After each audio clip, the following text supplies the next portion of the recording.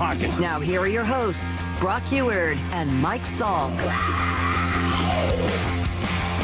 All right, hello. Good morning, everybody. Brock and Salk Show, Seattle Sports here on 710, seattlesports.com. Of course, the Seattle Sports application and all of the podcast platforms, all of them everywhere.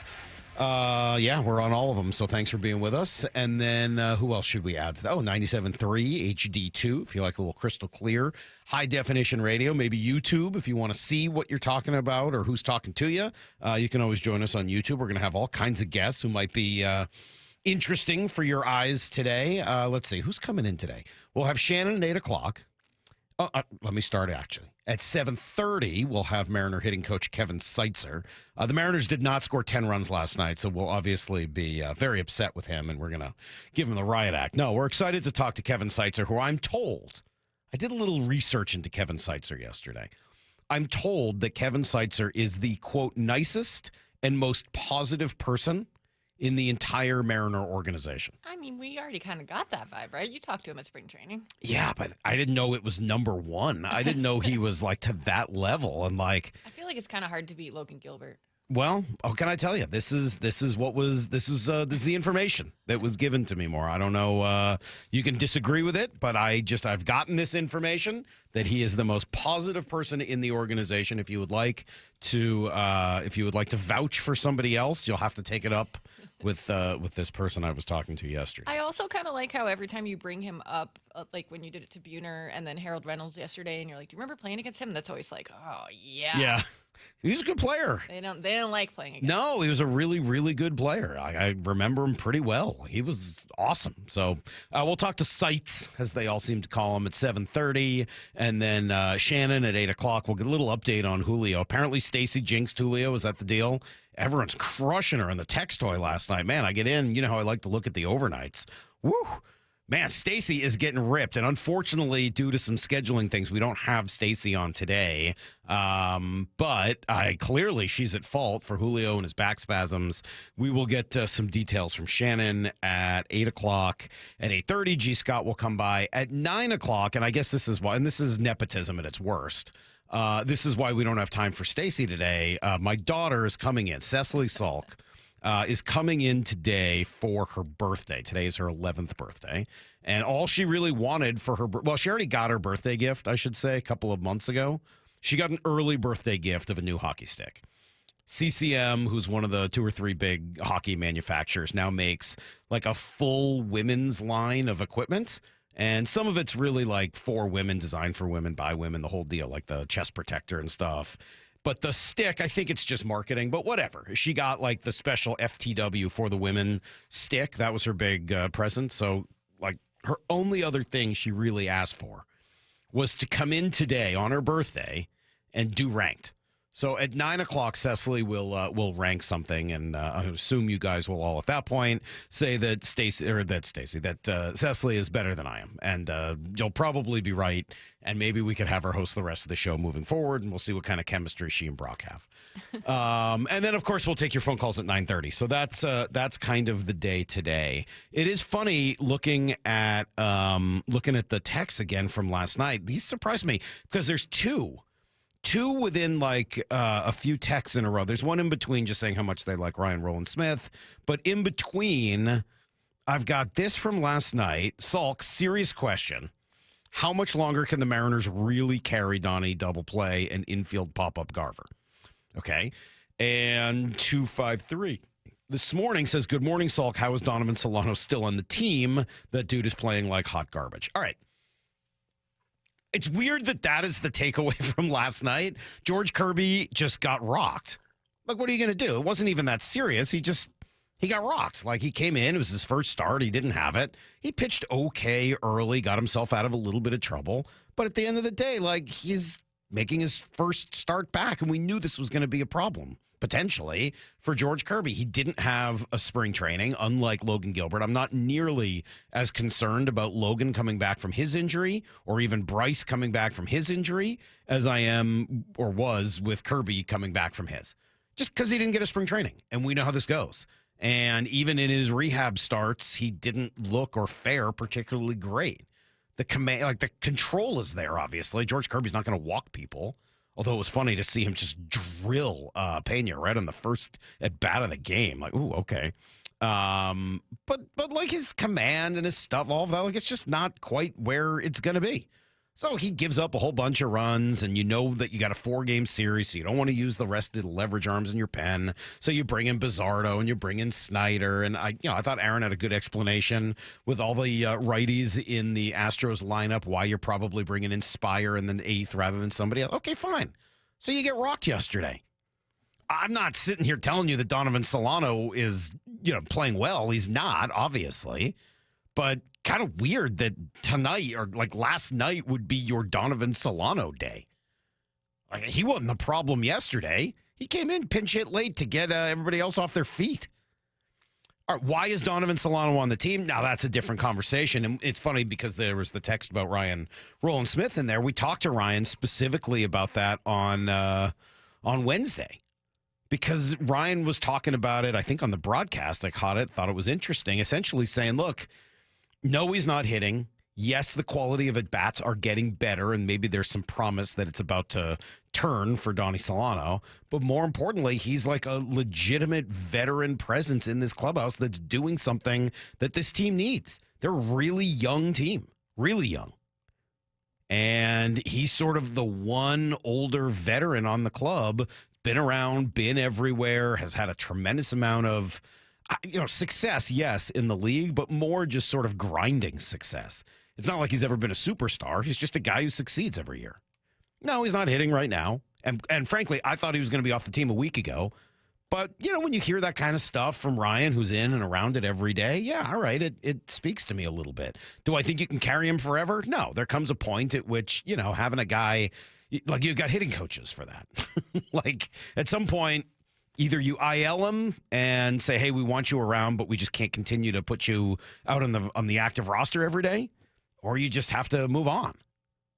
But when you're winning and you're scoring a ton of runs in the process, I understand if they want to give it longer and longer. I get that. That makes some sense to me. I'll tell you, though, I will say, just kind of flipping through names this morning. I'll tell you what name jumped out to me. I've always liked this guy. I've always thought he's a really good hitter. Wanted the Mariners to sign him, not this past offseason, but the offseason before, and I think they would have liked to have signed him. I think they would have preferred him to Garver, but it didn't work out that way, and that's Rhys Hoskins. I would have really liked the Mariners to sign Rhys Hoskins 2 years ago. Didn't work out, but he only signed a 2-year deal, same as Garver. Milwaukee under 500 right now. I don't know whether they're going to sell at the deadline, but if they do, right-handed bat, first base, DH, etc. Guy can really hit. I mean, he can really hit. End of his contract, so you don't have to give up a tremendous amount to get Rhys Hoskins. I would keep my eye on that name. I know that there are people in the Mariner organization who like him, and I know they would have liked to have had him a couple of years ago. He signed in Milwaukee instead. I would be very, very interested in potentially seeing someone like Rhys Hoskins come here. Just a guy to remember. If Mariners wanted that veteran leadership, Eugenio should have been kept. Yeah. He's making a lot more money and taking up a lot more space than Solano is. Look, again, I'm not disagreeing. I would have kept Eugenio also. I think it was a mistake. But Solano's not taking up a lot of space. I know the OPS is awful. I've been there ripping it as much as anybody. A 300 OPS is indefensible. You're absolutely right, 253. But he's not getting paid. He's not playing much. How many at-bats is that guy even getting a week? 6, 8, 9, something like that. He's not getting a tremendous number of at-bats, right? The righty side of that platoon just doesn't see nearly as many opportunities as the lefty side does. Again, it was bothering me more a week ago when they lost 5 of 6. When you're winning, it's a little harder for me to get too upset about it. And I know they didn't win last night, but I don't see that necessarily as like the start of some big losing streak. If it does, then you start having that conversation. But I don't know that you need to do it while you're in the midst of winning.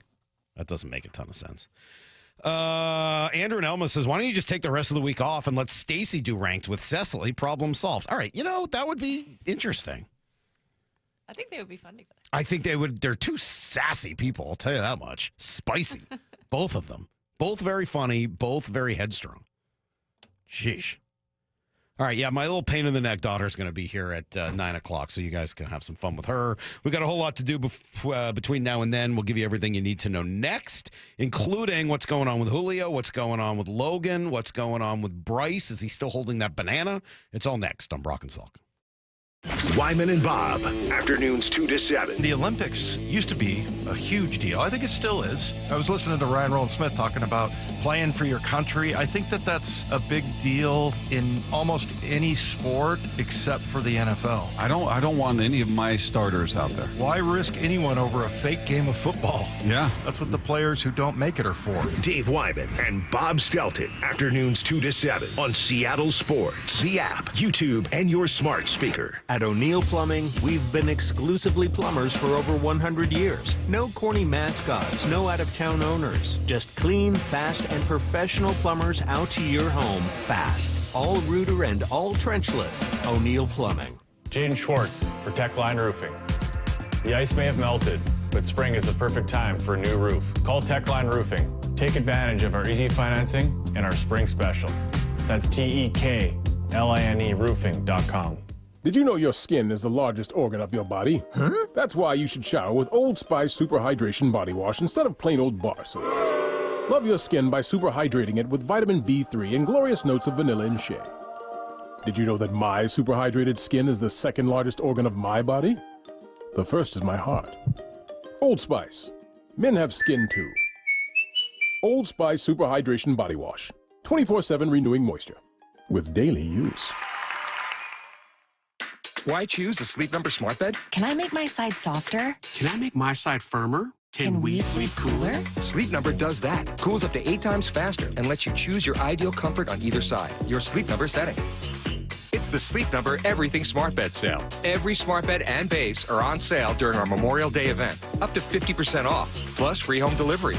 Limited time. Exclusively to Sleep Number store near you. Learn more at sleepnumber.com.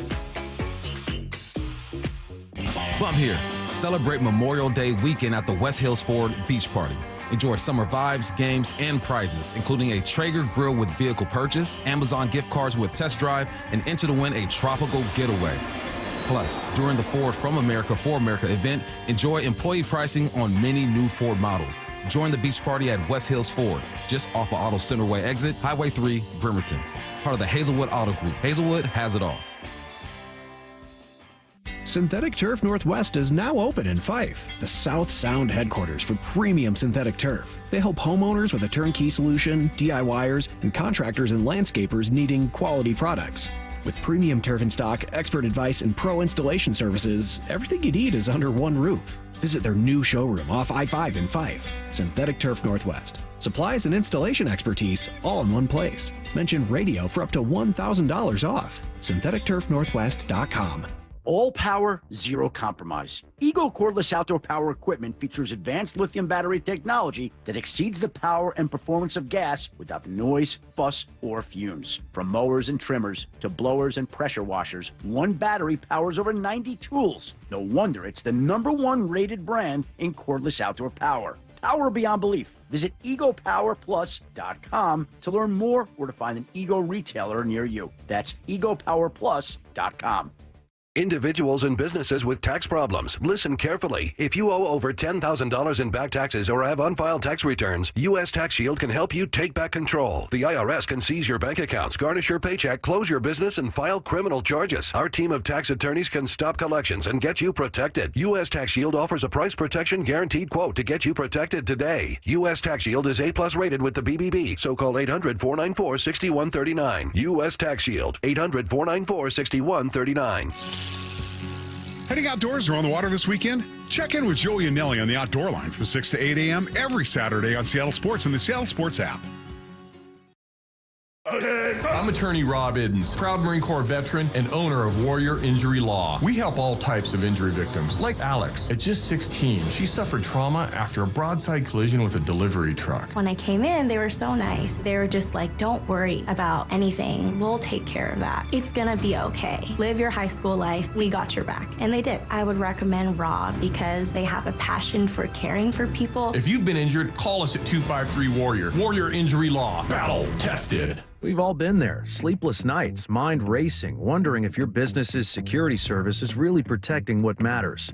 At Bay Alarm, we can put your security insecurities to bed. Video security, burglar alarms, fire alarms, access control, 24/7 monitoring, and more. Our advanced technology and personalized support ensure you can rest easy, knowing we're here for you, your people, and your business.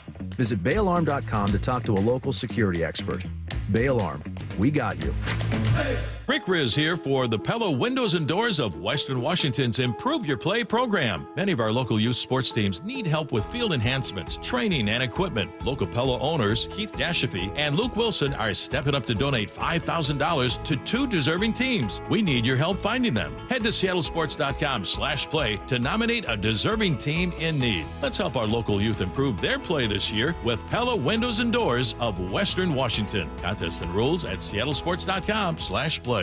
Feeling lucky? Don't miss the Lucky Classic Collector Car Truck and Boat Auction, Saturday, May 31st at Tacoma's LeMay Marymount Event Center. Hundreds of cars, vintage, muscle, exotic, classics, trucks, boats, and more. Saturday, May 31st at Tacoma's LeMay Marymount Event Center. Millions of dollars in inventory, many must sell with no reserve whatsoever. Get lucky, get local, and get in line for the Northwest's greatest collector car auction. Auction details at luckyoldcar.com. This hour is brought to you by Community Transit.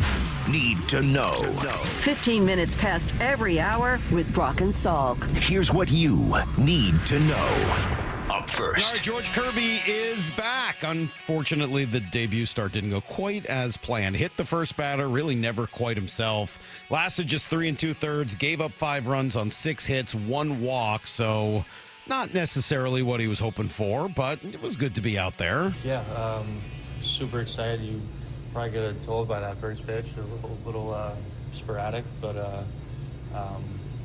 yeah, it felt great to be back out there. My body feels good. Yeah, just, didn't go the way I wanted to tonight, but it's a great step in, just being back with the boys, being with the team. And yeah, just got to do my job next time. Yeah, I think that's about what you might expect. I mean, again, the good news is seeing him out there seemed to throw the ball, I thought, with some authority. But I think it's going to take at least a turn or two through the rotation for him to truly feel comfortable. And I don't know whether he would have ever gotten that at AAA or not. I mean, I don't know exactly what that looks like for a player and whether they need to see kind of the live action of a major league game, the difference just being pretty extreme between what you see in AAA and what you see in the majors. But, hopefully something for him to build off. Of course. I mean, I could take some things to learn from today. Obviously didn't go the way I wanted to, but just trying to take a couple of things from today, and most importantly, I felt good. So kind of just take that in the next start. Offensively, kind of a quiet night for the Bats. Dylan Moore hit a home run at a multi-hit game. So did Cal. So did Randy. So did Rowdy. So a couple guys hitting, but just not able to really string too much together. It's all right. They got 3 more this weekend. Hancock tonight, followed by Brian Wu and then Luis Castillo. Glad to see Brian Wu okay, man. He got drilled by a foul ball. It's crazy. I mean, that doesn't happen much with the new fences. I still say new. They're like 15, 20 years old. But the fences now, for the most part, guard the dugout, so that doesn't happen much. But, man, he got tagged yesterday and looked like he was in some real pain. So glad to see that he is at least scheduled to go tomorrow night without a problem.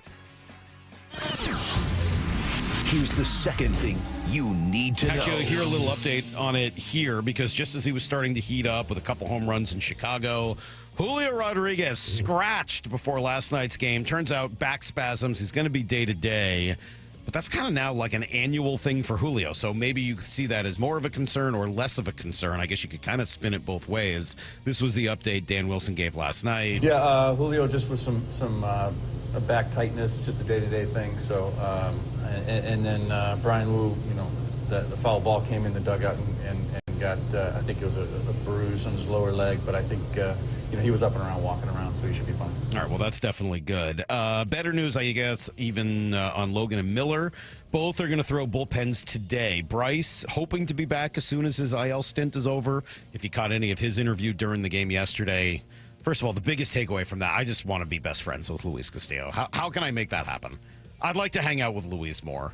He's just kind of mischievous and fun, and I love seeing him walk over with the banana and hand it to Bryce in the middle of the interview and start messing with him throughout. I'd like to hang out with Luis. I don't need a pottery wheel more. I just would like to hang out with the guy. That's all I'm saying. And sounds like Logan is making progress as well. Shouldn't be too far behind.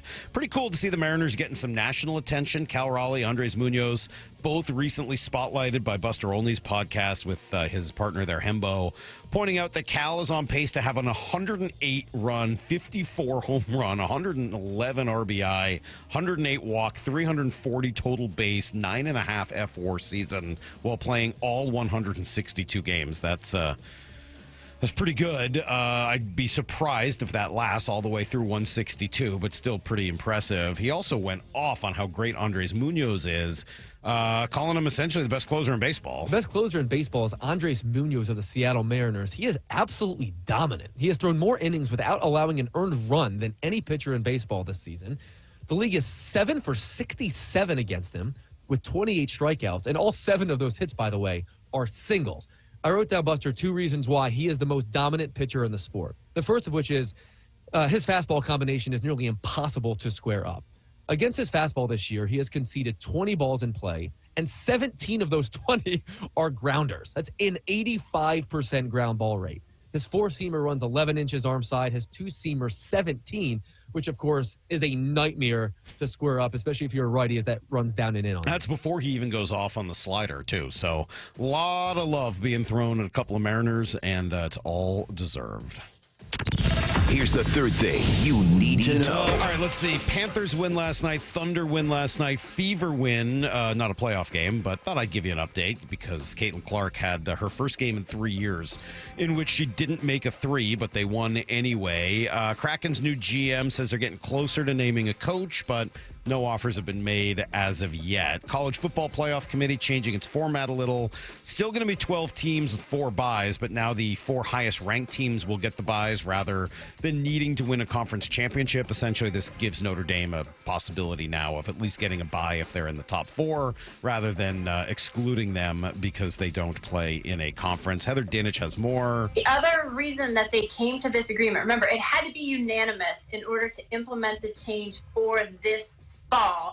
And one of the reasons they were able to get to the unanimity is because of the financial component that was added to it. Sources told me that if you're one of the 4 highest ranked conference champions, even though you're not going to get one of those top 4 seeds or first round buys necessarily, you're still going to get the $8 million that Boise State and Arizona State got. $4 million for getting into the playoff and then $4 million for advancing to the next round for a total of $8 million. So to be able to keep them financially whole was part of this deal. Now it all makes sense. As always, it just has to do with money. That's everything you need to know. 1:15 every hour here on the Brock and Salk Show. 425 pointing out, so the Rally avocado didn't work. The Rally banana didn't work. What should be the next Rally produce? It's a good question. Rally grapes seem like a terrible plan. Any other great Rally fruits or vegetables that you think would work? Tomato, I think it's messy. The nice thing about avocado and bananas, they're like nice, they're tightly packaged, right? Like they have fairly tough skin, so that once it's punctured, you don't have to worry about it, kind of getting everywhere. You try a mango? Does that have a tough skin? Yeah. Heather, my wife would not be able to do. She's allergic to the skin of the mango, so that would be a major problem for her. Couldn't you just do apples? Yeah, apples you could. They go brown, obviously, on the outside if you let too much of the inside show. Yeah, I could do a Rally apple. I'm into that. More so than a Rally orange because it just smells terrible. I'd much rather have. People make like orange and lemon scents for cleaners because they smell fresh. Oh, I don't understand gross. how you can't like the smell of orange. I'm with 206, Rally eggplant. I think that is absolutely the next direction the Mariners should go. We'll see if a Rally eggplant makes its way in there at some point. A lot more Mariner conversation to come. Yes, Kevin Seitzer, hitting coach, will join us at 7:30. Cantaloupe's a good one as well. We'll be back with Brian Walters next on Brock and Salk. Bump and Stacy, weekdays 10 to 2. The bar is set a little higher than it used to be. What's been most impressive to me this whole year is just how they've been playing on the road this year. Second most wins in MLB. And you're winning in ways that we did not expect. But Dan has said it. You said it. I heard Jerry say the other day as well. They win in multiple ways. And if you want to be a good baseball team, that's what you have to do. Bump and Stacy, weekdays 10 to 2 on Seattle Sports, the app, YouTube, and your smart speaker. All right, yes, I'm laughing at Rally Bok Choy. It's Mike Salk here for Snoqualmie Casino. Luxury certainly waiting for you as we get ready for the hotel to open up this August, getting real close, just a couple months away. Book now at snocasino.com for an awesome room at the new hotel. It's going to be pretty amazing with expanded non-smoking gaming floor, a huge destination spa, awesome 2,000-seat entertainment space and convention center. It is new restaurants. Yeah, all the effortless style you expect with the utmost in relaxation. Yep, Seattle's closest. It's now Snoqualmie Casino and Hotel. Warmer weather, more sunlight, and your new car. That's right. At Toyota of Kirkland and Toyota of Renton, summer starts here. With their combined inventory of new, used, and certified pre-owned inventory, you're in for a summer to remember. Their fantastic teams will set you up with a test drive so you can ride off into that summer sun the same day. Summer starts here at Toyota of Kirkland and Toyota of Renton. Whether you're in the north or the south, they got you covered. Visit their incredible showrooms today or online at toyotaofkirkland.com and toyotaofrenton.com. O'Brien. Barbecue season is back. Hey, it's Ellen. And this is Sarah Beth. And a little thing we love about the Chick-fil-A Smokehouse Barbecue Bacon Sandwich is that zesty barbecue sauce. I love that it was a little sweet, a little tangy, and with the mac and cheese, I feel like I tasted the brown sugar bacon first. It was the absolute best combination. Pro tip, 3 sandwiches are always better than 1. Order the Smokehouse Barbecue Bacon Sandwich and our Coca-Cola on the Chick-fil-A app for a limited time. Real guests paid for their testimonials. Here at the Almond Joy Factory, where tropical vibes abound, we use soft, fresh-tasting coconut. The crunchiest almonds and delicious chocolate candy. But do you know what our most important ingredient is? Sometimes you feel like a nut. Sometimes you don't. Almond Joy's got nuts and something even way better than that. Yes, Almond Joy is made with almonds and joy. We all hear the radio ads about the IRS. They tell you to be afraid, to be scared, and they try to frighten you into calling. I'm not here to do that. Tax Relief Advocates is different. TRA is here to tell you that if you owe money to the IRS, whether it's $5,000, $50,000, or $500,000, we have a solution. It doesn't matter if you're sitting in your car, at work, or with your kids. No matter where you are, call now. 800-575-6759. Don't lose hope. TRA can eliminate or reduce what you owe to the IRS. Generous programs are now available that can give you a fresh start. Our passion is taxes and helping individuals fix their IRS problems. We have over 1,000 5-star reviews on Google and an A+ with the Better Business Bureau. You don't need to be afraid of the IRS any longer. End your tax nightmare today by visiting us online at TRA.com or call 800-575-6759. That's 800-575-6759. Tax Relief Advocates. Real solutions for real people. Bonneville International radio station contests are open to participants 18 years of age or older that are residents of Washington State unless otherwise specified. Employees or agents of the station, Bonneville International Corporation, other area radio stations, or any entity associated with the contests are not eligible to win unless the station otherwise specifies at its own discretion. Persons who have won in the last 60 days from a station contest or event may not be eligible. Full general contest rules are available on seattlesports.com or in person at the station during regular business hours. We are Seattle Sports, the home of the Seahawks, Mariners, and everything Seattle sports. Watch your favorite show live at seattlesports.com. When you have really good leaders, it makes it easy. Gia arrived at Lee Johnson after 10 years at another dealership. You know your job, but then you have people who you can rely on to help you with the big stuff that you need that support from. And I've gotten that every day with my service manager, with our assistant service manager, with even like our GM and our GSM. The way that, we're now on the showroom together, we are so close-knit just as a department. My service manager here, he's always open to teach you whatever you want to know. He just wants everybody to do good around him, and if somebody wants to learn something, I'm here to do it. And I've never had a service manager like that before. They're really good at promoting from within. That's one thing that I've learned from working here. I see people start out as like a lot porter, and people like work their way all the way up to being a general manager. The LJ way is the Lee Johnson Auto family. At Lake Washington Windows and Doors, we offer premium windows that are 25% more energy efficient, reduce noise by 50%, and come with clean glass technology.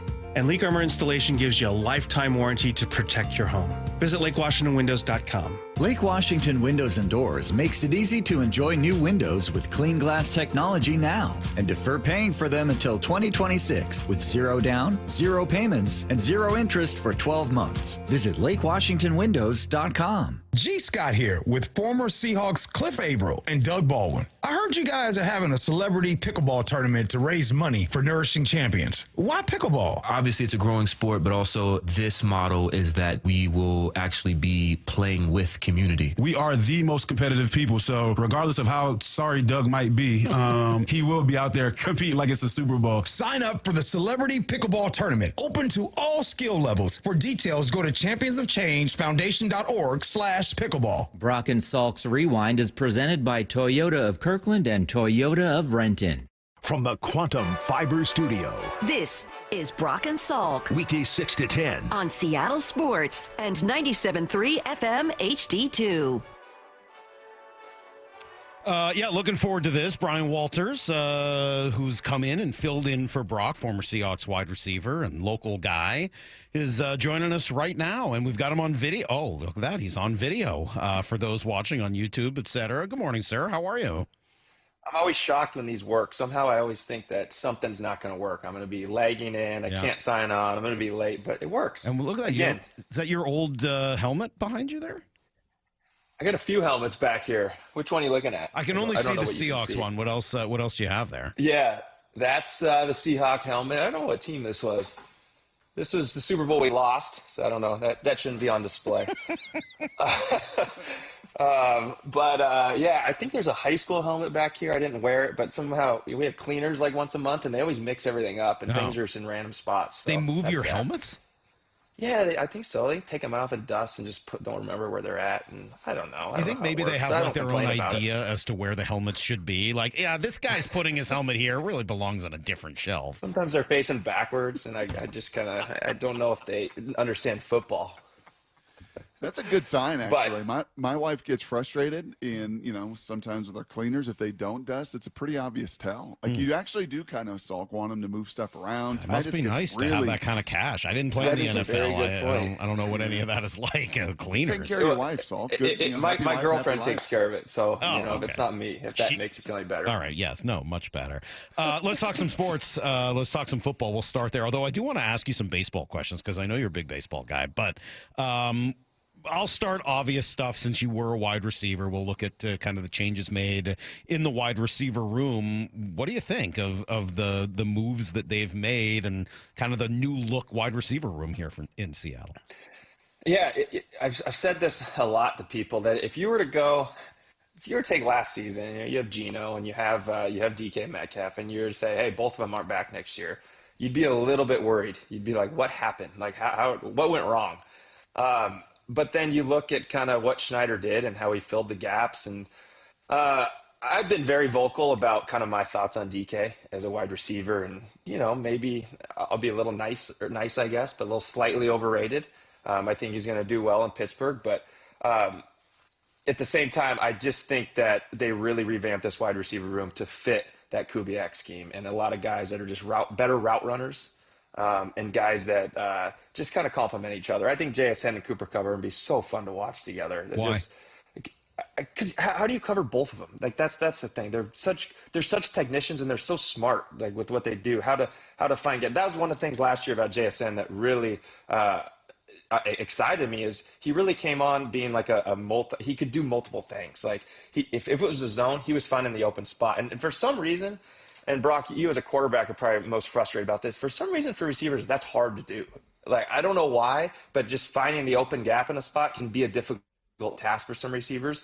So when you have a guy that can kind of read zone right off the ball and find that little sweet spot, that little, even if it's a little spot route, Brock, like you seen, a little 5-yard spot route right in the gap. Don't cover yourself up. Don't go to that linebacker and cover yourself up when you have a zone beater route. Like, find the gap and move in the gap. And JSN showed he could do that. He showed he can win on man-to-man. Some of his corner routes he used last year, setting the safeties up, setting the nickels up when he was in the slot, and just not giving away his route. That's an easy thing for a receiver to do as well, is lean toward your route and do things that kind of tip off the route. JSN did none of that. And then just his ability to make clutch plays as well. So that's like another aspect that you saw last year from JSN. I'm excited about that.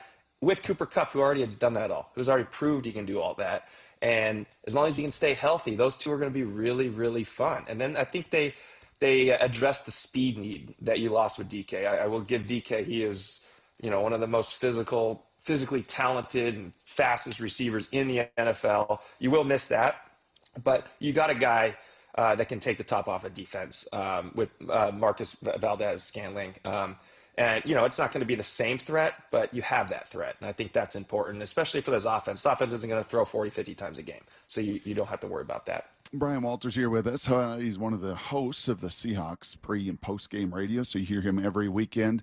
Brian, two things. I think what you were talking about earlier, like we don't talk about receivers and their ability to process. I think it's the same thing as a quarterback. Those receivers like Bobby Ingram that could process the game like a quarterback, right? I think that's what you're talking about, and that's where Cooper and JSN, I think, do both flourish. My question is, do you think they can play split end and flanker?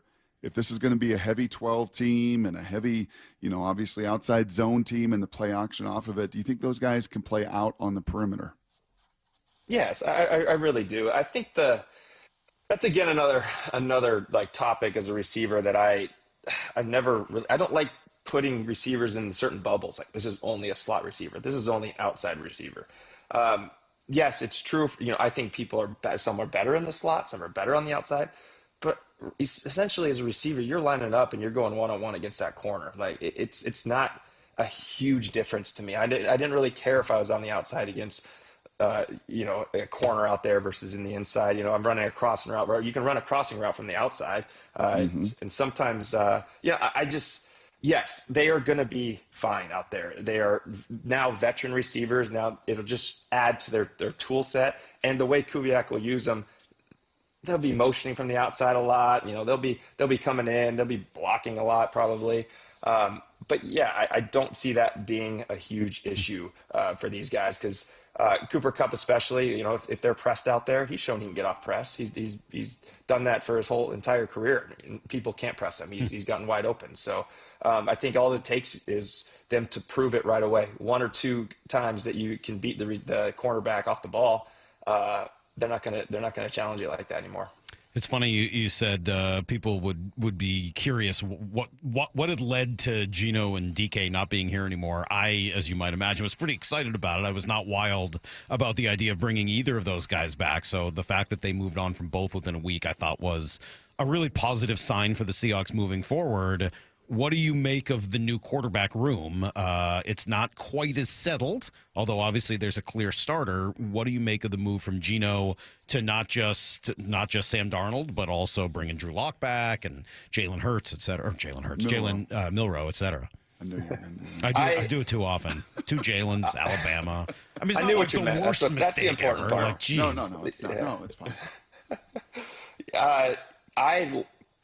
I've always been a Geno fan. I've always been on the Geno bandwagon. I really do like how Geno plays the game. I think that he gets a lot of bad rap for some of the interceptions he threw last year.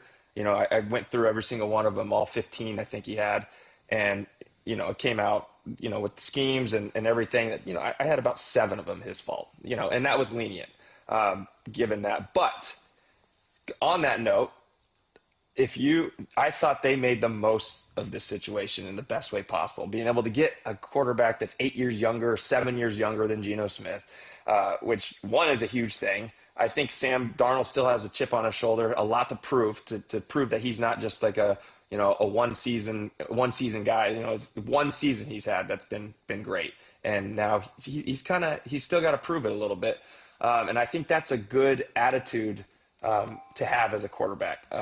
for him if he's coming in with a little chip on his shoulder, like this wasn't a fluke season, and let me prove it. Jalen Milroe, to me, I know that's kind of been the talk for everyone. I think he's still got a ton to learn. We saw him at Alabama. We saw him.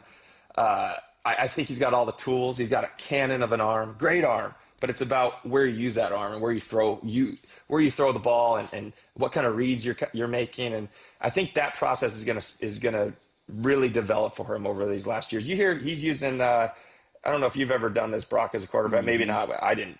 Was AI or virtual reality? Sorry, he's using that headset. You think they had that when Brock was a quarterback? I know, that's why I kind of stopped. They barely had the internet when Brock was a quarterback. What are you talking about?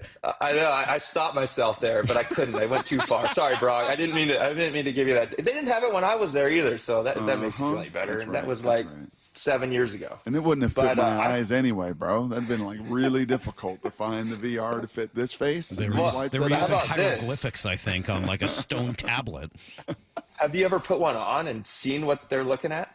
I have. I've not done it with the quarterback. I did it actually for a home builder and a designer, and it was like I got dizzy. It was like, whoa, this is creeping me out. I can't really do it. But yeah, I think there are some guys. Obviously, Jaden Daniels did it. I think Andrew Luck at Stanford is where some of that started. I'm a little iffy on it because I think if it was that good, I think everybody would do it. That's one of my little question marks. Everybody's looking for an edge, but whatever works, right? Whatever individual, and if it works for Jaden Daniels, could it work for Jalen? Absolutely. And the thing I like about it is, if guys are having trouble making the right reads or really noticing defenses, I like the fact that you can speed it up. I like the fact that you can throw it in 15 times game speed, and so now you're seeing safeties just fly into their spots, corners doing something, and it's probably chaotic in the headset, I can imagine. But then when you bring it back, you bring it back to game speed, I think things would slow down. And this is total assumption. I've never done it. Like, I'm not a quarterback. I've never done it. But that's just how things kind of work, right? Like, if you want to learn to hit a 90-mile-an-hour fastball, crank the machine up to 100, 105, and that 90-mile-an-hour fastball is going to be a little slower to you. Seem a little slower, essentially, right? But that's kind of what I like. And I think with all the resources that he will have, I think he's going to develop into a really fun player to watch. But right now it's the Darnold show. Right now we're rooting on for Sam Darnold, and I hope he just continues where he was with the Vikings. It'll be, I know Justin Jefferson's quite a, one of the top 2 receiver in the league, and he's probably. I don't think we have a guy quite like that on the Seahawks. So we'll see how he kind of makes up for that. But the way that John Snyder maneuvered the room, maneuvered this receiver room with the cap and all these question marks going in, I'm fired up where we are going into this season. And most importantly, I think it's the offensive line that really matters for all this. Oh, so you think it's significantly improved? I do. Yeah, I do. And I'm still on I still think all these guys, all the offensive line that were having trouble, they were put in such bad spots last season. That's where I'm going. One, you had different combinations in almost every game. You had Abe Lucas hurt half the season. You asked them to essentially block one-on-one matchups, in empty sets and all that stuff 30 times a game or whatever it was. And I've said this so many times, when you go to a practice and you watch offensive line and defensive line one-on-ones, the defensive line wins most of those one-on-ones. It's a really tough spot to be in for an offensive line when you're just, hey, mano-y-mano, block me. Or I'm going to try to block you. I'm going to try to get to the quarterback. Like, that's a tough spot. And I think that was a lot of what happened last year is these guys were just put into terrible situations. I go back to an interception that Geno threw. Gosh, who was it against? It was like late in the game, and he threw a big out route to DK. He wasn't even out of his break yet, but it was because Olu got beat off the line of scrimmage right away. But he was just singled up on an island, one-on-one. And the guy gave a little spin move, and he's in Geno's face, and Geno has to get rid of it. And it's things like that I don't think you're going to see. I think you're going to see better schemes, better help for the quarterbacks, and stuff like that. So I think they're talented, and I like the draft class that they got, obviously, with Gray. And some of these later offensive linemen are going to be intriguing as well. Like a guy like Mason Richmond. I don't know if we've talked about him a lot, but you look at Iowa and what Iowa does as far as the big guys. This guy started more games under Kirk Ferentz than any other lineman in Iowa history. That's like since, or not history, sorry, but since Ferentz has been a coach there. And I think that's since 95, 6. Basically something forever. like that. Yeah, But it's basically in history. it's been forever. Yeah. And that's showing something of like the quality offensive line that you have there. And you got him in the 7th round, but obviously a lot to prove still. Look at Salk's mind spinning. Salk, I just know him Love so this. well. Walter, 16 years. Can you imagine 16 years with somebody? I know exactly what he's thinking. The minute you said, well, he didn't put him in position for success. He's like, well, did the previous guy? I've heard these stories for 10 years. Like, I look at you laughing. I know exactly the thought bubbles that are popping out of your dome right now. So come on, impressive, man. the Really, chemistry. Brian? Really? Like this is now all of a sudden going to be that much different, and they're going to put him in that much of a better spot than any of the guys did the last 10 years, huh? Is that what you're really selling us? I'm selling it. They're going to run the ball. They're going to do play action. They're not going to just sit back and put stress on the offensive line. Like that's what it is. I mean, Can it be both? You have to. A lot of this. Can it be both? But Can it be both? It can be. Can it be both? That's all I'm saying. Can it be a lot both? of this is on a play caller. Like we got to give play callers a All of little the more. play callers. This was Darryl Bevel. This was Shoddy. It was What was wrong with all of the I play mean, when we were callers? there, offensive line was great. Well, at the You know beginning. how hard it is to block for Russell Wilson? Oh, there it goes. Let's see. How many You minutes can't in? make it through an entire segment 14 without minutes it. in, and there it goes. I'm just 14 minutes. saying, you know how hard it is to block for him. He is unconventional, which is fine. It's nothing It's just bad. I mean, he sort of seemed to help the offensive line with his ability to run and with his ability to escape. You don't think those things help the offensive line? Well, I'll do devil's advocate here just because this is fun. I like this.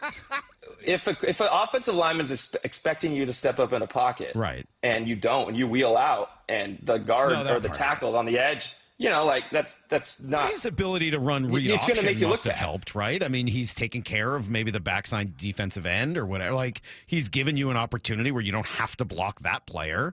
That's got to help, right? Oh. Yeah, but that's just in the scheme anyway. I mean, What was okay? Let's get to that. Okay, now, it's you not know in what? the scheme of Geno's there. Hold on. You filled in for me. Was Salk it was or in grub, love. or was it grub? Salk was in love with those 3 hours when I was out. It and was you filled fun. in. Brian, he Yeah, calls see it how some of the argumentative greatest. he is? He's great. We were I laughing know. the whole time. Yeah, he's a Cornell guy, Salk. Cornell guys are gonna, mix it up a little bit. I'm They going to don't make a care. huge mistake, by the way. Did I tell you this? I invited Brian to go play golf a week from Friday. This is a terrible. I don't know why I do this to myself and try to go play with like an ex-athlete. This is only going to be embarrassing for me. So I have a plan to try to mitigate it because I know he's going to be like, "Oh, let's play the Blacks." I'm like, no, I can't play from the Blacks. Are you kidding me? I don't have that kind of club in my bag. So here's what I'm doing. I invite him to come down to the home course with me. My spot. Love it down there. Your course. And It's a great course. he Great doesn't course. know it, but I've invited Shane Pranty, the pro, to come play with us also. This is the guy who I told you shot a 64 the last time I was out with him, like 8 birdies, no bogeys, 17 greens in regulation. And so I want to make sure that someone is better than Brian so that I don't look ridiculous. Because I have a sense this is going to be like playing with your wide receiver, Dan Looker, where you're just like, I don't even know why I'm out here. This guy's just good at everything. Yep. I could see that. That'll be fun. I'll tell you this. I will make bogeys. I will make thank God. quite a few bogeys. Will you make doubles? So, yeah, maybe 1 or 2. All right. Then. You never know. Brian, look, can we just get to the juice of this? I mean, it's been 15 Let's minutes get or to so. it. It's been wonderful conversation. What was the receiver room like in 12, 13, and 14 in Seattle? What was that Just went receiver right to room it. like? Yeah. Here's what I will tell you about that wide receiver room. It was, to this day, still some of my closest friends. You know, everything, all the, I don't know if I want to call it drama. It was drama. Oh, there was. It was drama. Yeah. All there was the, drama. Salk and I were there when Percy Harvin came out of the building. Yeah, we were the only ones who you saw guys it. all know about that? Yeah, we You were guys know there. about that? Was no, we were there when Doug there was came a out. few of those instances. No, it was Yeah. Percy that came Oh, out. yeah, of they the were room, trying and to calm him Percy down. went, and Percy had to go home. Yeah, Yes. yeah. So yeah, we were privy to some of that, and And then I statute of think he was limitations traded is like up 2 now. weeks later. I I think Percy was traded 2 weeks after that. And then, then I mean, I guess a little knock on Percy, but then the receiver room was great, tight knit group. You know, like all those guys, like Doug, Jermaine, Golden, Sid. I'm trying to think who else. Why am I missing? I mean, we just had the Super Bowl reunion last year. Phil. Oh man, all those guys. Did any of them like Russell? Guys. Did any of them like Russ?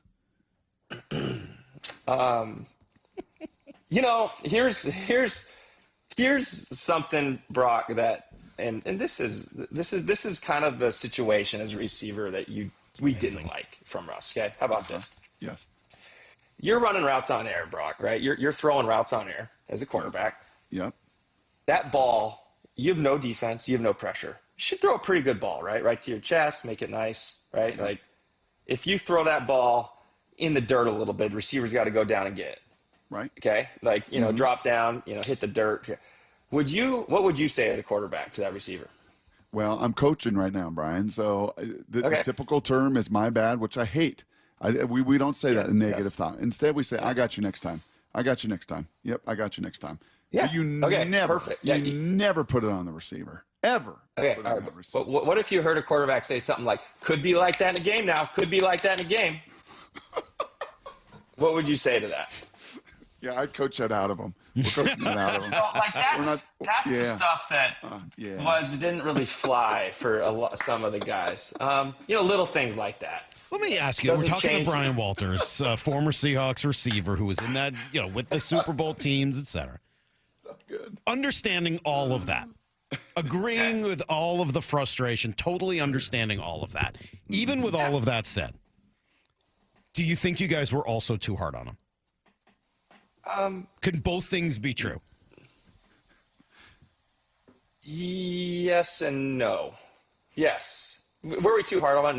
No. Look where he's at. He's doing great. I don't feel bad. He is doing fine. He's loving life. He is happy. He's playing the game he loves. He's made a lot of money. No, I don't think we were too hard on him. Okay. I think we were trying to make him understand that a lot of this team was based on our defense and our run game, maybe. Right.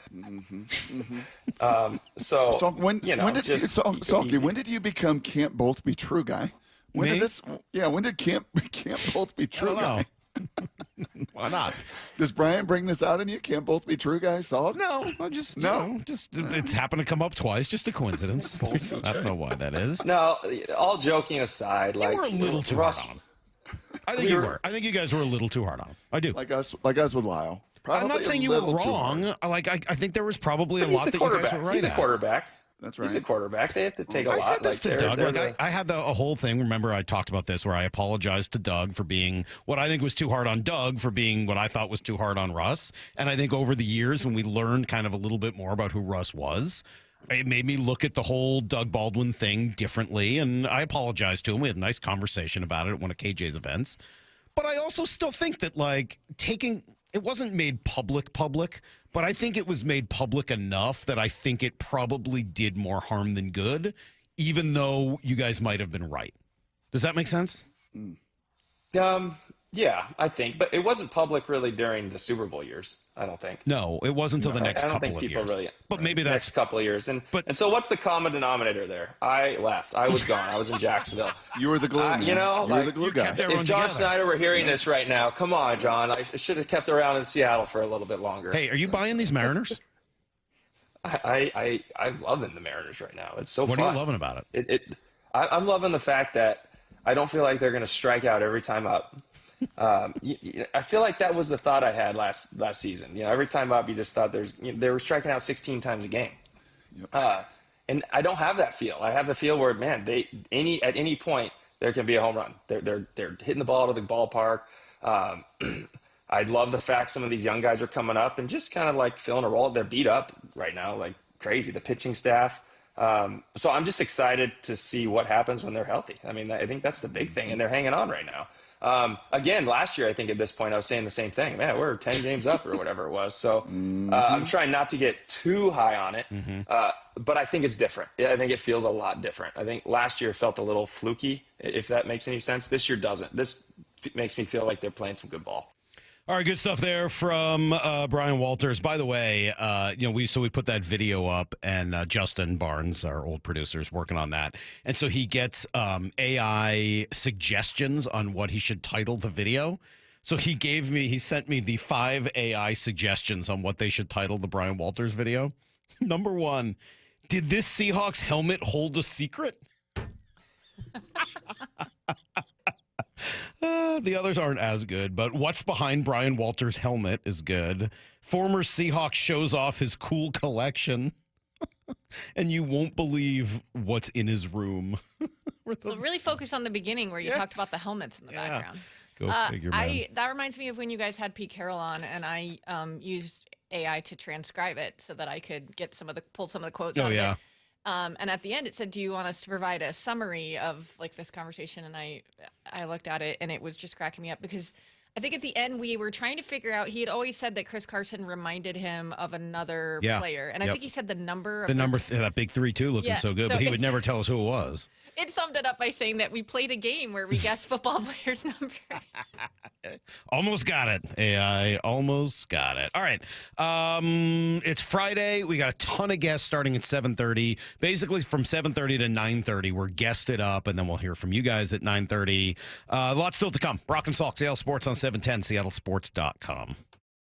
Wyman and Bob, afternoons 2 to 7. The Olympics used to be a huge deal. I think it still is. I was listening to Ryan Roland Smith talking about playing for your country. I think that's a big deal in almost any sport except for the NFL. I don't want any of my starters out there. Why risk anyone over a fake game of football? Yeah. That's what the players who don't make it are for. Dave Wyman and Bob Stelton, afternoons 2 to 7 on Seattle Sports, the app, YouTube, and your smart speaker. Jaden Schwartz for Techline Roofing. The ice may have melted, but spring is the perfect time for a new roof. Call Techline Roofing. Take advantage of our easy financing and our spring special. That's TEKLINE roofing.com. Bump here. This weekend, come join the West Hill Ford Beach Party for games and prizes, including a Traeger grill with vehicle purchase. Plus, during the Ford From America for America event, enjoy employee pricing on many new Ford models. Join the beach party at West Hills Ford. With Progressive Snapshot, you could save on auto insurance rates by driving safely, which is nice because you can just keep doing you. So keep on using that broken phone charger because it occasionally works. Keep quoting something you heard on a podcast as your own. Keep ignoring your sister's texts while you drive and after. And when baggage claim says, have a great trip, keep on saying, you too. And keep driving safely. And you could save with Snapshot from Progressive. Progressive Casualty Insurance Company and Affiliates. Snapshot not available in California or from all agents. Surcharge possible for unsafe driving. Did you know your skin is the largest organ of your body? Huh? That's why you should shower with Old Spice Super Hydration Body Wash instead of plain old bar soap. Love your skin by super hydrating it with vitamin B3 and glorious notes of vanilla and shea. Did you know that my super hydrated skin is the second largest organ of my body? The first is my heart. Old Spice. Men have skin too. Old Spice Super Hydration Body Wash. 24/7 renewing moisture with daily use. Comcast Business is celebrating Small Business Month by giving you a $1,000 small business bonus when you switch to a qualifying gig speed package from the company with over 99.99% network reliability. Just imagine the thousands of possibilities of a $1,000 prepaid card.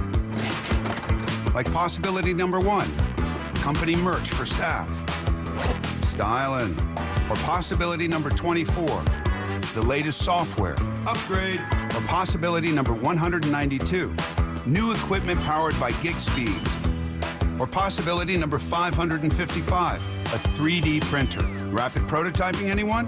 Switch to Comcast Business for over 99.99% network reliability, advanced cybersecurity, and now get started with a $1,000 small business bonus. Comcast Business, powering possibilities. And 6/22/25. New customers only with 2-year agreement. Other restrictions apply. Washington is leading the way in car theft reduction. Car theft dropped by 32% from 2023 to 2024 in our state, but there's still work to be done. Help keep your car safe with these simple and important tips. Don't leave your car running unattended. Park in well-lit areas. Lock up every time. Keep valuables out of sight. Use an anti-theft device like a steering wheel lock. Prevent the theft and keep you and your vehicle safe. These tips are brought to you by the Washington Auto Theft Prevention Authority. Imagine finding your dream home and moving in right away. No waiting to sell your old place first. Sounds perfect, right? That's exactly what Orchard's Move First, Sell Later program lets you do. Buy your new home now and sell the old one later. Here's how it works. Orchard gives you cash so you can buy and move into your new home first on your timeline. No waiting, no showings, no double moves. Then the Orchard experts take it from there. They handle repairs on your old home for you so you attract the right buyers. Once they're done, a local Orchard agent lists and sells your home for top dollar.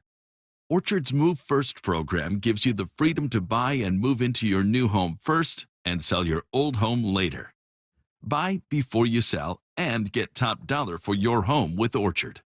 Ready to find out how much your home is worth? Visit Orchard.com to get your free home valuation. That's Orchard.com. Smalls here. It's time to turn things up a notch. This summer, don't binge watch shows. Binge s'mores by the campfire. Press pause on the podcast and press play on the warm weather vibes. Here's your chance to win $10,000 for your ultimate summer. What are you waiting for? Take your shot with 5 Hour Energy and make this summer your best summer ever. Visit 5heshot.com for full details and rules and enter today. No purchase necessary. Ends June 30th, 2025. This is the story of the one. As a lineman, he does whatever it takes to keep the power on in his community. And he wants a partner like Grainger who does the same. Grainger offers the professional-grade products he needs, from voltage detectors to harnesses to hard hats, plus fast, dependable delivery, so he can rise to every challenge. Call 1-800-GRAINGER, click Grainger.com, or just stop by. Grainger, for the ones who get it done. Let's go!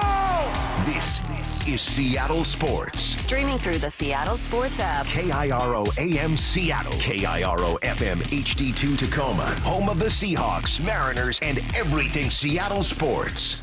This hour of the Brock and Salk Show is powered by Star Rentals, preferred supplier to the West's best contractors. Give me a freaking auto! From the Quantum Fiber Studio, this is Brock and Salk on Seattle Sports. Brock Ewert is my hero. Jay Buhner just punched me in the kidney. We're going to excuse you on the interview. Doesn't really work that way, Sherm. This is a show that has my name on it. It kind of does, though. Now here are your hosts, Brock Ewert and Mike Salk.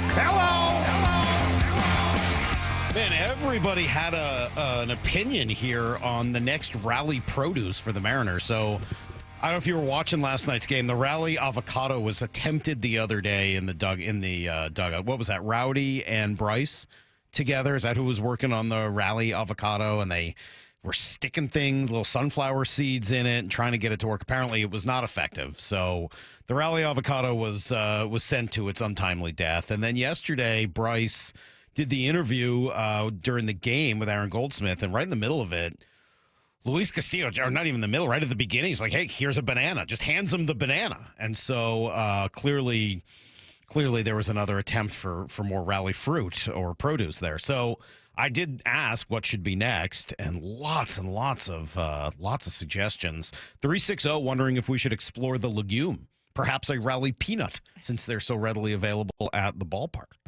Rally plantain for the Puerto Rican and Dominican players. That's a good answer. The rally rutabaga. Ours just kind of rolls off your tongue. Yes, a little bit. Someone said kiwi for the hyphen. Well, yeah, except he's Australian, not Kiwi. That's someone from New Zealand. So it's close, but not quite.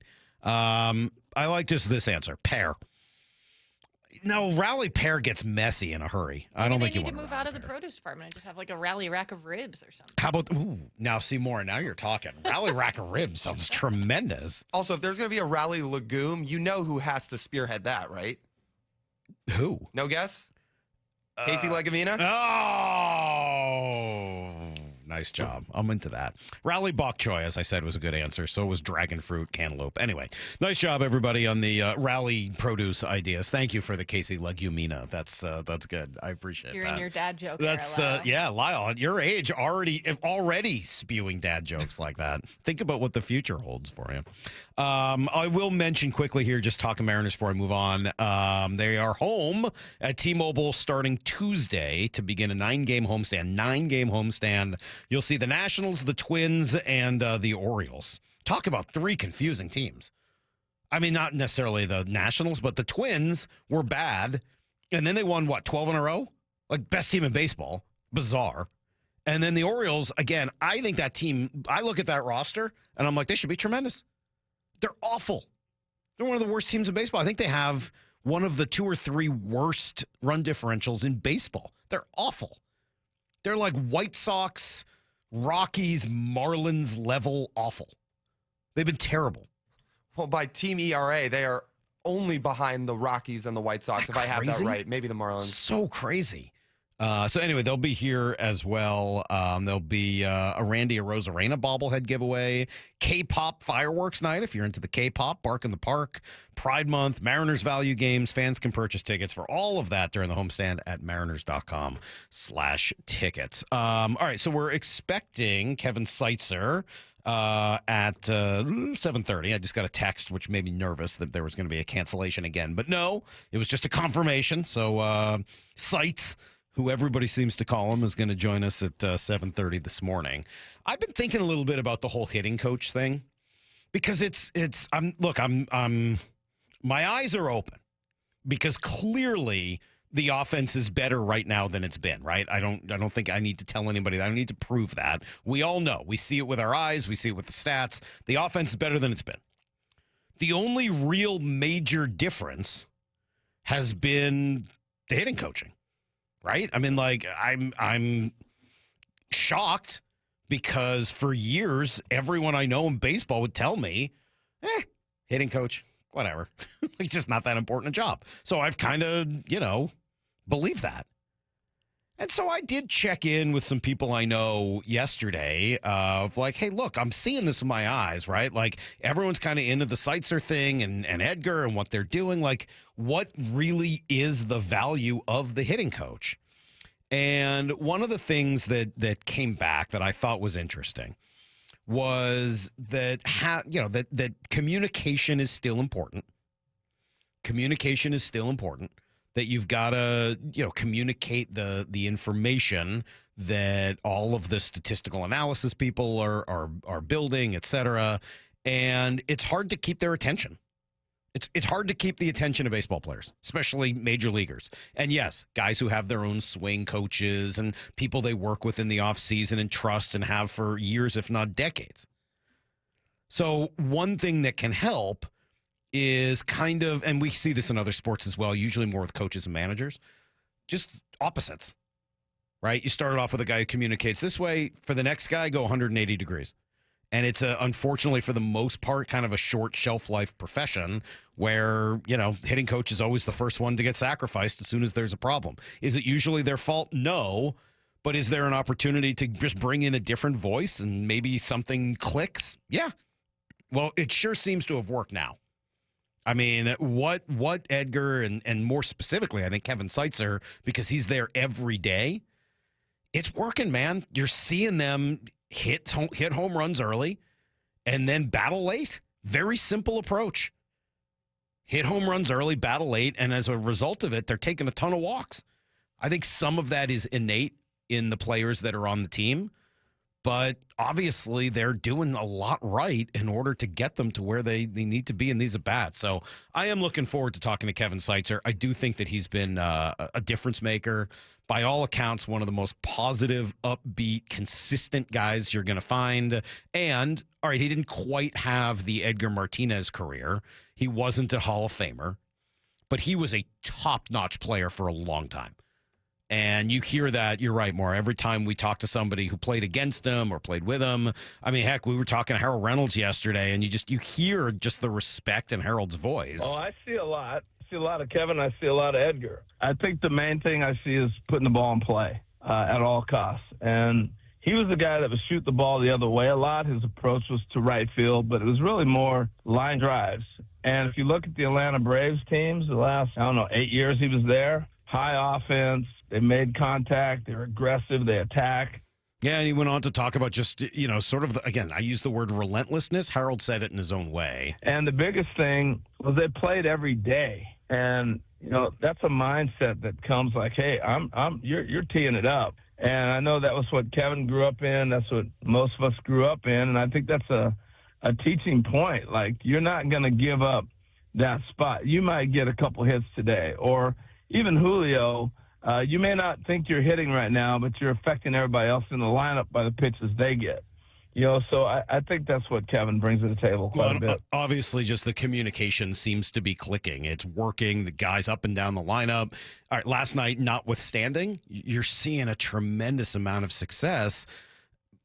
And I do think that, there'll be a problem down the line. Of course there will. There'll be some ups and downs. I do have some questions and concerns about the 162 battles and what it means later in the season. Are you wearing guys down? Can you afford to play Cal Raleigh and others as much as they have? I think there's some question marks about the marathon versus the sprint. But in the meantime, you're building so much confidence in the players and in each other that I think you see that whole pass of the baton mentality working really well in the lineup. So looking forward to talking to Seitzer. Coming up here in 20 minutes, we'll have G. Scott, we'll have Shannon Drayer, my daughter Cecily. All of you are on the show today. It's going to be fun. It's Brock and Salk, Seattle Sports on 710. Wyman and Bob, afternoons 2 to 7. What if the Mariners were fully healthy? They had their full complement of everybody in the rotation. You had Robles, you had Rayleigh, Brash from the start of the year, I guess, 2. All of those guys are only worth 2 wins. They're getting it done in a different kind of way. I mean, I think everything has worked out for a reason. Dave Wyman and Bob Stelton, afternoons 2 to 7 on Seattle Sports, the app, YouTube, and your smart speaker. Hey, Brock Ewart here with Shannon O'Kelly, President and CEO of IRG Physical and Hand Therapy, inviting you to come work with IRG. And Shannon, what kind of staff are you looking for at IRG? Brock, we're looking for all kinds of clinical staff, physical therapists, occupational therapists, athletic trainers, certified occupational therapy technicians, physical therapy assistants, you name it on the clinical side. We are looking for those folks. But we are really looking for folks that want to come to an organization that want to be part of our culture and change the culture and work with us to provide the best care and service we can to our patients, our team, and our community. So those clinical people out there, we're looking for you. We also provide advanced certification. We want to provide you mentorship. We want you to grow personally and professionally here at IRG. And with over 40 clinics throughout the Pacific Northwest, you've got the opportunity to work in the city you want. Just head over to irgpt.com/careers. That's irgpt.com/careers. LeeJohnson.com is a dynamic research tool. We want to give the customer enough information to where they don't have to go anywhere else to research any of the questions they have. And if they want more information, we'd love to be there to help. We don't want them to feel like they're dependent on emailing us or texting us or calling us just to get the information they need. So we put it all out there. We call them digital retailing tools, big fancy calculators where you can get in there and change the terms and change the payments and change the cash down. And it'll give you a disclosure of, hey, when you do this, this means here. And a consumer can get on there and do a lot of this themselves. And then if they choose to get us involved, we can actually get involved on the backside of it and help them along the way. We want to give the consumer the same tools that we have and let them understand what we understand. Yup, that's pretty much what you'd expect. The LJ Way is the Lee Johnson Auto family. Get 0% financing for 72 months on Cat compact construction equipment at NC Machinery. Built for performance, durability, and comfort. Buy now and take advantage of 0% financing for 72 months at NC Machinery. Wesley Financial Group is not a law firm. Do you find yourself stuck in a timeshare? Get the real facts about the timeshare industry and your options for cancellation. Chuck McDowell, founder of Wesley Financial Group, has put together a free information guide that reveals the secrets the timeshare industry doesn't want you to know, including the 5 ways to get rid of your timeshare. Call now and get this timeshare cancellation guide absolutely free. Call 800-838-6161. That's 800-838-6161. 800-838-6161. This is the story of the one. As a lineman, he does whatever it takes to keep the power on in his community. And he wants a partner like Grainger who does the same. Grainger offers the professional-grade products he needs, from voltage detectors to harnesses to hard hats, plus fast, dependable delivery, so he can rise to every challenge. Call 1-800-GRAINGER, click Grainger.com, or just stop by. Grainger, for the ones who get it done. At O'Neill Plumbing, we've been exclusively plumbers for over 100 years. No corny mascots, no out-of-town owners. Just clean, fast, and professional plumbers out to your home fast. All rooter and all trenchless. O'Neill Plumbing. Subscribe to the Seattle Sports YouTube page to find new and exclusive content from your favorite shows and personalities daily. Just head to YouTube, search Seattle Sports, and click subscribe.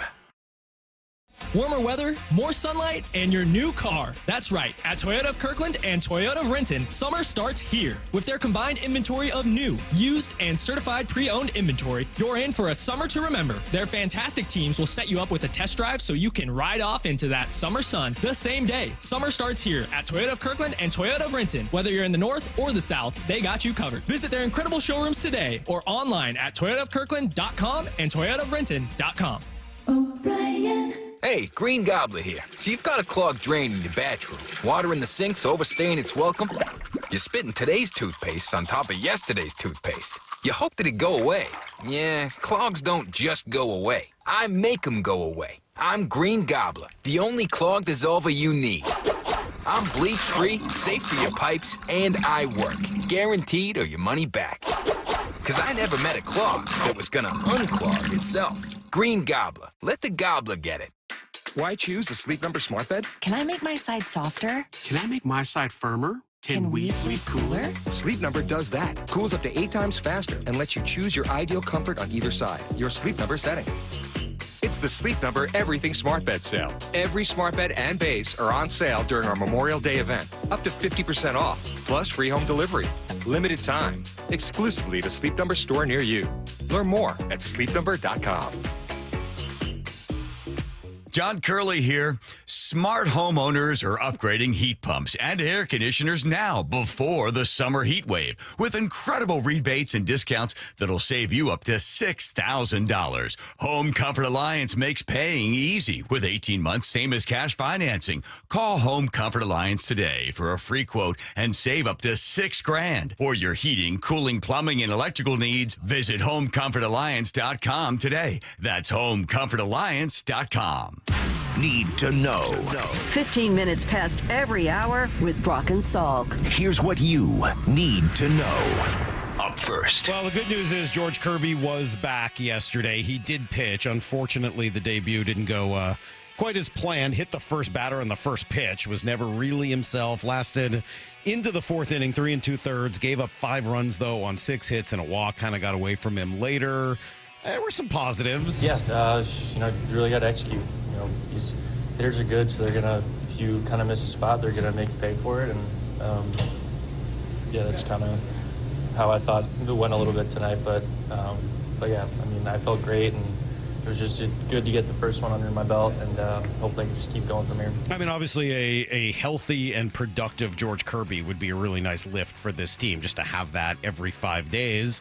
And Dan Wilson happy that, the bright side of the, I guess the silver lining here is that even though he got himself in trouble, he got to practice being in trouble. Yeah, I mean, I think, in some ways good for him to get in there and have some of those situations. And again, I thought he did a good job of attacking and using his stuff. Give them a little bit of credit for being able to find a couple of barrels in certain situations. But again, a good one to build on, and it's just great to have George back. I would agree with that. Offensively. Yeah, not much. Kind of a quiet night. Dylan Moore hit a home run, multi-hit game for him, multi-hit nights for Cal, Randy, Rowdy. All those guys did various nice things, but just didn't add up to a whole lot, and especially in a night where the other offense was kind of going. It's just sort of a lost cause. So 3 more this weekend. Chance to, at the very least, even this series up and maybe end up winning it. You got Emerson Hancock tonight, Brian Wu on Saturday, tomorrow, and then Luis Castillo will pitch the finale on Sunday. Here's the second thing you need to know. Mentioned Brian Wu there. Apparently he is okay. So he got hit with a foul ball in the dugout yesterday. Julio Rodriguez, a late scratch. Dan Wilson had updates on both. Yeah, Julio just with some back tightness, just a day-to-day thing. So, and then Brian Wu, the foul ball came in the dugout and got, I think it was a bruise on his lower leg, but I think, he was up and around, walking around, so he should be fine. All right, so all good news really on the Wu front. I don't know what to make of the Julio thing. I don't know whether to be concerned about that. We've seen this essentially every year with him, right? Where the back tightens up for a couple of days and he kind of has the, I don't know if it's tightness or spasms or whatever it is. And then he comes back and he's generally fine. I mean, I don't love the fact that at 24 years old, he's 3 or 4 years into this back issue.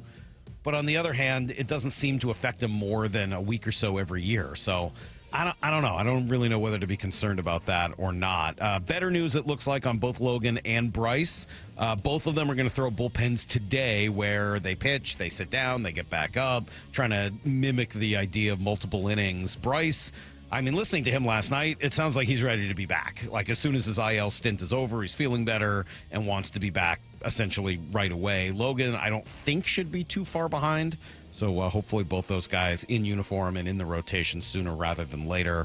Fun to see a couple of Mariners getting national attention. I went through some of these numbers on Cal yesterday from Buster Olney, excuse me. Cal on pace for 108 runs, 54 home runs, 111 driven in, 108 walks, 340 total bases, and a 9.5 WAR. If he does all of those things, I mean, maybe he won't win the MVP because Judge somehow manages to beat it, but that would be an unfreaking believable MVP runner-up season. I don't know that he's going to get there. There's a long way to go. As he also points out, he's played in every game so far, which is a little unusual for a catcher. So at some point, you got to imagine some rest is in his future. Meanwhile, Hembo on that show was going off on how great Andres Munoz is. I played you the stuff earlier on his fastball. Wait till he gets to his slider. The second thing I wrote down is his slider is genuinely one of baseball's best swing over pitches. It has 37 inches of vertical break. That is nasty shape on that pitch. It generates whiff at 55% frequency, more than 1 and 2. That's an absurd number. And lastly, Buster, when he throws a slider with 2 strikes, you're 1 for 30 with 21 strikeouts. I mean, right now the Mariners are playing an 8-inning game, and I can say without hesitation that Andres Munoz is the best closer, the best relief pitcher in all of baseball right now. How about that? I mean, I think he's been kind of building up to that, and that doesn't mean it'll last forever. I mean, you know how closers and relievers are. There's ups, there's downs to their careers, but there are a lot of really good relievers in baseball right now, and to have a guy who looks at the numbers, looks at all of it the way Hembo does, say, no, this is the best, that's pretty cool. I've been going back and forth with him. I think we're going to talk to him next week on the show, Hembo, not Munoz, and get some more thoughts on why he's so high on Munoz, on Cal, on so much of what's going on here in Seattle this year. Here's the third thing you need to know. This little playoff whip around. Panthers win, Thunder win. It's not the playoffs. Fever win, though, despite an off night for Caitlin Clark. She didn't make a 3 for the first time since 2022 in a game. Pretty crazy. The Kraken GM says they are getting closer to naming a coach, but no offers have been made as of yet. Also, the college football playoff going to change its format a little bit. There'll still be 12 teams with 4 byes, but the 4 highest ranked teams will now get the bye. So you don't need to win your conference championship.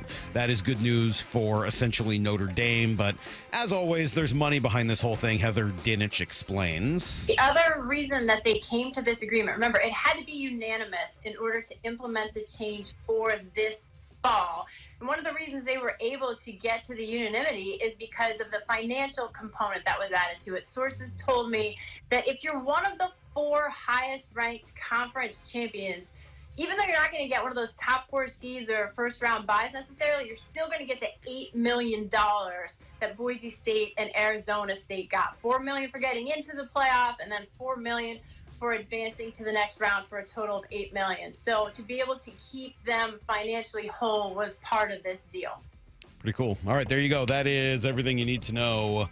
1/4 every hour. Shocking that it came down to money. I'm really, really blown away that all of that money was at play here in the whole college football playoff deal. I know, isn't it weird? Just so crazy.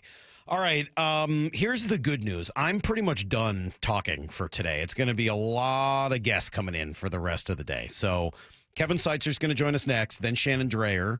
We'll get some updates from Shannon on what's going on with Julio's back and the pitching staff and everything else. 8:30, G. Scott will be in. I don't see him yet, so I'm sure he'll be in here any moment bothering us and getting ready for 8:30. At 9 o'clock, my daughter Cecily will be here. Am I teasing that as like an actual guest? I guess I am. She's coming into rank.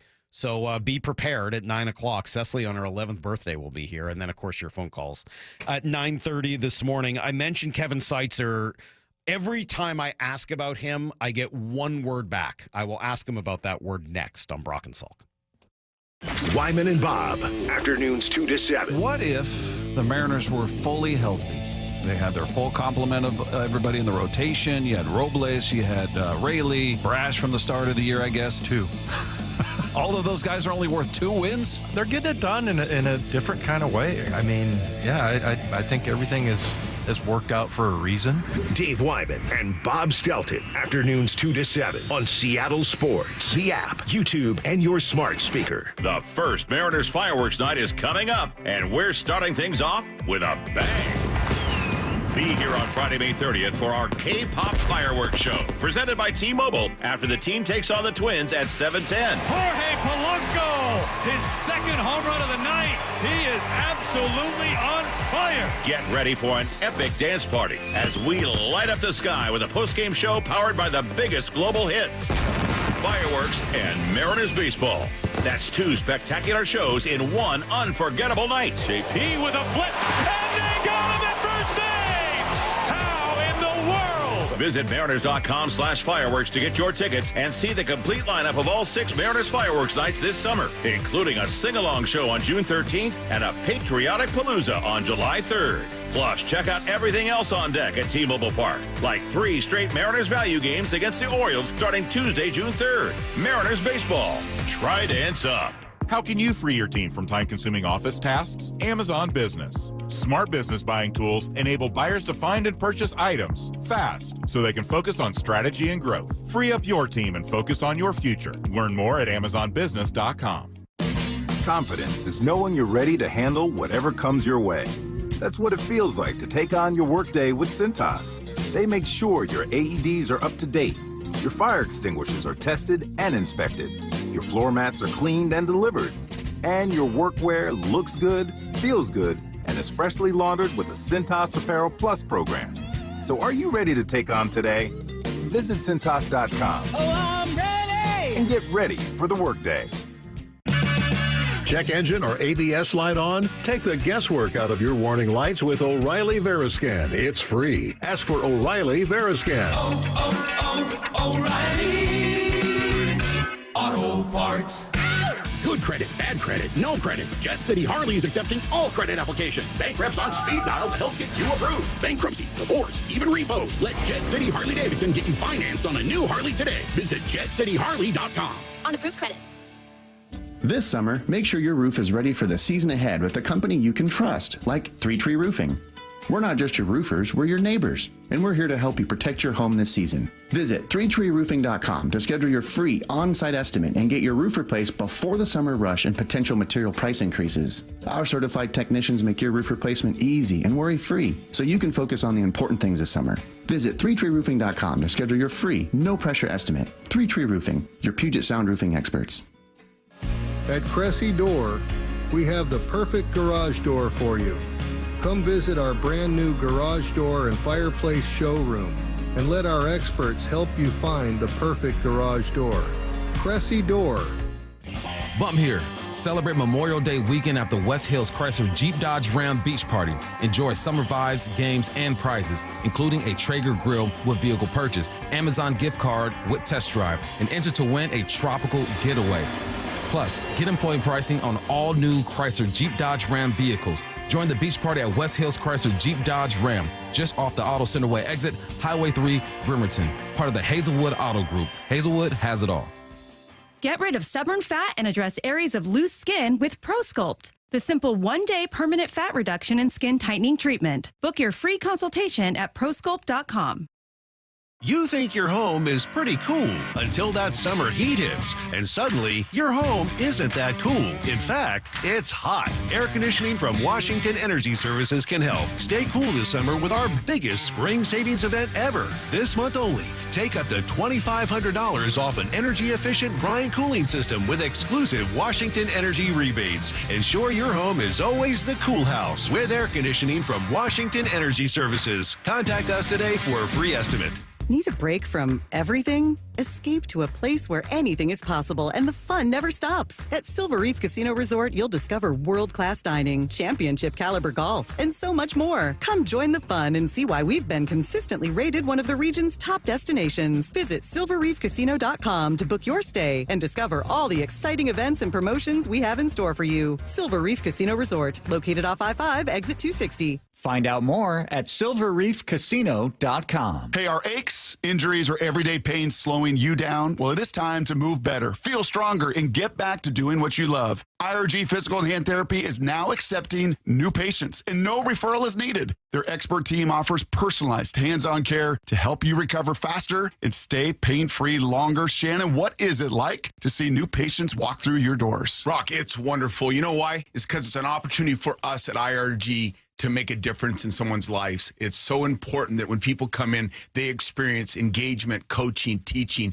We build relationships with our patients, and we want to make it easy. We all know that healthcare has a lot of what I call minutia in it. We have a concierge call center. When you call, we're going to check your authorization, verification, certification, justification. We're going to find out everything we need to know about your insurance, and we're going to make it easy for you because we want you focusing on getting better. And all you got to do is head over to irgpt.com to find the clinic nearest you. irgpt.com. From the Quantum Fiber Studio, you're listening to Brock and Salk. Weekdays 6 to 10. On Seattle Sports and 97.3 FM HD2.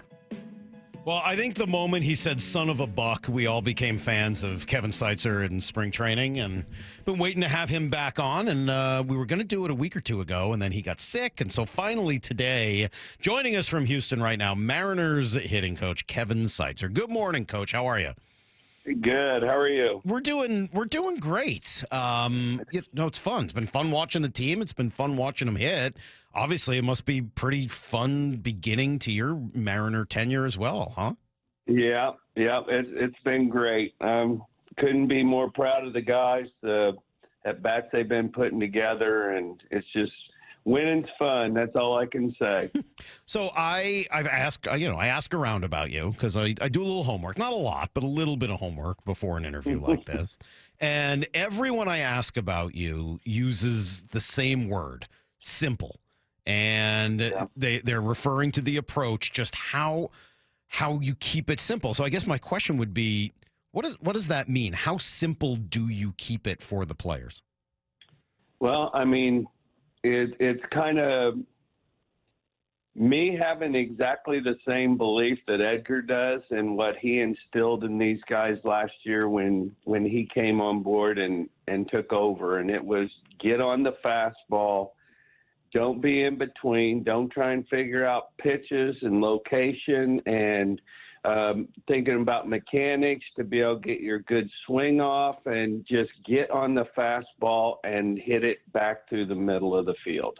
That's how simple we want to keep it. It's like we work on all the other stuff when we're in the cage and cleaning up swings and making sure the mindset's right and they're freed up to where they can do their thing. But once you get your toehold in that batter's box, get on the heater and hit it back through the middle. And if you got a gut feeling that you're going to get a slider or curveball or changeup, then by all means feel free to sit on it and just don't try and do too much with it. So it's that's about as simple as we keep it. And with 2 strikes, grind and fight your butt off in the middle of the field and try not to let that pitcher come up for air. All right, so makes sense, right? Get on the fastball, but when are you going to see a fastball? I would think, they have so much analytical data that gets filtered in from, that portion of the front office that eventually makes its way to you. Do you have to simplify the information you get in order to distribute that to the players? How does that process work? Yeah, so we get the all the information and kind of the overview broad spectrum is this is how he pitches to lefties, this is how he pitches to righties. These are the percentage of pitches that he uses, and we break it down before 2 strikes and then with 2 strikes. How much he's in zone with each pitch. and before 2 strikes and with 2 strikes. And then we also have a heat map as to where he throws location-wise before 2 strikes, with 2 strikes. And so we have access to all this information, and, he may be 30% fastball and 70% off-speed pitches, but,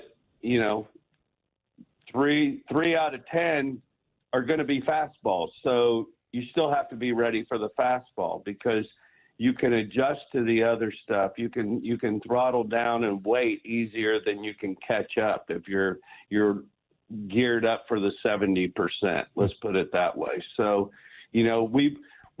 that's why you just have to stay on the heater unless your gut tells you that you're going to get something soft. And that's how simple we want to keep it. It's like, okay, these are the higher percentage pitches they use. If I'm a right-handed hitter and he's fastball, slider, and then an occasional curve and a rare changeup, I'm not going to really be concerned about the curve and the changeup. I'm going to be ready for, the slider and be ready to wait on that, because I could get it at any time. But at the same time, I'm not going to be shocked if I do see a curve or a rare changeup. And we have that happen to us often. Last night, King against Cal in a blowout game, Cal's up there fighting, and we didn't have King for a changeup, but in our notes it said King has thrown 1 changeup to a right-handed hitter all season, which I mentioned to him in the meeting, and Cal got a changeup in the middle of that at bat. The second one all season. He may have thrown 100 pitches to right-handed hitters this year, and Cal got the second changeup. Congratulations. Yes, and I told him that. Is that how you tip your cap in those moments? Yeah, it's like I told him that, and he goes, "Yeah, it's baseball." I said, "Yeah, and they make stuff up when they're scared of you. Way to go, Cal." Well, I don't blame them for being scared either. I mean, what Cal's done this year is incredible. I was going to ask you, and I don't even know whether it's fair to ask, kind of this group of guys you've been working with this year, who are you most proud of? And I know that's sort of like, which kid do you love the best? Yeah. But, maybe pick out a couple. Who's really kind of taken to this system and really run with it?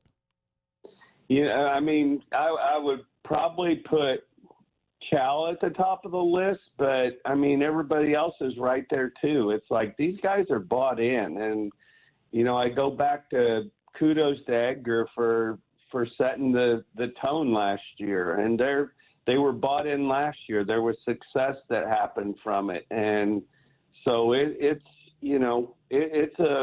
been a really, really fun group. It's been a great process and, relationships that I've been able to establish with these guys so quickly. And, I feel like there's trust and there's buy-in, and, again, nobody wants this stuff to be complicated and hard. There's not one hitter who wants to be up there with too much going on in his head. They want to keep it simple, and so that's the drum we keep beating. All right, so 3 guys then that jump out to me, just because we've watched them for the last either year or more, and what we're seeing this year has been really impressive. Polanco, Dylan Moore, and J.P. Crawford. Maybe you could just talk through those 3 guys with me. I know you mentioned a couple of them to us in spring training when we asked you who you were excited to work with, but what sorts of things have helped those 3 guys? I mean, it's hard for me to. You'd have to ask Edgar this one in order to get a before and after opinion, because all I've got is now. And they worked hard. It's been really fun to watch basically the light switch flip when the season started, because in spring training, Polo was trying to come back from. He was just trying to get ready from the surgery and make sure that he was healthy. And JP and Dylan were scuffling, during spring training, getting ready for the season. The timing aspect, there was a lot of things that were like, okay, everybody's doing the best they can to get ready for when the bell rings. But, I was so, I mean, JP got off to a little bit of a slow start, and then once he got it going, it was like, holy cow. I mean, these at-bats are just ridiculous every night, every single at-bat, and drawing his walks and getting his hits and using the whole field, and Demo doing the same thing. And, it's like it's staying in the middle of the field like I guess he's never done in the past so much as what he has this year based on what I'm hearing from the coaches. And then, the home runs have been there as well. And then Polo is just, I mean, the first month of the season was as hot as any hitter I've ever seen in my whole life. And, he's cooled off a little bit, but it's just the three of them. It's just been incredible. I'm just, I don't want to say that I'm more proud of anybody than anybody else just because I'm proud of them all. All right, we're talking to Kevin Seitzer, Mariner hitting coach, who's just done a heck of a job so far this year with this group. Who's next? Who is who? If you got to throw money on the next, I know you can't do that. Forget it. I didn't say anything about betting. Let's forget that. No, if you had to guess, who is the next kind of guy to break out and go on a hot streak? Who are you seeing some of the underlying signs that they're getting ready to break out? Randy. I feel like, and I'm going to say that's a big statement, but he worked yesterday. He came out for early hitting, and I mean, he hit so much on the field off the machine, and it was as good as I've seen him look. Then he took BP after. It was the best BP I've seen him take probably since spring training. Then the at-bats he put together last night is like, okay, we need this to start happening every night, and we need to keep it going every night. So I'm hopeful. It's sometimes he can start thinking a little bit too much in the box and trying to calculate, that we want to keep it simple for everybody, but he tends to go analytical with, guessing which pitches are going to come and if they're going to be balls or strikes. And that's why you'll see the auto take sometime when he's banking on a ball, basically. So anyway, I love the at-bats last night. I love the work yesterday. That's who I'm gonna put my money on, Randy. Well, that sounds cool. I got to ask you then, and I will admit I was hoping you were going to say Julio. I know he's out last night and kind of day-to-day now with some back issues, but how is Julio developing? It's interesting from our side. I mean, he still hasn't hit that great Julio hot streak. No. And yet the walk rate's higher, the home runs have been more than we've seen at times in the past. Strikeouts down a little bit. What's the day-to-day like with Julio? It's been good. I mean, again, he's bought into his approach and staying in the middle of the field, done a great job. It's just from a mechanical standpoint, there's some adjustments that we're trying to get him to make, to lock in, to be a little more consistent, basically, with his swing, his timing, some of the rhythm things that he has going, and what the bat's doing when he gets his separation, getting ready to fire. It's been a little bit inconsistent as far as the position that it's getting in, and so anyway, it's just trying to make some mechanical changes, just tweaks. We're not talking big adjustments. I mean, this kid's uber talented, and he's when he gets going, when things get synced up, it's going to take off. One thing that's interesting about listening to you talk about the approach and staying up the middle and keeping it simple is, I guess if you were to ask me, hey, what will that lead to? I would think a lot of singles, a lot of doubles, maybe not as many home runs and not as many walks, and yet it feels like the biggest component of the offensive success. You guys are top 2 or 3 in walks, top 4 or 5 in home runs this year. How does that approach end up generating so many walks and home runs? Well, this is the biggest thing. The more you are consistently locked in on trying to hit the ball middle of the field to the opposite field, the better you see the ball. You see spin better. You see change-ups better. You have better timing for the fastball. You'll have a better swing path to where you stay short and inside the ball. And the big component of having that approach is making sure these guys are super aggressive for the fastball in a certain spot where we have them hunting based on what the movement is for the pitcher. And so when those things all line up, you see the ball better, therefore you chase less and you make better decisions, find yourself in better counts. Now, being super aggressive, if you are just a little early on that fastball, you end up catching it out front and pulling it, and you hit for power that way. If you catch it just a little bit deep, being super aggressive, then you hit it to the opposite field with more power. And because you see the ball better and have better recognition and you see off-speed pitches better, you have a better ability to wait and be in good position, and therefore those pitches get barreled up more consistently, and most often it's to the pull side because they're slower and you're a little bit earlier with your point of contact. So all that being said leads to higher walks and more power because you're putting the barrel of the bat on the ball more consistently.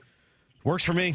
Whatever it is, it's certainly it's working for those guys. And the simplicity, all of it. We got a lot of great text messages coming in while we're talking saying, hey, please just thank Kevin from the fans. It's just delightful to hear this and to hear how the simple, effective coaching has really worked. So we're having fun getting to watch it. The weather hasn't even really turned here. Wait till it gets nice here in Seattle and you don't have to deal with the lousy weather and stuff. It gets even more fun and easier to hit. So thank you, man. Well, we appreciate I'll tell this. you, I have enjoyed it. I mean, I don't like cold. I don't like rain, but this is having a roof and, we have hoodies and jackets and things like that. I mean, I've been super comfortable. And again, it goes back to when you win, it's more fun. Yeah. So that'll keep you warm. Yeah, that rain delay in Chicago, that's not fun when you lose and it's windy and cold and nasty. Goodness. It's totally fine when you win, right? Yeah, that was brutal. Oh, my goodness. I was so glad to get out of Chicago. That was awful. Oh, man. I mean, that's why you need a roof right there. Well, it also helps to have a few people in the stands as well to kick the energy up a little bit. Hey, man, we appreciate it. Thank you so much. It's great to talk to you again.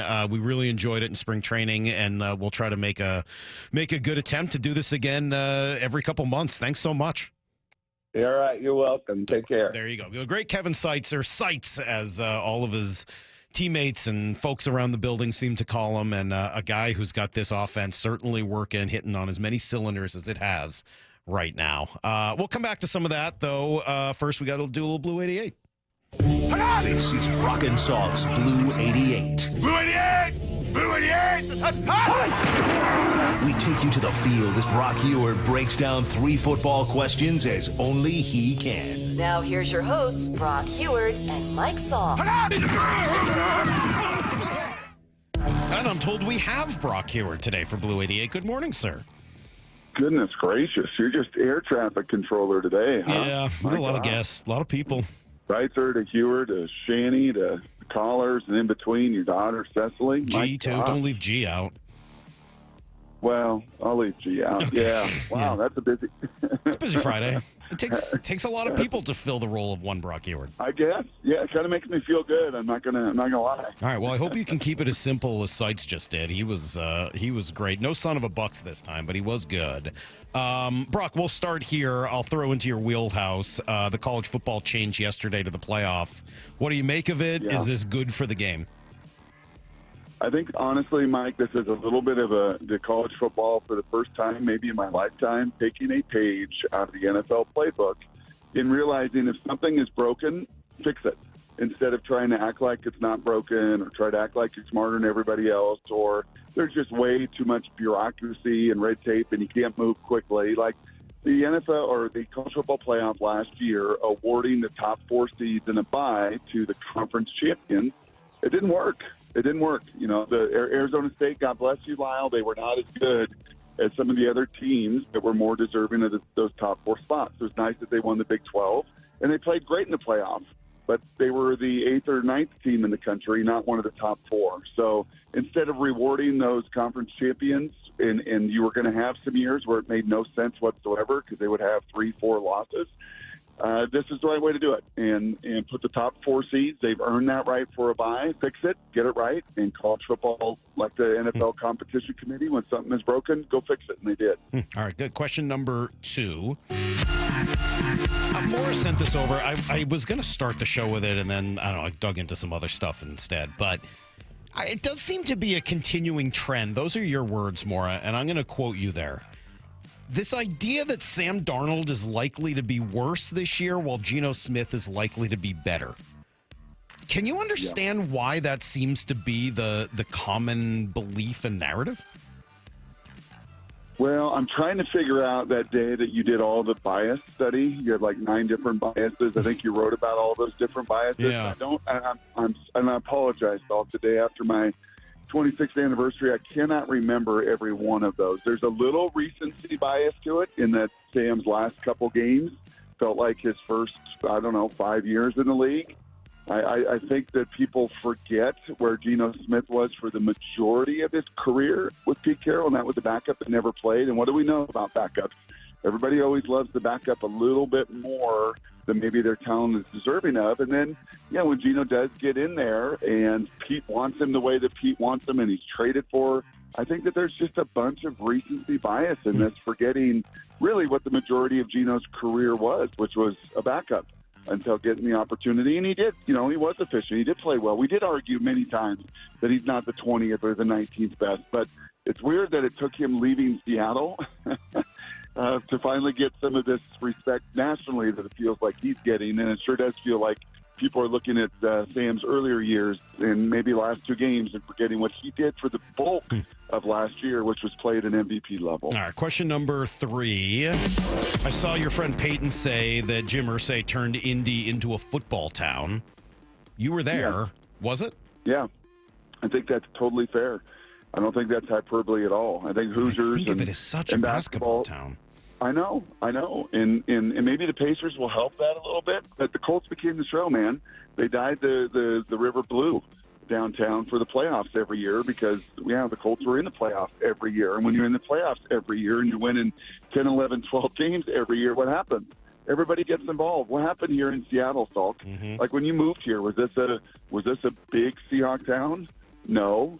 When I was in college, and I've said this many times, and I played for the Seahawks in the early 2000s, it was a Mariners town because they were winning and winning and winning and winning at a prolific rate. And when you do that, and Indiana Hoosier basketball after Bob Knight was not Indiana basketball, right? It did not see that success that it did for him. So, no, I think that's very true. And the commitment he made to that, and the resources he poured into it, and the building they built downtown, all of that, I think, plays into to Peyton's point that I think it's a very fair one. All right, there you go. That is today's Blue 88. I'm sorry you missed Seitzer. Yeah, go ahead. Yes. I got a question for you. I got a thought. That Walters interview and the Russell Wilson kind of discussion with him, it made me think about something a little bit. What do you think? Do you think there was any way early in Russell's career there with Doug and with that receiver room and everything else, do you think that there could have been a factor involved in that would have helped Russell more? What do you mean? What kind of a factor? I just think the more I thought about this, could a different personality have reached him and helped him understand the problems? Yes. Rather than him digging his heels in? Like a really strong QB coach. Like if Bruce Arians, and I know Bruce is Bruce, but if Bruce Arians had been the offensive coordinator who is a strong-minded, opinionated, blunt, will tell you what's up because that, and no slight whatsoever on the QB coach and coordinator that were there, but they were not dominant, prominent personalities to put people in their place. I'm going to say no. Bro, you still think there's too much deep-seated? I think this is the same guy, Brock, that was doing the Levi's jeans commercials before he was even named starter. Yeah. I understand what you're saying. I think it's a good question. And I think that there are ways in which it probably could have gone better, but I don't know whether any one person could have. I think he's pretty wired the way he's wired. Yeah. Yeah, no, I think that is fair. And I think the environment there with Pete being such a colorful, fun personality, people be who they are, a locker room that obviously took off with Marshawn and was so counter to so much of Russ. And I think a fairly passive OC, a really nice man, but not a real strong, have a spine. Like, no, you don't say that. You know, when you throw a bad ball, say I threw a bad ball. Jim Zorn out of practice. When we threw a bad ball, that's a bad ball. Don't put it on you. You know, like he's not afraid to say that. And I just don't think that element was there. And I think that further probably inflamed some of those traits of Russell. All right, good stuff. I gotta go. I gotta make sure Shannon has all of her Yeah, time. flight number 703. We got flight 703. Exactly. Hey, man, you know, air traffic control here. We got to make sure Shannon has her time. The last thing I want to do is, make sure Cecily has her time, so she just come on and make fun of me. So there's a lot going on. Enjoy your weekend. Enjoy your long weekend. Happy anniversary last night, and we'll see you Tuesday. Okay, thanks, buddy. All right, there you go. There goes Brock. Shannon's next, then G. It's Brock and Salk. CL Sports on 710, CLSports.com. Bump and Stacy, weekdays 10 to 2. The bar is set a little higher than it used to be. What's been most impressive to me this whole year is just how they've been playing on the road this year. Second most wins in MLB. And you're winning in ways that we did not expect. But Dan has said it. You said it. I heard Jerry say it the other day as well. They win in multiple ways. And if you want to be a good baseball team, that's what you have to do. Bump and Stacy, weekdays 10 to 2 on Seattle Sports, the app, YouTube, and your smart speaker. There's nothing better than having a big fish on your line. You'll hear that sound a lot at Queen Charlotte Lodge. Experience a luxury resort, breathtaking wildlife, spectacular wilderness, and amazing fishing at Queen Charlotte Lodge in British Columbia. Reserve now for peak king salmon runs and plentiful halibut this May and June. At Queen Charlotte Lodge, it's fishing first class. Go to fishqcl.com. That's fishqcl.com. And remember, our dollar is worth $1.40 north of the border. Your new beginning starts now. D.R. Horton has new construction homes available throughout the greater Seattle area. With spacious floor plans, flexible living spaces, and home technology packages, you can enjoy more cozy moments and sweet memories in your beautiful new home. With new home communities opening throughout the Seattle area, D.R. Horton has the ideal home for you. Visit drhorton.com to learn more. D.R. Horton, America's builder. An equal housing opportunity builder. Warmer weather, more sunlight, and your new car. That's right. At Toyota of Kirkland and Toyota of Renton, summer starts here. With their combined inventory of new, used, and certified pre-owned inventory, you're in for a summer to remember. Their fantastic teams will set you up with a test drive so you can ride off into that summer sun the same day. Summer starts here at Toyota of Kirkland and Toyota of Renton. Whether you're in the north or the south, they got you covered. Visit their incredible showrooms today or online at toyotaofkirkland.com and toyotaofrenton.com. O'Brien. We've all been there, sleepless nights, wondering if your business's security service is really protecting what matters. At Bay Alarm, we can put your security insecurities to bed. Our advanced technology and personalized support ensure you can rest easy knowing we're here for you. BayAlarm.com. Synthetic Turf Northwest is now open in Fife, the South Sound headquarters for premium synthetic turf. They help homeowners with a turnkey solution, DIYers, and contractors and landscapers needing quality products. With premium turf in stock, expert advice, and pro installation services, everything you need is under one roof. Visit their new showroom off I-5 in Fife, Synthetic Turf Northwest. Supplies and installation expertise all in one place. Mention radio for up to $1,000 off. SyntheticTurfNorthwest.com. Lake Washington Windows and Doors makes it easy to enjoy new windows with clean glass technology now and defer paying for them until 2026 with zero down, zero payments, and zero interest for 12 months. Visit LakeWashingtonWindows.com. The Mariners are back in action at T-Mobile Park, and you can be there for big moments all summer long with a Flex membership. Flex plans are perfect for fans who want the freedom to choose their games and seats as they go, while still enjoying all the perks of being a member, like saving 10% or more on tickets with no fees, unlocking access to exclusive pre-sales and year-round discounts, and so much more. Join the squad today at mariners.com/flex. Cal Raleigh wins it in the 10th inning for the Mariners. Something amazing is happening. Technology is working harder, faster, and more reliably. It's delivering results that work. But who makes technology work? CDW. We're a full-service technology solutions provider, advising our clients and designing customized solutions so they can reach their goals and do amazing things. CDW. Make amazing happen. Find out more at cdw.com. Now more than ever, Lowe's knows you don't just want a low price, you want the lowest price. And with our lowest price guarantee, you can count on us for competitive prices on all your home improvement projects. If you find a qualifying lower price somewhere else on the same item, we'll match it. Lowe's, we help, you save. Price match applies the same item. Current price at qualifying retailers. Exclusions and terms apply. Learn how we'll match price at lowes.com/lowest price guarantee. When might you be buzzed? When you suddenly love everything. You guys! I love this song! I love these nachos. I love our kickball league! Ugh! I love this guy! What's your name?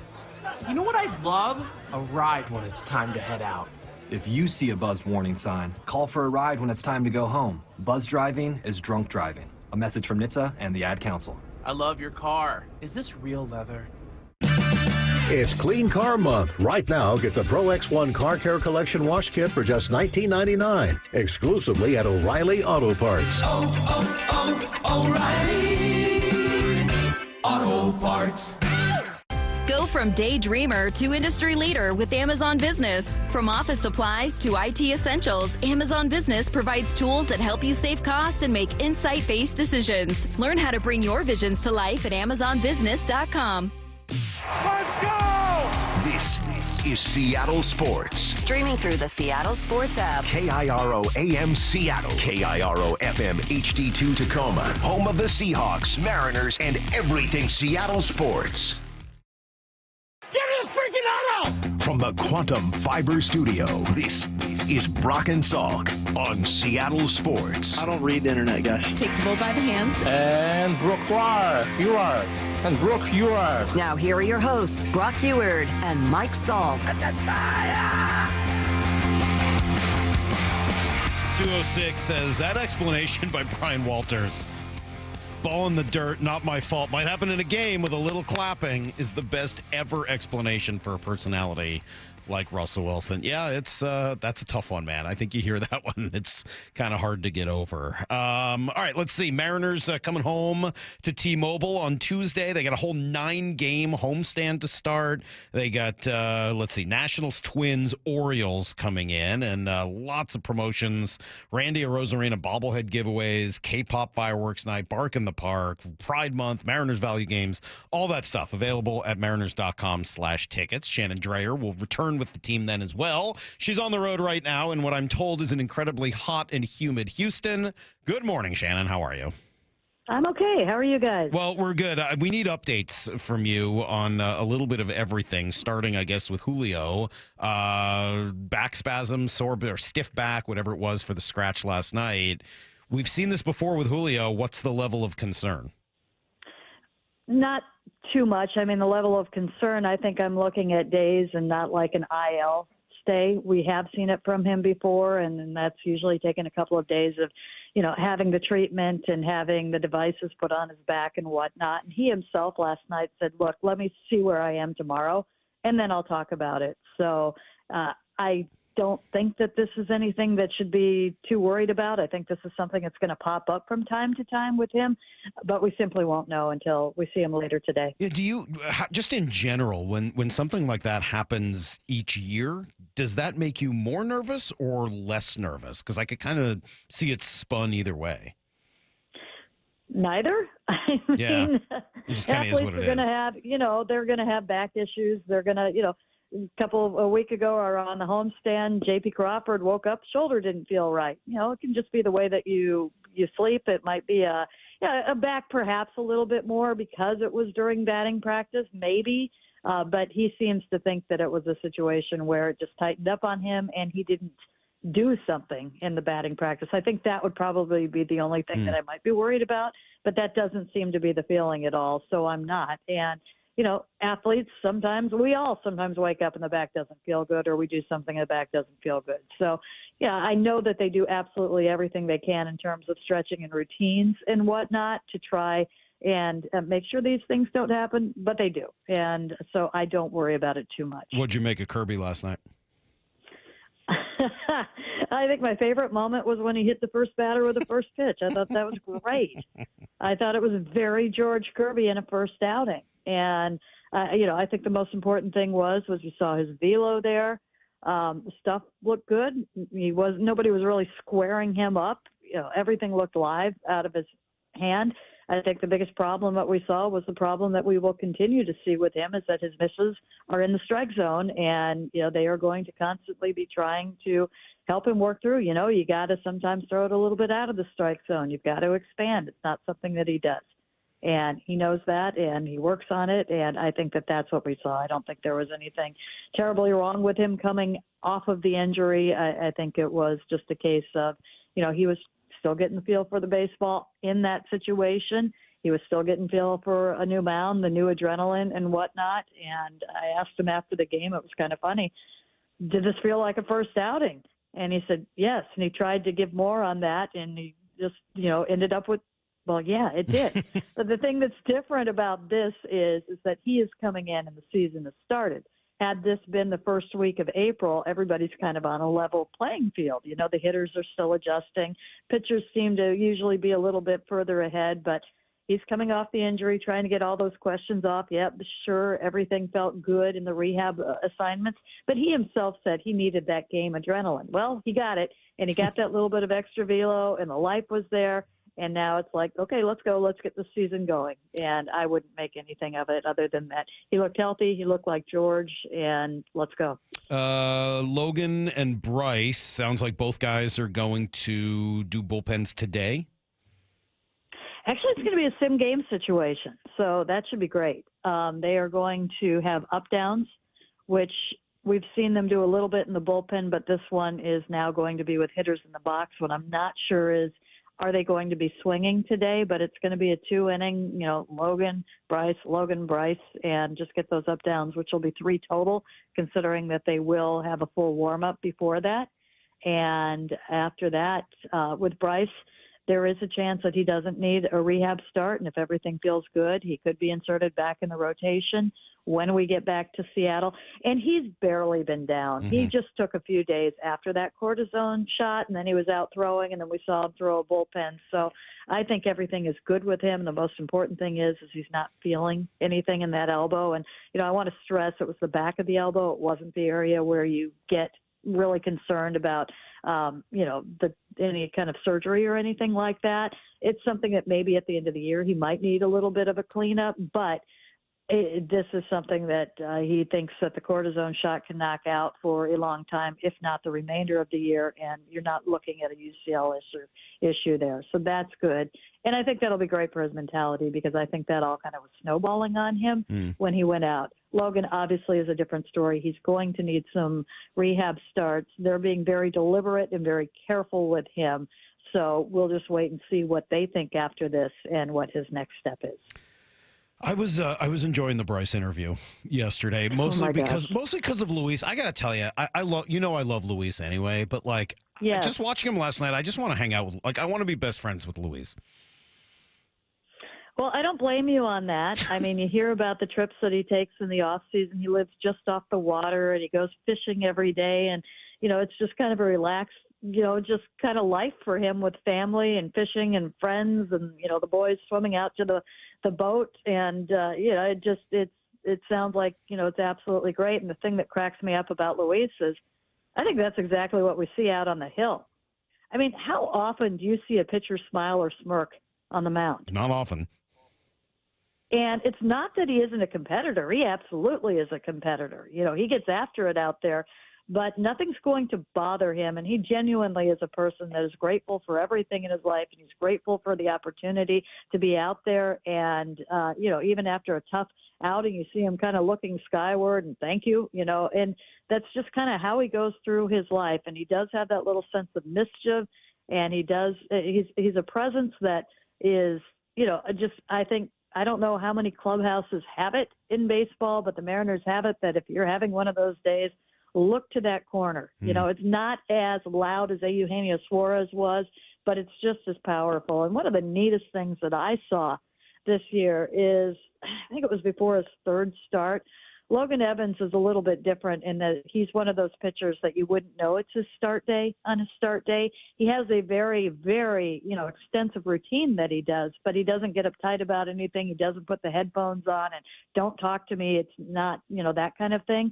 About an hour and a half before his third start, I was running up through the clubhouse to get out, and I kind of took a peek in to see what was going on. And there was Logan Evans sitting at Luis Castillo's locker. He had a baseball in his hand. He was talking to Luis Castillo an hour and a half before his start. And Castillo was the kind of guy that you can come over and have that conversation with, and he's going to kind of keep you on the same level you were at. You're not going to get too high or too low or anything like that. And I asked him, after the start, a couple of days later, what were you talking to him about? And he's like, his changeup. That was one of the best pitches in the game. I wanted to know more about that. And Luis, in turn, asked Logan about some of his pitches, which was pretty neat. And Logan went on his way and had his start and went from there. But just a neat guy. The banana was hilarious, not letting up for a little bit. And he and Bryce have a great relationship, which made it that much funnier. But yeah, he's somebody that you would love to have. If he could come sit in the broadcast booth for a show, you'd have the greatest time. It'd be the best 4 hours of your broadcast career. He's definitely a dude that cracks me up. All right, very, very quickly, because I got to run, but I do need to ask you, what do you think is going on with Polanco? I know Dan said everything's fine, but obviously it's not. And he's back to not hitting against left-handers. What do you think's going on? Yeah, you take a look, and the 3 strikeouts last night that was concerning. Mm-hmm. He's hitting under 200 for the month, too, and we're getting into late May right now, and I do think – and he's hitting everything straight into the ground, which tells me something is mechanically off for him, and I think it is starting to snowball a little bit now that you're seeing the strikeouts as well. He was squaring everything up, and now everything is, a tick off. I think some of the dings and the dents are starting to pile up for him. And I think that probably has something to do with it. It perhaps has affected the swing a little bit. And, maybe this is a situation where he needs a day off or a couple of days off. I'm not sure. But this isn't just a this week thing. This has been going on for a little bit.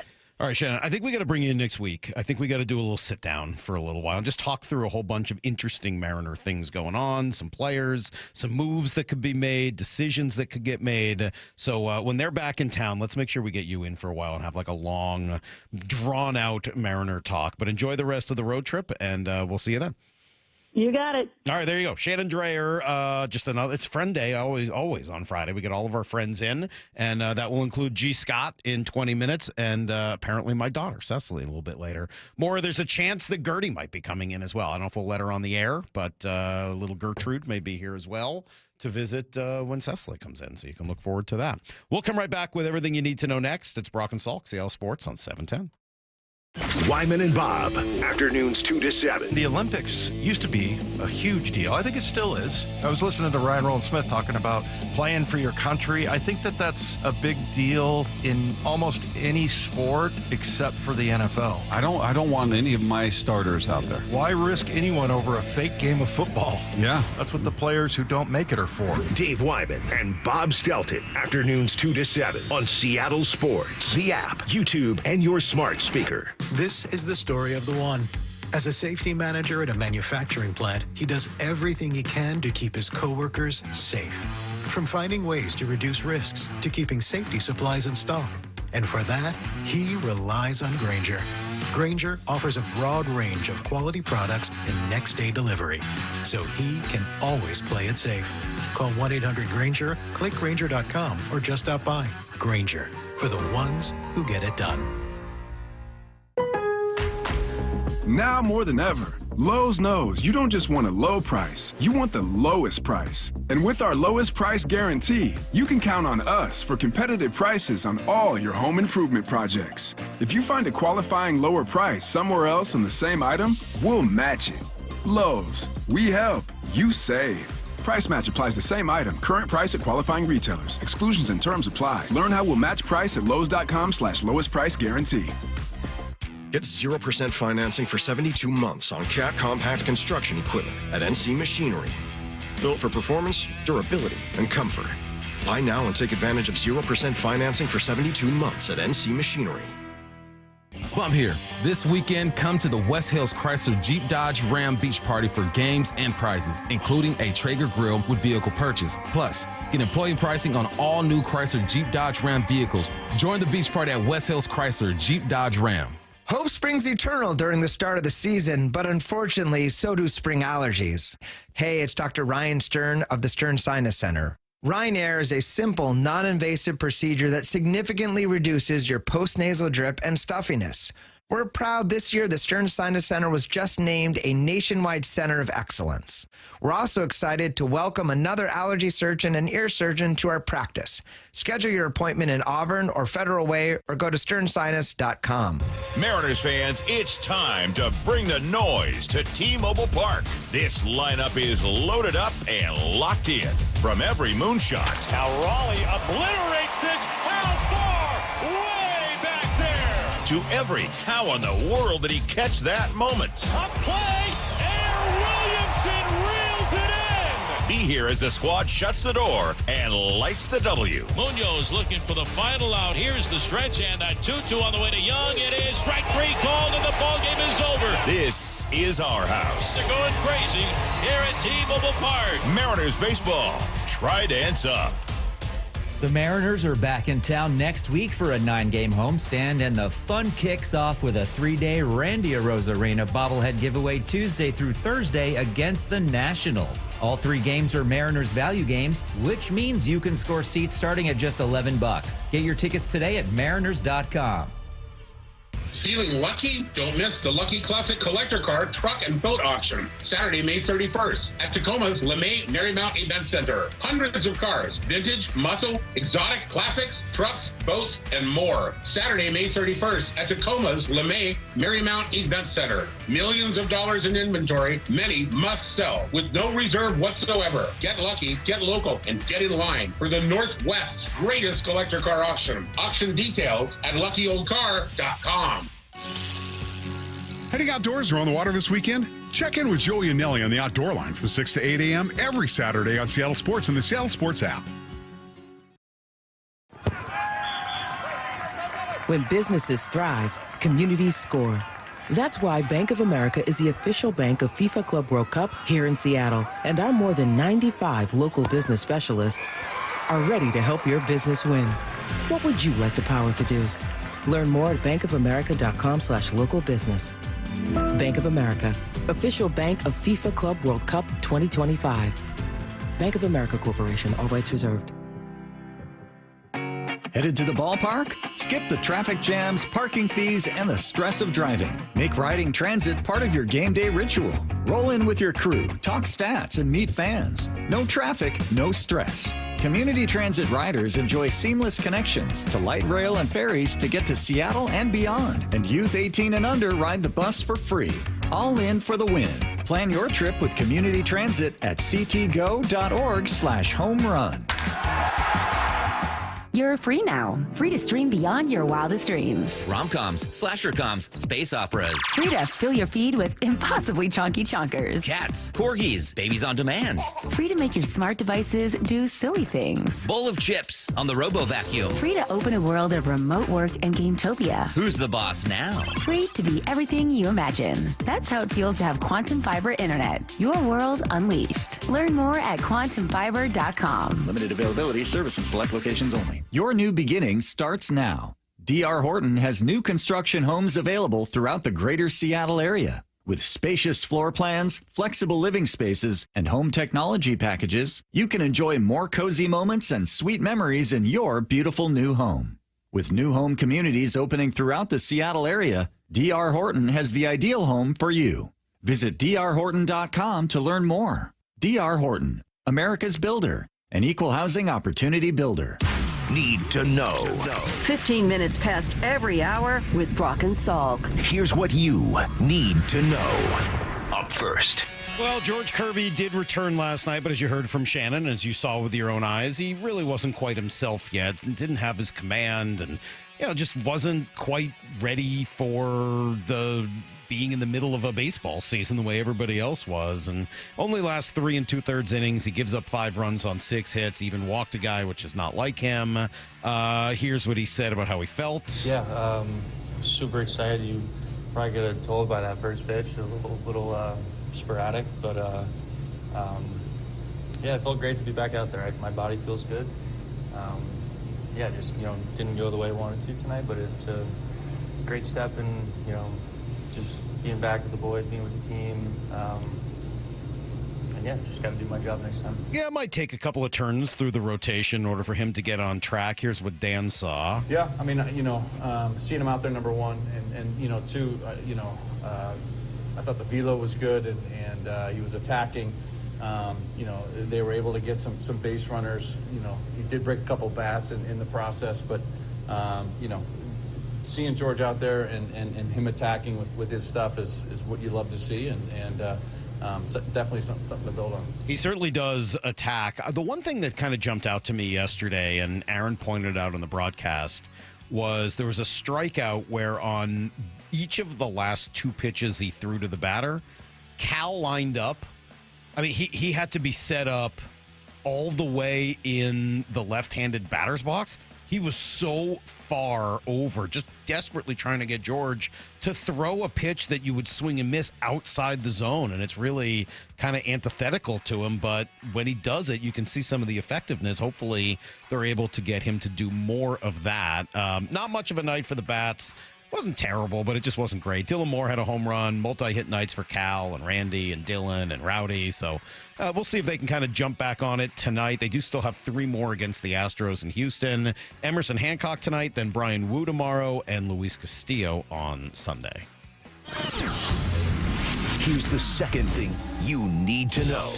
Speaking of those guys, we did get injury updates, and Shannon just gave us a little more as well. Julio scratched before last night's game with back stiffness. I like what she said, that after the game, they asked him, he's like, hey, let me talk tomorrow. Let me see how it feels. And I think that's probably the right approach. He doesn't know last night.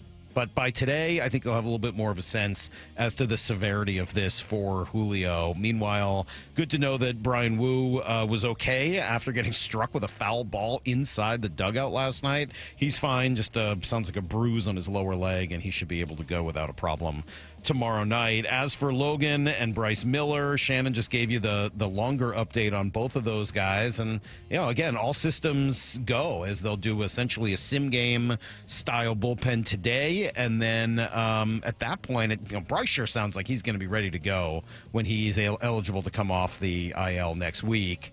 As for Logan, still going to take a little bit longer, but I don't think this process ends up being as long as it did for Kirby. I just don't know whether he's going to need the same kind of ramp up since he did have spring training that Kirby needed. Also, love this from Hembo, Paul Hembekides, who works with Buster Olney and works with Mike Greenberg and works with a whole bunch of other guys at ESPN. He's kind of turned himself into a thing. I love it. I think he's going to join us at some point next week. He was talking yesterday about Andres Munoz. How good does he think he is? The best closer in baseball is Andres Munoz of the Seattle Mariners. He is absolutely dominant. He has thrown more innings without allowing an earned run than any pitcher in baseball this season. The league is 7 for 67 against him with 28 strikeouts, and all 7 of those hits, by the way, are singles. I wrote down, Buster, 2 reasons why he is the most dominant pitcher in the sport. The first of which is his fastball combination is nearly impossible to square up. Against his fastball this year, he has conceded 20 balls in play, and 17 of those 20 are grounders. That's an 85% ground ball rate. His 4-seamer runs 11 inches arm side, his 2-seamer 17, which, of course, is a nightmare to square up, especially if you're a righty, as that runs down and in on you. He then went on to talk about the slider being potentially even better than the fastball, 37 inches of break, etc. I mean, he's right. I mean, what we're seeing right now is complete dominance from Andres Munoz, but it helps to get some of that perspective and hear that, it's not just that we think he's good. He's actually been the single best closer, maybe even the best pitcher in baseball so far this year. Here's the third thing you need to know. Panthers win last night. I got to tell you, Carolina does not look like they have anything for Florida. Thunder win last night in a blowout as well. I'm sorry to tell you. And then the Fever, wasn't a playoff game, but Indiana Fever win. Kalen did not play well. Didn't hit a 3 for the first time in 3 years, but they win anyway. Kraken GM says they're getting closer to naming a coach, but no offers have been made as of yet. So keep you posted on that one as well. That's everything you need to know. And we do a quarter past every hour here on the Brock and Salk Show. Oh man, Lyle, I just saw this. I just saw this little 15 iconic 80s movies that hold up beautifully today. So 80s movies that aren't super cringe or cringy or anything like that, and that actually hold up. How many of these? I'll just read them very quickly. How many of these have you seen? Oh boy. Back to the Future. Yeah. Okay, good. That one, to me, that one's probably the most iconic. Like, that one does hold up in its own way. Like, if Earth Angel plays somewhere, I know what it is. All right, good. The Breakfast Club. Again, parts of it, because it'll be on TV. Die Hard. Nope. You've never seen Die Hard? No. I couldn't tell you if it's a Christmas movie or not. I haven't either, Lyle, and I'm holding out till he watches Home Alone. Lyle, you might have to watch Die Hard. I mean, it's the world's greatest Just say movie. no until he watches Home Alone. E.T.? Yes. Oh, interesting. Really Weird. good. Oh, I always love that one. Ferris Bueller. Yep. Goonies. Maybe parts of it, not enough of it. Heathers. No. Karate Kid. Yeah. Labyrinth. No. That's fine. Princess Bride. Yes. Good. As you wish. Raiders of the Lost Ark. Yeah. Good. You're actually doing pretty well with these. Much better than I thought. Lyle's seen more of those than I have. Stand By Me. Yeah. Okay. Terminator. You Yes. saw the second one now. Oh, right. Tootsie. That's an interesting one to have on here. Dustin Hoffman. Yes. I've never seen Tootsie. Yeah. How about that? And then When Harry Met Sally. Haven't seen that. All right. Tootsie's the only one on this list that I've never seen. But Lyle's seen more of those than I have. that's crazy. All right. So, Lyle, good job. All right. Maybe might you guys have just been asking me about the wrong movie. Maybe we should have gone with the ones that hold up better rather than the ones that don't. Seems All like right. you're more familiar with the 80s than the 90s and 2000s. Yeah, that's true. I didn't even think about that. Well, maybe that's your parents' work. Good job by them, right? This is why your dad and I are kind of on the same page. Maybe they did a little better job than we thought. All right, we'll take a quick break. G. Scott's going to be in a minute, and then I'm told that Cecily Salk, my daughter, is on her way in, potentially even with the Frenchie in tow. Gertie may be here. Cecily's got a special birthday ranked she would like to do for all of you, and she's been practicing and kind of getting herself ready for this. So stick around. It's all to come. Brock and Salk, Seattle Sports on 710. Bump and Stacy, weekdays 10 to 2. The bar is set a little higher than it used to be. What's been most impressive to me this whole year is just how they've been playing on the road this year. Second most wins in MLB. And you're winning in ways that we did not expect. But Dan has said it. You said it. I heard Jerry say it the other day as well. They win in multiple ways. And if you want to be a good baseball team, that's what you have to do. Bump and Stacy, weekdays 10 to 2 on Seattle Sports, the app, YouTube, and your smart speaker. Hey, Brock Ewart here for my friends over at Xfinity. You know, change is always happening. It's part of life. And when it comes to music, we know that change is all around us. Songs are rewritten and remade. Classics are remixed.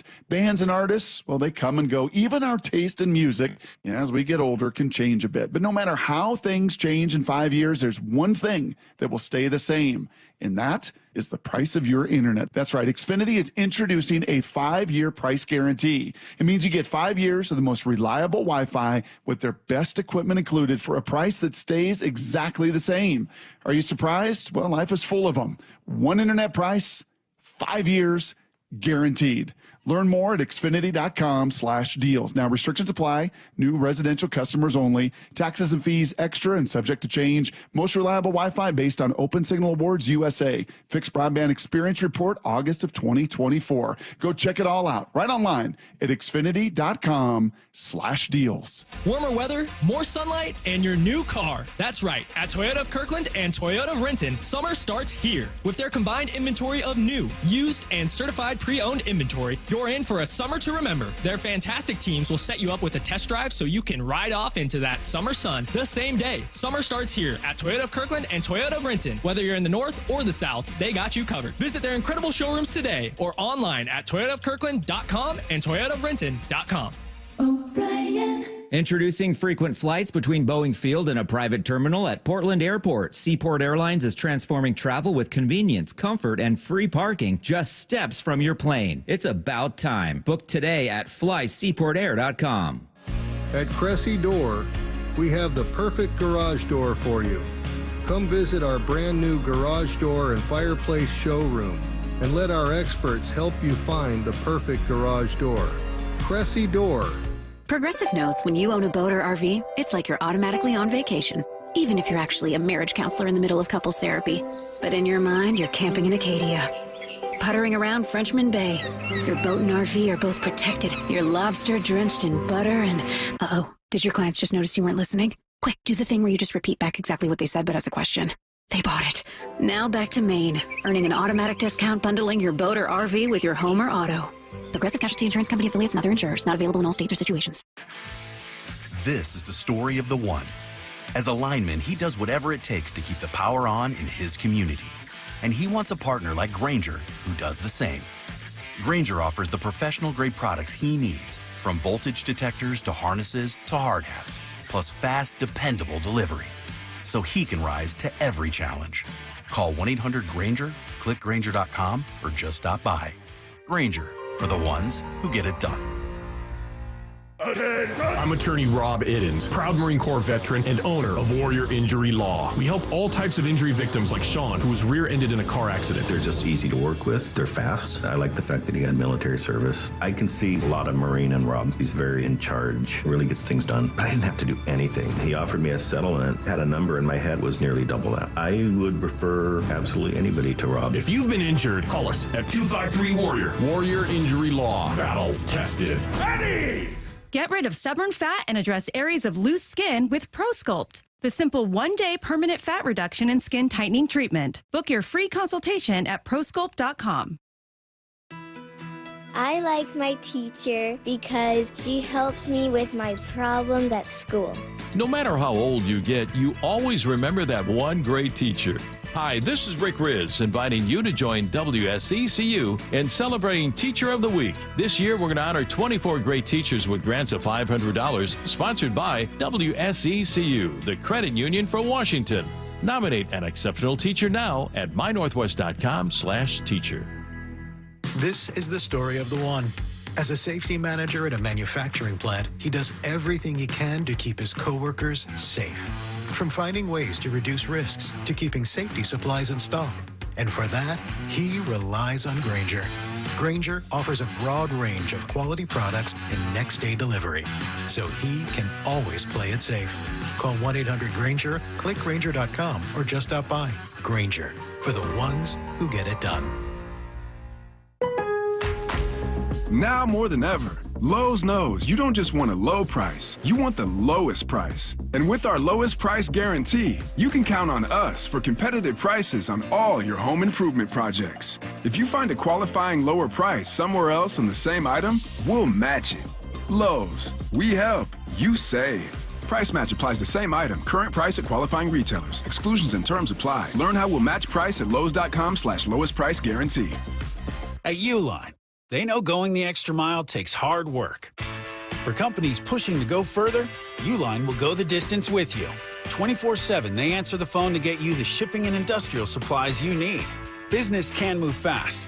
Unexpected large orders, adverse weather, new safety guidelines, and changing economic trends. Uline works hard keeping 41,000 items ready to ship, minimizing detours on your way to the extra mile.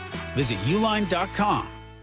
From the Quantum Fiber Studio. This is Brock and Salk. Weekdays 6 to 10. On Seattle Sports and 97.3 FM HD2. I already know my weekend. I always know my weekend's about an hour and a half away when I hear this music. And that means G. Scott's in the building. What's up, dude? Good morning, everybody.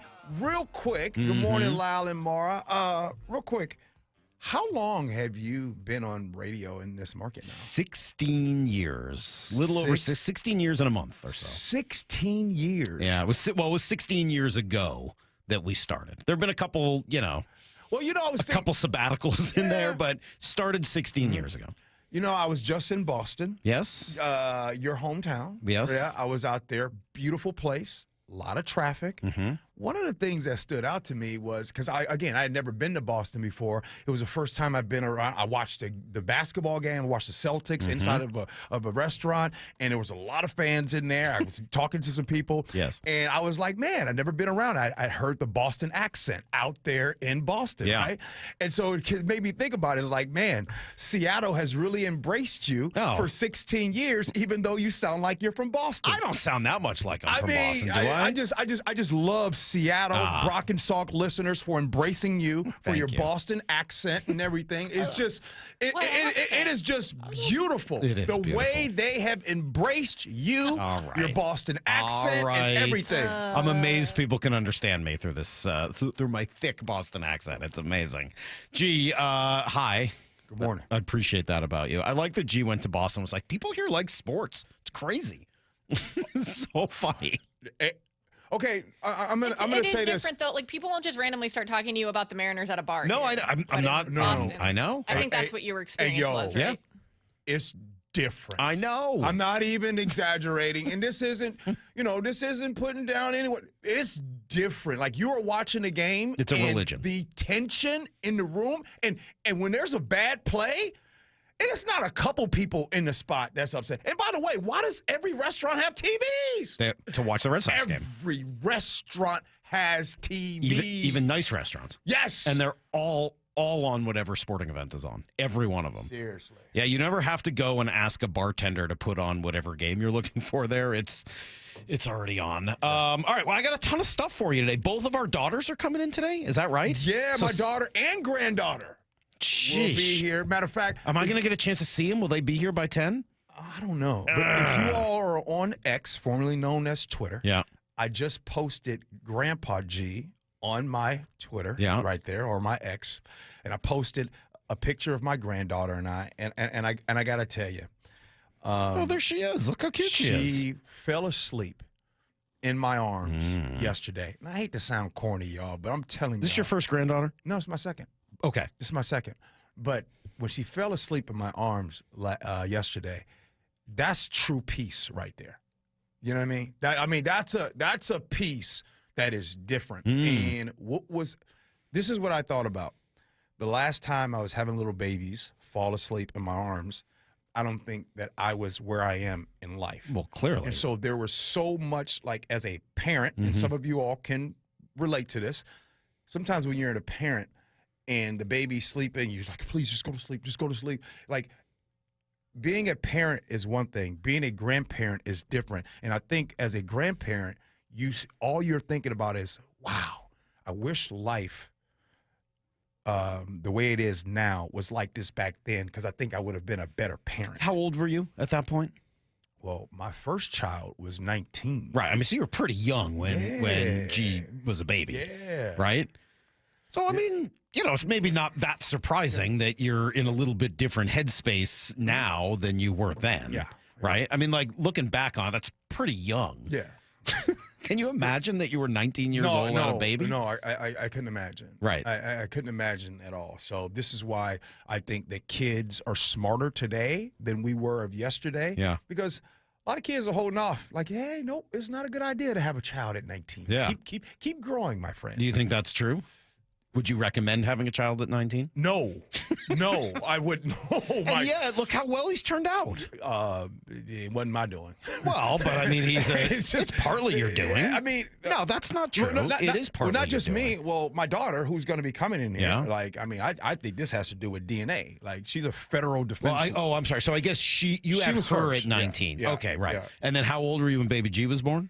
22, 23. Okay, so a couple of years later. Yeah. Okay, but she's turned out incredibly well also. People don't know G's daughter is like a prosecutor in the Chicago area. Federal defense lawyer. Dude, she's like federal, Yeah. federal. Yeah. She's a badass. Yeah. Like, she's awesome. I'm looking at your granddaughter here. She looks like something. I can't figure out who it is, but that's a beautiful baby right there. Hey, that's the Grandpa G. I'm telling you.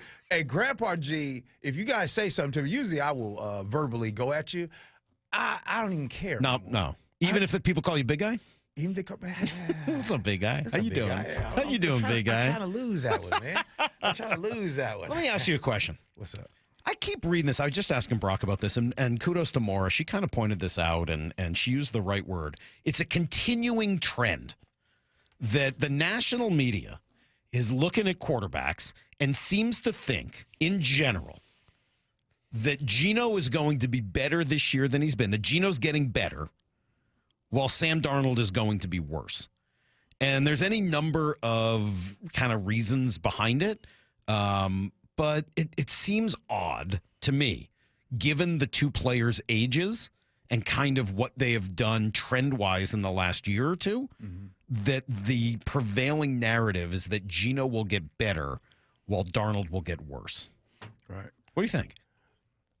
I'm going to say that they would have more evidence of Sam Darnold potentially being worse than he was last season than they have evidence of Geno being better. Okay. And here's why. When you talk about Sam is coming into a whole new situation. New offensive coaching, right? You have he has new players that he's playing with, new system. Not to say it wasn't new in Minnesota, but in Minnesota, at least it was established before he got there. He's coming here. Everything is new. The system is new, not just new to him. Not just new, right. The whole, everything is new to everyone. Right. Fair. Right? Good point. So you have that. So I would say if someone said that, I can be like, okay, I can see your argument. I don't agree, but I can see your argument. When it comes to Geno, they have even less of an argument because Pete is new in Las Vegas. Everything's new for Geno. Chip is new. He's coming from college. So I think I disagree with that. And I disagree with the support of the evidence that you have that Geno will be better. Now, truthfully, let me answer that. I for sure don't think Geno will be better because, let's be real, quarterbacks are judged on wins and losses. Just age-wise. Like, it's hard to imagine getting better at that age. I just don't think they're building something. We know, you all listening right now, you remember when Pete first got here to Seattle. They were 7-9. Yeah, they went to the playoffs, and yeah, you guys remember what happened in the division, but you just don't build this thing overnight in the NFL. So if they're expecting, and by the way, I love Pete. I truly do. Do I think they're going to the playoffs? No. They're not going to the playoffs. Tough division, too. Tough division? Not just that. Say the quiet part out loud. It's Las Vegas, baby. It's Las Vegas. It's not just Las Vegas. It's Pete Carroll running a team in Las Vegas. It's a funny mix. I love Pete. I want to I really want to just say this. I really do love Pete. Pete's style and the way is not going to work in Las Vegas. All right. That's a strong statement. It's not going to work in Las Vegas. Because of the distractions and everything that exists in that town? It could work in Seattle. It worked in Los Angeles. I mean, right, USC, I mean, there are plenty of distractions, et cetera, at USC. Ain't no distraction like Vegas, baby. That's true. Ain't no Vegas is still the biggest distraction when you're in L.A. A lot of text messages. I think embraced is a bit strong. We've tolerated Salk. That is more accurate. I wouldn't say I've been embraced. Let's go with tolerated. Stop trolling. The Boston accent is the worst, and Mike thankfully doesn't have it. I think you might be missing the joke, but that's okay. 253 says, I'm glad I looked up the controversy so I could get all these inside jokes. And then 425 wondering if you're doing drugs. What accent? Yes, it is confusing. Yeah, look, I'll admit I am a little confusing, but if there's one thing that Mike Salk knows that I love to do, I am the king of subliminal. I do it on social media all the time. No kidding. Back when he was my boss, he would text me like, hey, what did you mean by this tweet? Right. Hey, what did you mean by this? And to which I would play, and Big Cal be doing it too. I don't know what you're talking about. Yeah, Big Cal be on that too, like, oh, gee, I see that subliminal shot. Yeah, I'm going to start taking shots at him anyways. What do you got? Wait, are we going to let G weigh in on RG3? Lyle not tagging Brock? But oh, yeah. Scenarios. The video of all him? right, so you saw what happened, right? Because Brock got sentelled, which I am not going to rip Brock for because I've never heard of the damn thing. But anyway, you heard that Brock fell for the NBA Centel account, and so yeah, that became a whole thing. When Lyle tweeted about it and talked about how funny it was and put the video out there, he did not tag Brock. Right. Should he have? No. Why not? No, he shouldn't. You asked the noted subtweeter. Guess what he says? No, but first, this is like asking a wolf whether or not the rabbit or whatever should be allowed to run around. I got a few surprise. I'm shocked on a few things. One, I am shocked that Lyle took to social media to just blast Brock like that. Blast him. No, He just was whoa. Said it was you funny. you don't think it's blast, but read the tweet. Look, listen, y'all. Watch how the blast. Listen to the blast. Read the tweet how it starts. Go ahead. All right, hold on. I have to pull it up. I don't have it like ready to go. Read the tweet, baby. Lyle doesn't have it ready to go. Lyle's lucky he's awake in there. What are you talking about? I didn't have it pulled See, up. this is what I'm saying. Hey, all the time, y'all be giving Lyle all the hard time. Yes, of Lyle course we doesn't know do. this. Lyle doesn't know that. Yeah. So this is why it was a big moment yesterday for Lyle. All right. But Lyle, set it. Go set ahead, it up. Lyle. Read the Read tweet. it, baby. Okay, I said tired, Brock Heward, UW royalty, and Fox Sports college football Stop analyst. right there. Stop. UW royalty. He and is. Fox all this. Keep going. Wired, Brock Heward, guy who got sentelled on live sports radio. This is, for me, the funniest thing that's happened since I've been on the show, and I'm still laughing about it. I got no problems with that. That's not ripping him. It's just funny. But he set it up first. He set it up with the royalty. He set it up with the Fox. He set him up to only slice and dice Brock. But then on don't you social have to, media. if you're actually ripping him, though, then don't you have to tag him? No. Look here, I'm a subliminal. No, you don't want to take. If they want to see it, then they'll go ahead. Now, people like me jump into the text thread and hit y'all up and just said, wait, Brock really got sentelled live on the air? Do you know how hard that is to do? It's one thing to get sentelled, but to get sentelled live, I mean, Brock didn't take the time to vet that information. He just got on there and says, oh my goodness, the WNBA is going to ban booing. Like, again, I said to Brock yesterday, you didn't stop and think for 1 second that they're going to ban booing in a league? What, you're going to punt 10,000 fans out of a stadium if they're booing?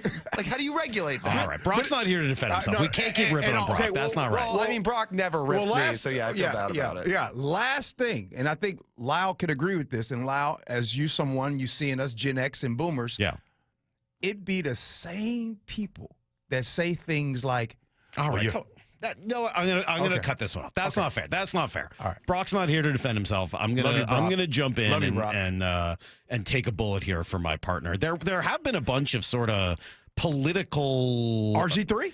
Yeah, there's Ryan RG Clark. There's that. There's the Caitlin Clark deal from their opening game. Do you have any thoughts on either of those two kind of intersections of sports and culture / political conversation? Well, let's start from the beginning and let's go. First, Caitlin Clark, Angel Reese. Yeah, what do you make of that? I am and have been so sick of this, how they're talking about everything but the game. Most recent, Caitlin Clark fouled Angel Reese. It was a hard foul. Yeah. She was assessed a flagrant foul. It was a basketball play. Okay. Right? And it just so happened to be on Angel Reese. Angel Reese didn't like it. Okay. That's normal, right? And all of it is normal. In the confines of the game, it should have stayed right there. Unfortunately, people like RG3 and others wants to make a huge deal out of this. Here's RG3. Took to X after watching Caitlin Clark's flagrant foul on Angel Reese in the aftermath. There is no way Angel Reese can continue the lie that she doesn't dislike Caitlin Clark. I know what hatred looks like. Angel Reese hates Caitlin Clark. Not some basketball rivalry hate either. Hate. To which I disagree with RG3 in trying to just assume that someone hates another. However, it's RG3. That's par for the course from him. I don't like RG3. Whatever.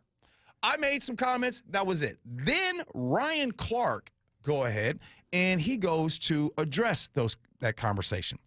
And when he goes to talk about RG3, one of the things that Ryan Clark said was, he said that RG3 uses his wife's skin color as a prop, and she should be seen as more than that because she's actually a quite lovely person.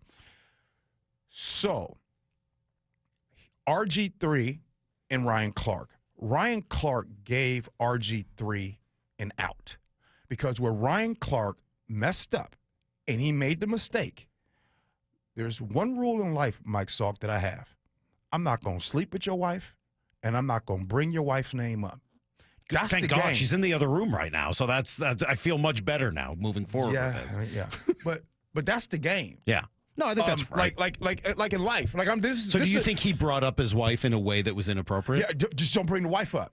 Don't bring the wife up. Now people start saying he insulted her. He didn't insult her. Exactly. That would be that's what RG3 said. That's not true. No, that's not true. He didn't insult her. But Ryan Clark, you gave RG3 an out when you bring up his wife. Right. Keep it to RG3. Because now he can say you insulted my Thank wife. you. Right? Yeah, I think that's fair. But obviously, these two guys know each other. They work together, and Ryan's upset about, RG3 as a teammate and a broadcast mate and all these other things that go deeper. And he seems to be making a case that there is like the prop-like element of that.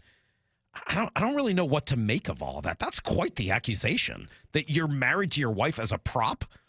Yeah. That's a hell of an accusation. Don't even. Well, RG3, on the other hand, celebrates National Milk Day and puts pictures of his wife. Again, right. RG3, I'm not a fan of his. So in that way, didn't he make his wife part of the story first? Let him do that. Okay. But Ryan Clark, you can't touch that. Now, let me just say this.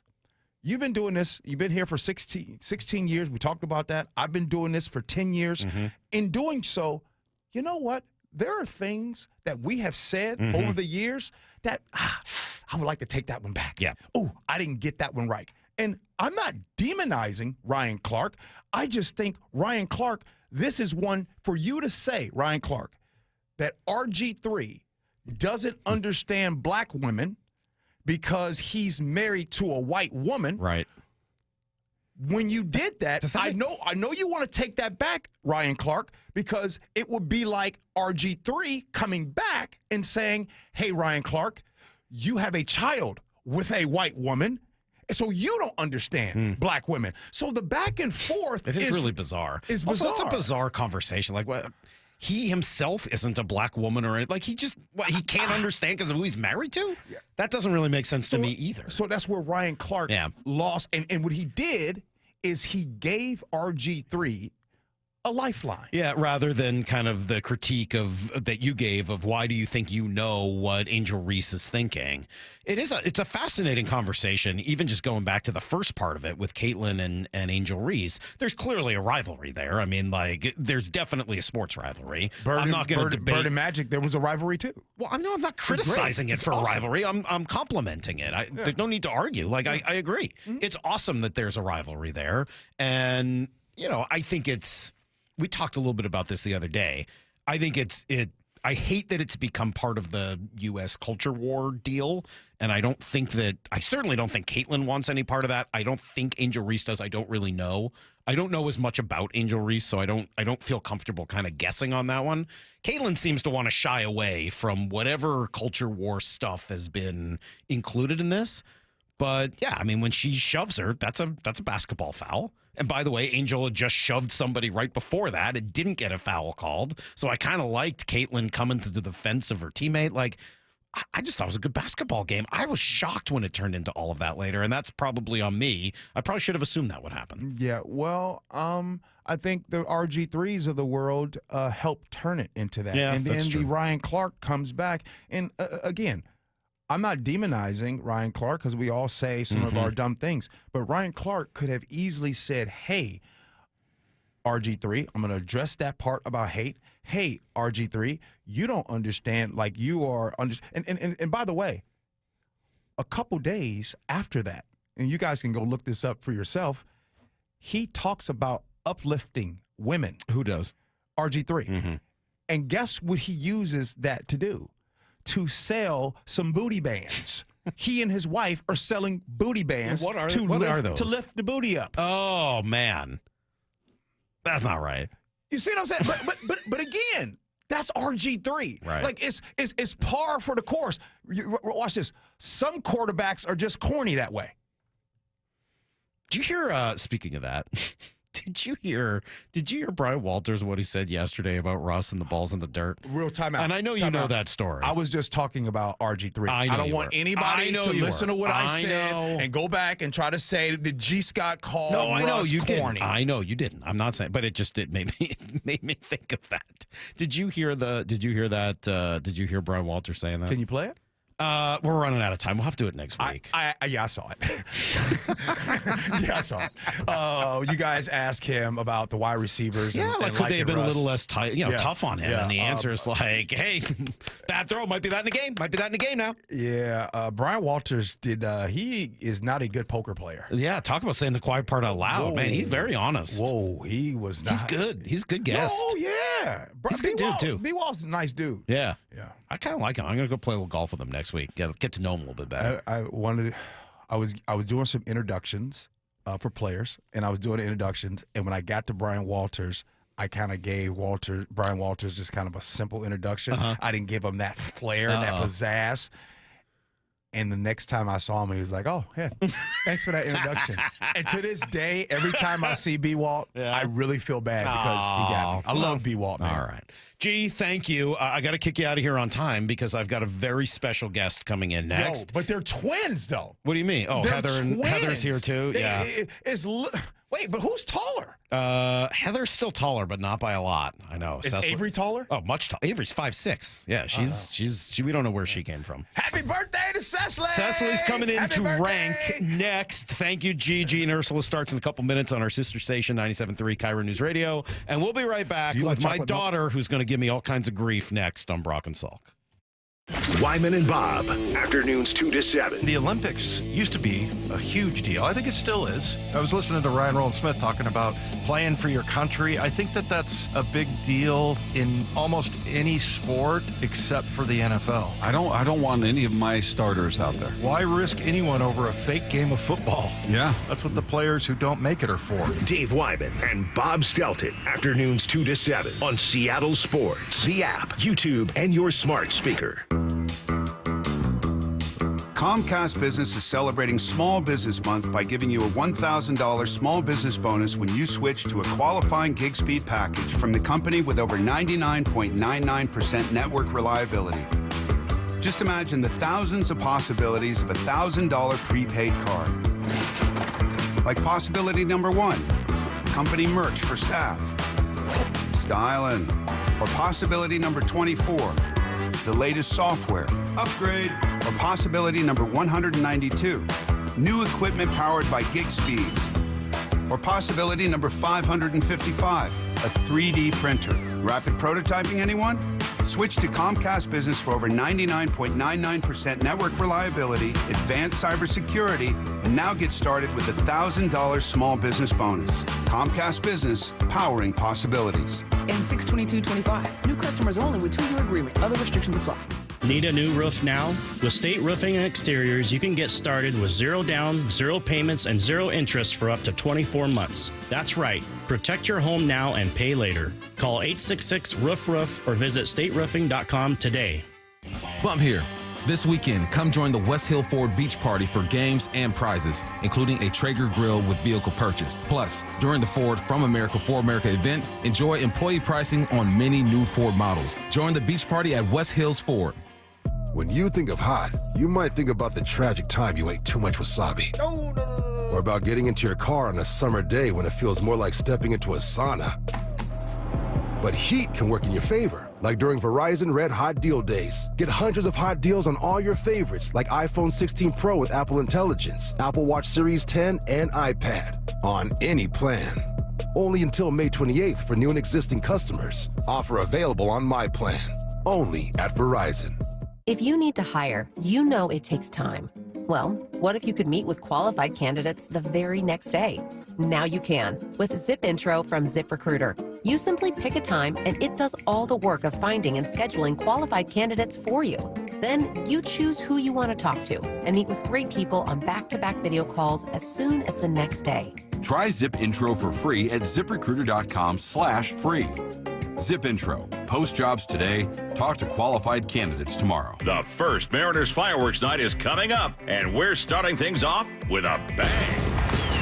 Be here on Friday, May 30th for our K-pop fireworks show, presented by T-Mobile, after the team takes on the Twins at 7:10. Jorge Polanco, his second home run of the night. He is absolutely on fire. Get ready for an epic dance party as we light up the sky with a post-game show powered by the biggest global hits, fireworks, and Mariners baseball.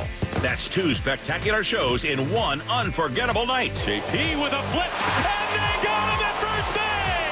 How in the world? Visit Mariners.com/fireworks to get your tickets and see the complete lineup of all 6 Mariners fireworks nights this summer, including a sing-along show on June 13th and a patriotic palooza on July 3rd. Plus, check out everything else on deck at T-Mobile Park, like 3 straight Mariners value games against the Orioles starting Tuesday, June 3rd. Mariners baseball. Try dance up. Attention! If you owe money to the IRS, this is an urgent message. The IRS is cracking down by sending out collection letters, garnishing paychecks, seizing bank accounts, and putting liens on homes and businesses. They call it enforced compliance, and you better watch out because penalties and interest on unpaid taxes compound daily, making it even harder to get out of debt. Don't let tax debt destroy your life. You need to call Optima Tax Relief, America's #1 tax resolution firm. They're experts in taxpayer assistance programs that can save you thousands if you qualify. A+ rated by the Better Business Bureau, Optima's resolved over $1 billion of tax debt for their clients. Let them fight on your behalf, helping to put your tax problems to rest. Call the tax professionals at Optima now for a free consultation. Call 800-343-6460. 800-343-6460. 800-343-6460.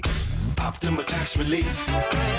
Some restrictions apply. For complete details, please visit OptimaTaxRelief.com. Feeling lucky? Don't miss the Lucky Classic Collector Car Truck and Boat Auction, Saturday, May 31st at Tacoma's LeMay Marymount Event Center. Hundreds of cars, vintage, muscle, exotic, classics, trucks, boats, and more. Saturday, May 31st at Tacoma's LeMay Marymount Event Center. Millions of dollars in inventory, many must sell with no reserve whatsoever. Get lucky, get local, and get in line for the Northwest's greatest collector car auction. Auction details at luckyoldcar.com.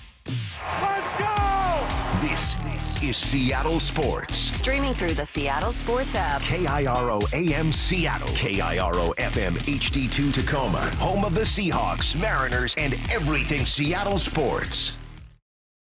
Give me a freaking auto! From the Quantum Fiber Studio, this is Brock and Salk on Seattle Sports. Brock Heward and Matt Marcus. Sorry about Mike. Heward, not exactly Joe Cat there in the pocket. Now here are your hosts, Brock Heward and Mike Salk. All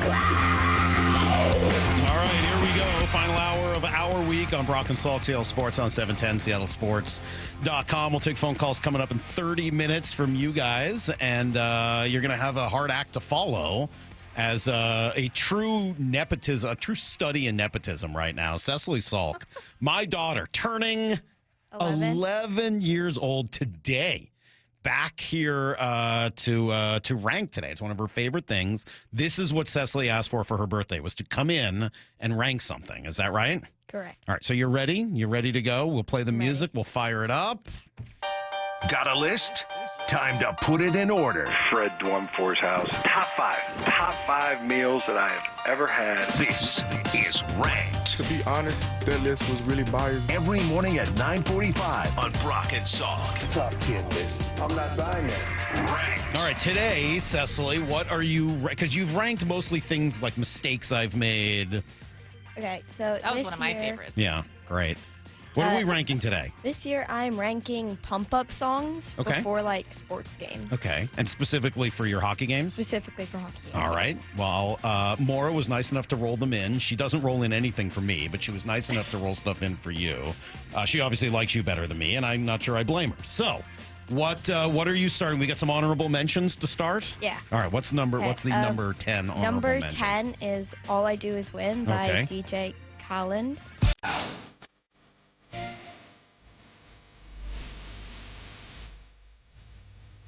When is this before the game or more of This is a after we win game. Okay. So if we lose, we don't play this. So you But only every play it time if you win? Yes. Is there a dance or anything that goes with it? Do you There's sing no dance. along? We just get undressed while we listen. All right. All right, so that's number 10. All I do is win. What else do you have? What's next? Number 9 is Wellerman by Nathan Evans. Okay. My team sings this song before every game. You sing it? Yeah. Okay. And during the Winthrop tournament, before one of the games, we all sang it and won the competition with the other team of who could sing louder. Oh. We won, but Of course you did. Did you win the game? no. Wait. Yeah, no. No. Close. Okay. Yeah, it was the game that we tied. And then because they had more goals. All right. Well, you tied though. All right. So you got the Wellerman. That's sort of become a hockey thing, I think, Yes. right? The pirate. What are they called? They're not ditties. They're sea shanties. Yeah. They're shanties. Mhm. All right. You like a good shanty. Yeah. All right. What else is on this list? Number 8, we have the Macarena by Los Del Rio. Okay. You don't. What? Sorry. Before every game, my team will, once we're all dressed, we play this and we dance it out in the locker room. Are you going to do the Macarena? What would?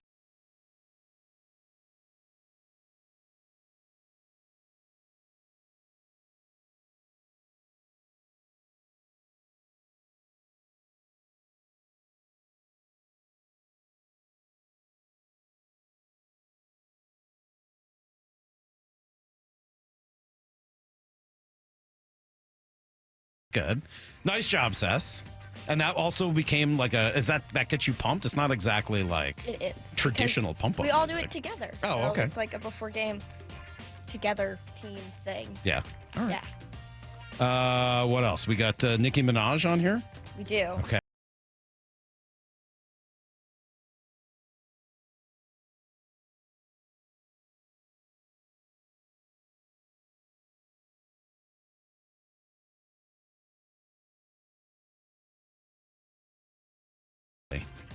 And then what's next? Should we go to top 5? I think we got to do. Didn't you? Okay, yeah. I think we're on to the Okay. top 5. The top 5, Mar. We're ready. Sorry, Cecily's better at this than I am today. Number 5, Yes. we have Catfish by Doechii. We made a pump up mix for this song. Yes. Yeah. It is awesome. Yeah.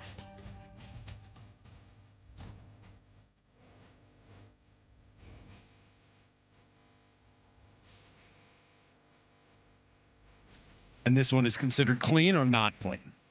Well, the actual song is not clean, but this I found a clean version. You found a clean version for radio play? Oh, good. I could see this being a pop-up song for sure. I agree with that. By the way, Doechii's awesome. I'm all in on Doechii. Okay. Number 4. Yeah. We have The Joker and the Thief by Wolfmother. Yes, this one's new. You just one's learned new, about this yes. one. What was it about this song that got you?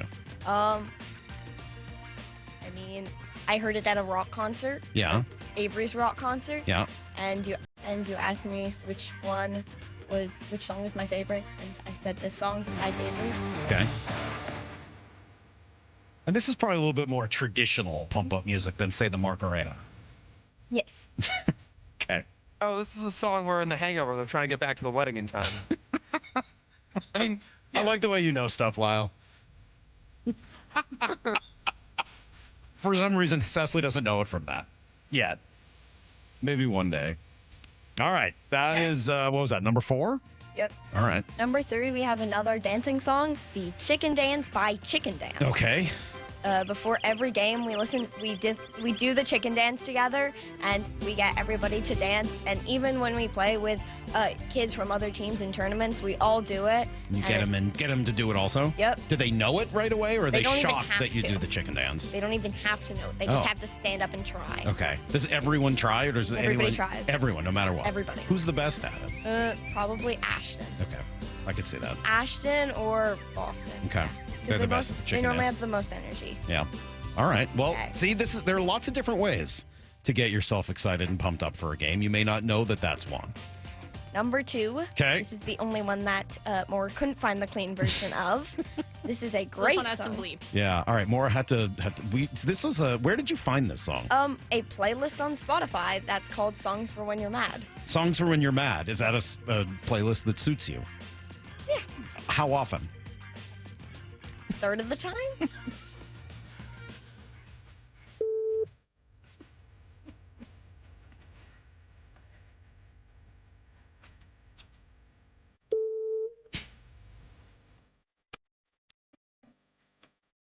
Cecily, who lets you listen to this stuff? You. What? What do you mean me?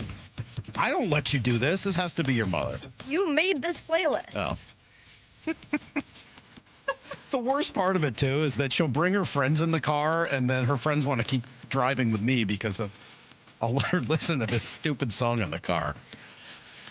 Okay.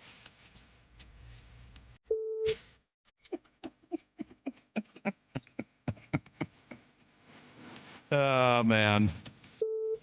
All right, that's enough of that. Sheesh. This is a family show, Cecily. You're corrupting the youth. Yay.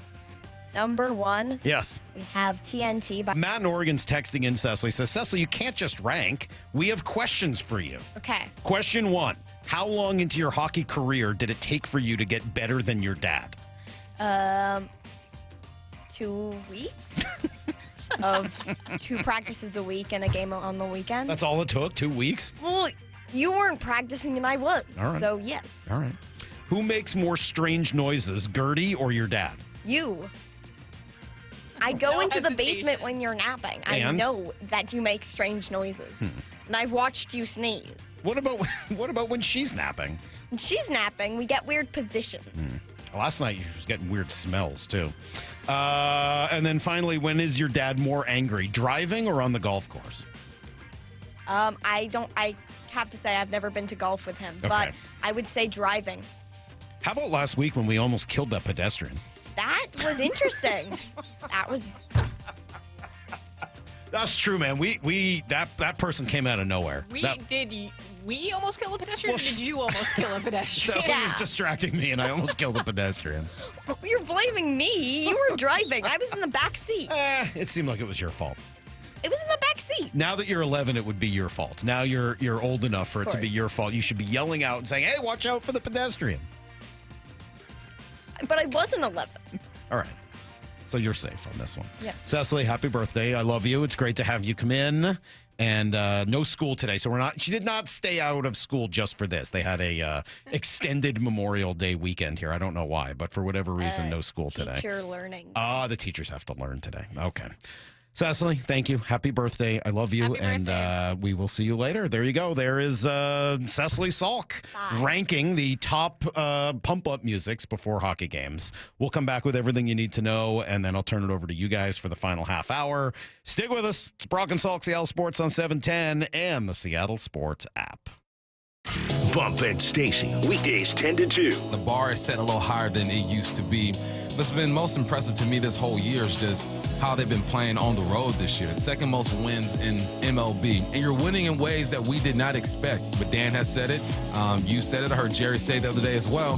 They win in multiple ways. And if you want to be a good baseball team, that's what you have to do.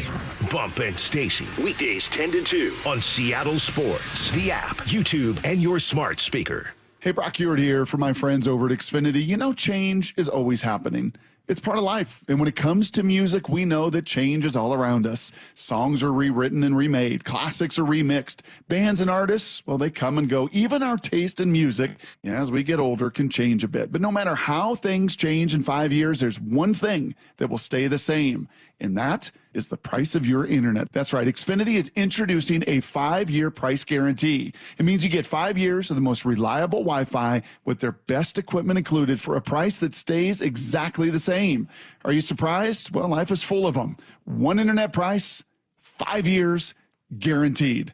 Learn more at Xfinity.com/deals. Now, restrictions apply. New residential customers only. Taxes and fees extra and subject to change. Most reliable Wi-Fi based on Open Signal Awards USA. Fixed Broadband Experience Report, August of 2024. Go check it all out right online at Xfinity.com/deals. Get 0% financing for 72 months on Cat compact construction equipment at NC Machinery.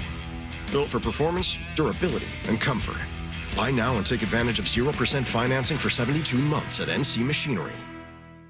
We at 3 Tree Roofing understand that your home is your castle. That's why our certified technicians use state-of-the-art installation methods to deliver the highest warranties available. Check out our hundreds of online reviews and schedule a free estimate to see for yourself. 3 Tree Roofing, your Puget Sound roofing experts. Wesley Financial Group is not a law firm. Do you find yourself stuck in a timeshare? Get the real facts about the timeshare industry and your options for cancellation. Chuck McDowell, founder of Wesley Financial Group, has put together a free information guide that reveals the secrets the timeshare industry doesn't want you to know, including the 5 ways to get rid of your timeshare. Call now and get this timeshare cancellation guide absolutely free. Call 800-838-6161. That's 800-838-6161. 800-838-6161. The success you've already had matters at University of Maryland Global Campus because we're a school for real life. An accredited state university, UMGC lets you earn up to 90 credits toward a bachelor's for prior learning, life, and work experience, or transfer up to 12 credits toward a master's. We offer affordable tuition and online and hybrid courses. No application fee if you apply by May 30th. Learn more at umgc.edu. Certified to operate in Virginia by Chev. Yeah, I have a ton of really memorable customers. So one of my favorite customers I've ever had, he came in and had a really bad experience with several different dealerships. He just lost his husband. His husband left him with a truck, and he was like, I don't need a truck. Like, this is so impractical for me. And it was a really emotional decision for him because it was one of the last things that he had, obviously husbands. We were like, it's no problem. Like, we're going to help you. And we did the process the same way that we always do the process. And we helped him trade in his truck for a beautiful new Rogue. And that was really cool. And he bought his second car from us. And I'm sure when he needs a third car, he'll come back and buy his third car from Nissan too. Afterwards, to thank us, he sent us this beautiful basket of like candies and fruits and stuff. Making a great day for the people around you is making a great day for yourself. The LJ Way is the Lee Johnson Auto family. For down territory, going inside the game. What Michael Bumpus. I like this. More quarterbacks should start doing this. Every day at 11:15 and 1:15 on Bump and Stacy. Hey, baseball fans, Rick Riz here. I'm excited to introduce you to my good friend Keith Dashafee, owner of Pella Windows and Doors of Western Washington. Keith? Thanks, Rick. At Pella Windows and Doors, we pride ourselves on delivering top-quality windows and doors that enhance the beauty and energy efficiency of your home. Our products are built to last with innovative designs and exceptional craftsmanship. Whether you're looking to upgrade your windows or install new doors, Pella has you covered. That's fantastic, Keith. Don't wait. Schedule your free appointment today at PellaPNW.com. Mariners fans, it's time to bring the noise to T-Mobile Park. This lineup is loaded up and locked in. From every moonshot. Now Raleigh obliterates this. How far? Way back there. To every how in the world did he catch that moment? Up play. Aaron Williamson reels it in. Be here as the squad shuts the door and lights the W. Munoz looking for the final out. Here's the stretch and a 2-2 on the way to Young. It is strike 3 called and the ball game is over. This is our house. They're going crazy here at T-Mobile Park. Mariners baseball. Try dance up. The Mariners are back in town next week for a 9-game homestand, and the fun kicks off with a 3-day Randy Arozarena bobblehead giveaway Tuesday through Thursday against the Nationals. All 3 games are Mariners value games, which means you can score seats starting at just $11. Get your tickets today at mariners.com.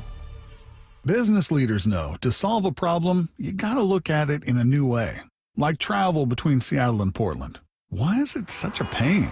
I-5 traffic, TSA slowdowns, SeaTac hassles. Seaport removes those pain points. We fly out of Boeing Field and a private terminal at PDX. You park for free, steps away from your plane. And with flights every 45 minutes, you're always home for dinner. Problem solved. Seaport Airlines. It's about time. Need to know. 15 minutes past every hour with Brock and Salk. Here's what you need to know. Up first. Man, I got a lot of texts here in from you guys after Cecily came in, so I'll try to get to a few of those in a few minutes, and then we will take phone calls coming up in 15. Let me tell you what you need to know. We'll start with George Kirby, who pitched last night. Wasn't great, to be honest, and I think he knows that, and I think Dan knows that, and they know that. I mean, like, the only question is whether or not they should have had one more start in AAA to continue to get him ready. And you know what? Maybe if Bryce was healthy, maybe if Logan was healthy, maybe he would have had one more. I'd like to think that didn't play a role, but I don't know. It's how do you keep that totally out of your mind? I'm sure he wanted to get back out there and help the team. Unfortunately, just didn't have as good command. Gave up 5 runs in just 3 2/3 innings. But, again, something to build off of, right? Of course. I could take some things to learn from today. Obviously, didn't go the way I wanted to, but just trying to take a couple of things from today, and most importantly, I felt good. So kind of just take that in the next start. And I appreciate Dan trying to find a silver lining in what wasn't a great outing by saying, hey, at least he was in some spots that he had to remember how to pitch out of. Yeah, I think, in some ways good for him to get in there and have some of those situations. And again, I thought he did a good job of attacking and using his stuff. Give them a little bit of credit for, being able to find a couple of barrels in certain situations. But, again, a good one to build on. And it's just great to have George back. I was a little curious if he was going to keep dancing out of trouble, and eventually some of that loud contact showed up at the wrong times. 3 more this weekend, though, so a couple more chances to get it right.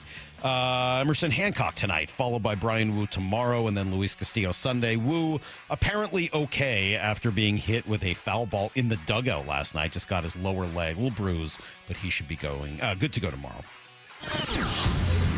Here's the second thing you need to know. Actually, you can hear a little of that from Dan Wilson, who also gave an update on Julio, who was a late scratch yesterday. Yeah, Julio just with some back tightness, just a day-to-day thing. So, and then Brian Wu, the foul ball came in the dugout and got, I think it was a bruise on his lower leg, but I think, he was up and around, walking around, so he should be fine. Good news there. Both Logan Evans or Logan Miller, Logan Gilbert and Bryce Miller are going to throw not just bullpens, but really sim games today. Shannon gave us kind of the lowdown on that earlier. Bryce sure sounds like he would like to be back as soon as this IL stint is over. So next week while they're at home. Logan probably not too far behind, but he's been out a lot longer. He's going to need at least a rehab start or 2. And then I've been enjoying this national attention the Mariners are getting up to number 8 in ESPN's power rankings. Cal Raleigh and Andres Munoz both spotlighted in the Buster Only podcast with Hembo, who was given the Cal numbers. I mean, this is just anybody could look this up, but he's on pace to have 108 runs, 54 home runs, and drive in 111 this year with a 9.5 Fangraphs WAR. That's insane. That's truly unbelievable numbers for a catcher. And again, he's right now on pace to play all 162 games. That's probably not sustainable, and I am curious how Dan is going to start to give him a little bit more time off. Also from Hembo, some great stuff on Andres Munoz. He calls him the best closer in baseball, says he's even the best pitcher in baseball, goes through the fastball and then this on the slider. The second thing I wrote down is his slider is genuinely one of baseball's best swing over pitches. It has 37 inches of vertical break. That is nasty shape on that pitch. It generates whiff at 55% frequency, more than 1 and 2. That's an absurd number. And lastly, Buster, when he throws a slider with 2 strikes, you're 1 for 30 with 21 strikeouts. I mean, right now the Mariners are playing an 8-inning game, and I can say without hesitation that Andres Munoz is the best closer, the best relief pitcher in all of baseball right now. That's pretty high praise. And I think we're going to get Hembo on the show next week. We've had a little conversation, so we're just working on some times and dates to see if we can get that right. Here's the third thing you need to know. All right, let's see quickly. Panthers win yesterday. Florida just dominated Carolina. I get the sense they're going to be back in the Stanley Cup final again. Curious to see who meets them. I think it's going to be Dallas. Said that before the series, but I don't know. I would like to see a rematch of last year. I got to say, it's not just that Edmonton's the only Canadian team left. The fact that, the other 3 teams are all Southern, 2 of them are stolen teams. I don't know. Florida shouldn't even really... fine, they deserve to have a team. I'm not saying they shouldn't. But, they won last year. They're in Florida. I don't know. And then Dallas, used to be the Minnesota North Stars. And Carolina used to be the Hartford Whalers. So it's a little hard for me to root for all of that. I guess I'm still rooting for Edmonton. I know I'm not rooting for the Thunder, but they won last night. And the Kraken general manager says they're getting closer to naming a coach. No offers have been made, though, as of yet.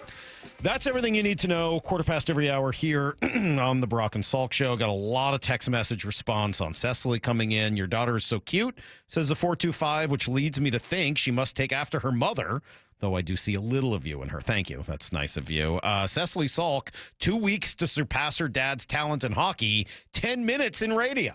All right. See, that's unnecessary. Actually, there were 2 of those back to back that say almost the exact same thing. Mike, I can tell you're a great dad. That's nice of you. Thank you. You get weird smells from dad as well.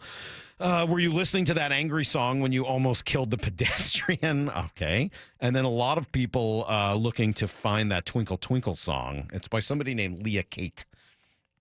It's quite the song. It's quite the song.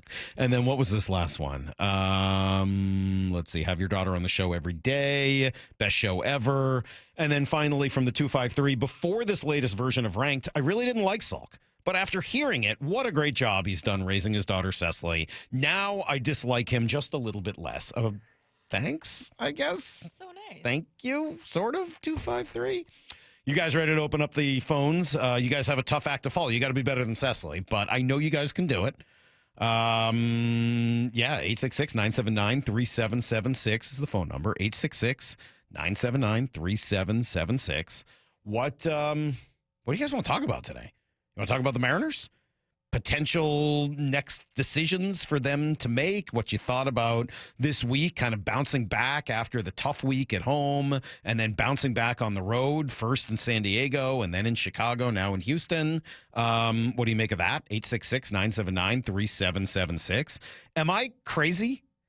Am I crazy when I'm reading this and I see this idea that Geno is going to get better while Darnold is going to get worse, and Geno is a top 10 quarterback and Darnold's 26, that I think it's insanity? I'm not sitting here telling you Sam Darnold is going to light the world on fire, be an MVP, but did I miss something, I guess, with Geno and people thinking he's now going to be even better at his age, whereas Darnold is younger and showed so much improvement last year? I don't see that, but what do you guys see? 866-979-3776. You got Tush Push, which went down this week. You got a million different things, but I would like to hear from you. It took a little guilt tripping last week. I hope we don't have to go through that this week. I'll give you the number again, 866-979-3776. Start of a long weekend. Whatever you guys want to talk about, we'll do it together next on Brock and Salk. Bump and Stacy, weekdays 10 to 2. The bar is set a little higher than it used to be. What's been most impressive to me this whole year is just how they've been playing on the road this year. Second most wins in MLB. And you're winning in ways that we did not expect. But Dan has said it. You said it. I heard Jerry say the other day as well. They win in multiple ways. And if you want to be a good baseball team, that's what you have to do. Bump and Stacy, weekdays 10 to 2 on Seattle Sports, the app, YouTube, and your smart speaker. We've all been there. Sleepless nights, mind racing, wondering if your business's security service is really protecting what matters. At Bail Arm, we can put your security insecurities to bed. Video security, burglar alarms, fire alarms, access control, 24/7 monitoring, and more. Our advanced technology and personalized support ensure you can rest easy, knowing we're here for you, your people, and your business. Visit bailarm.com to talk to a local security expert. Bail Arm, we got you. There's nothing better than having a big fish on your line. You'll hear that sound a lot at Queen Charlotte Lodge. Experience a luxury resort, breathtaking wildlife, spectacular wilderness, and amazing fishing at Queen Charlotte Lodge in British Columbia. Reserve now for peak king salmon runs and plentiful halibut this May and June. At Queen Charlotte Lodge, it's fishing first class. Go to fishqcl.com. That's fishqcl.com. And remember, our dollar is worth $1.40 north of the border. The success you've already had matters at University of Maryland Global Campus because we're a school for real life. An accredited state university, UMGC lets you earn up to 90 credits toward a bachelor's for prior learning, life, and work experience, or transfer up to 12 credits toward a master's. We offer affordable tuition and online and hybrid courses. No application fee if you apply by May 30th. Learn more at umgc.edu. Certified to operate in Virginia by Chev. Confidence is knowing you're ready to handle whatever comes your way. That's what it feels like to take on your workday with Cintas. They make sure your AEDs are up to date, your fire extinguishers are tested and inspected, Your floor mats are cleaned and delivered. And your workwear looks good, feels good, and is freshly laundered with the Cintas Apparel Plus program. So are you ready to take on today? Visit Cintas.com. Oh, I'm ready! And get ready for the workday. Imagine finding your dream home and moving in right away. No waiting to sell your old place first. Sounds perfect, right? That's exactly what Orchard's Move First, Sell Later program lets you do. Buy your new home now and sell the old one later. Here's how it works. Orchard gives you cash so you can buy and move into your new home first, on your timeline. No waiting, no showings, no double moves. Then the Orchard experts take it from there. They handle repairs on your old home for you so you attract the right buyers. Once they're done, a local Orchard agent lists and sells your home for top dollar. Orchard's Move First program gives you the freedom to buy and move into your new home first and sell your old home later. Buy before you sell and get top dollar for your home with Orchard. Ready to find out how much your home is worth? Visit Orchard.com to get your free home valuation. That's Orchard.com. The future is here, so why is your internet stuck in the past? With Quantum Fiber Internet, you can get next-level multi-gig speed on a reliable fiber network. Fair and honest pricing with no annual contracts or bundling required. And whole home 360 Wi-Fi to make sure your devices are ready to take you where you want to go. So you can stream, post, game, surf, like, and love to your heart's content. You do you. Let Quantum Fiber Internet take care of the rest. Learn more at quantumfiber.com. Limited availability, service and speed in select locations only. Headed outdoors or on the water this weekend? Check in with Joey and Nelly on the Outdoor Line from 6 to 8 a.m. every Saturday on seattlesports.com. No matter how old you get, you always remember that one great teacher. Hi, this is Rick Riz, inviting you to join WSECU in celebrating Teacher of the Week. Great teachers inspire. Nominate a teacher you feel has changed a life in our community. This year, we're going to honor 24 great teachers with grants of $500, courtesy of WSECU, the credit union for Washington. Teachers are the real MVPs. Nominate an exceptional teacher now at mynorthwest.com/teacher.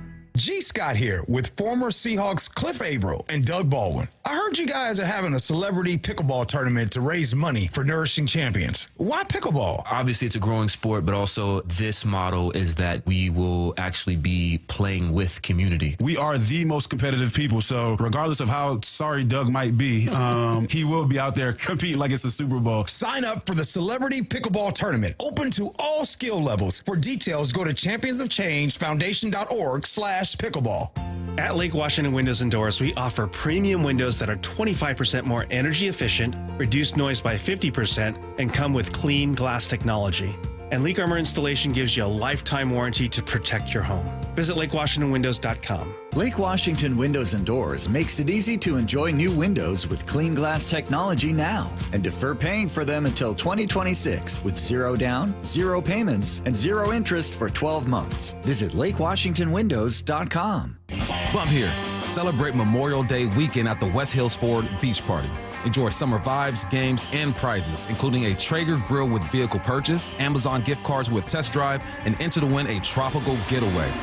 Plus, during the Ford From America for America event, enjoy employee pricing on many new Ford models. Join the beach party at West Hills Ford, just off of Auto Centerway exit, Highway 3, Bremerton. Part of the Hazelwood Auto Group. Hazelwood has it all.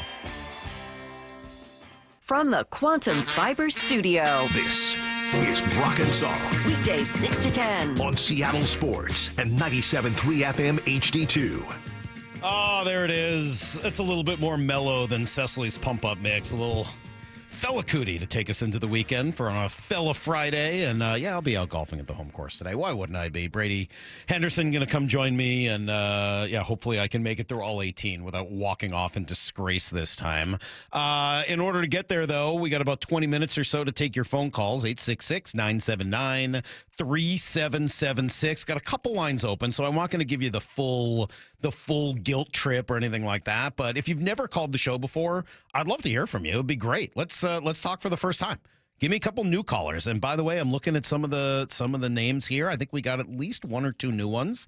And I'd love to hear from other people who've never called the show. And if you're new, I promise to be nice. Well, mostly.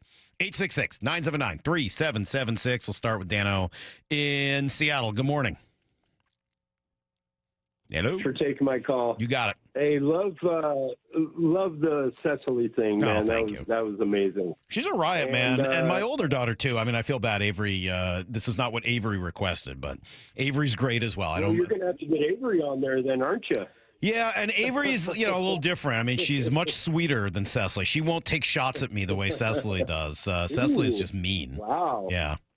Okay. Hey, I was really impressed that she actually knew about AC/DC. Well, I mean, I'm a responsible parent, right? I mean, geez. I saw AC/DC in 78. That tells you how old I am. I mean, you saw him with Bon Scott. That's pretty legendary. That's awesome. It is. It was. The fact that, she actually knows about them, did you introduce her to them, or? Well, yeah, I mean, but she likes hockey. I mean, I feel like a song like TNT is pretty standard in the pump up hockey style world. So, yeah. All right, what's on your mind? In a second. Just real surprised that she didn't put who let the dogs out in the top 10. I mean, come on, Funny. But other than that, so the whole Geno Smith-Darnold thing, break it down this way. The receiver, you can put any offensive line in front of a quarterback. Break it down to the receivers. Sam Darnold's got far better receivers than Geno. So I think it's obvious that in all respects, Sam Darnold should have a better season, in my opinion. Well, that would be great. I hope you're right about that, obviously. I mean, it does feel like there's a little Pacific Northwest disrespect going on here. I don't like playing that card all the time, but it does kind of feel that way to me. Of like, oh, well, Geno's out of the Pacific Northwest, so now we can start talking about him as a top-tier quarterback? I don't know. I just don't see it that way. 866-979-3776. Go to Cameron in Virginia. Good morning, Cameron. Hey, how's it going, Mike? What's up? First-time caller. I actually called the Brock and Danny show one time, but that's the only time I've ever called. Hey, I'm getting pulled over by a Virginia State Trooper. I got to go. Oh, no. Oh, no. Oh, that stinks. Oh, it's his first time calling, and he got pulled over. Oh, that stinks. All right. Well, be nice, Cameron. Be nice to the trooper, and hopefully you don't end up getting a ticket. We'll keep this going. I'll go to Mike in Edmonds. Oh, Mike, what's going on, man? It's been a while. Oh, yeah. Hi, Salk. You enjoying this Mariner season? Yes, I am. Still, I'd love to be, all in the deep end of the pool, feet first, but I'm still worried about the 10-game loss last year a little bit. Okay. First, let me say that Cecily is exceptionally well-spoken for an 11-year-old. Thank you. I have a grandson that's going to be 11, almost 12, and he couldn't have done that. So, well, let's make sure she's not still listening. I don't need her getting a big head. I mean, she is confident enough. The last thing I need is her taking over the household. Yes. I want to get to something DePoto said, but first let me correct something. When you and Brock said that I was an old guy sitting on a rocker with a blanket on the porch, only one part of that was true. And which part? The old part. I'm 25 years older than Brock. I got a large vegetable and flower and fruit garden. I run 3 days a week, 6 to 11 miles. I believe it. Golf twice a week. Work out 3 times a week. So my man, I'm not the rocking chair guy yet. All right. So when you talk about all those fruits and vegetables, we had this debate earlier with the rally avocado and then the rally banana yesterday. Do you have a suggestion for the next piece of rally produce for these Mariners?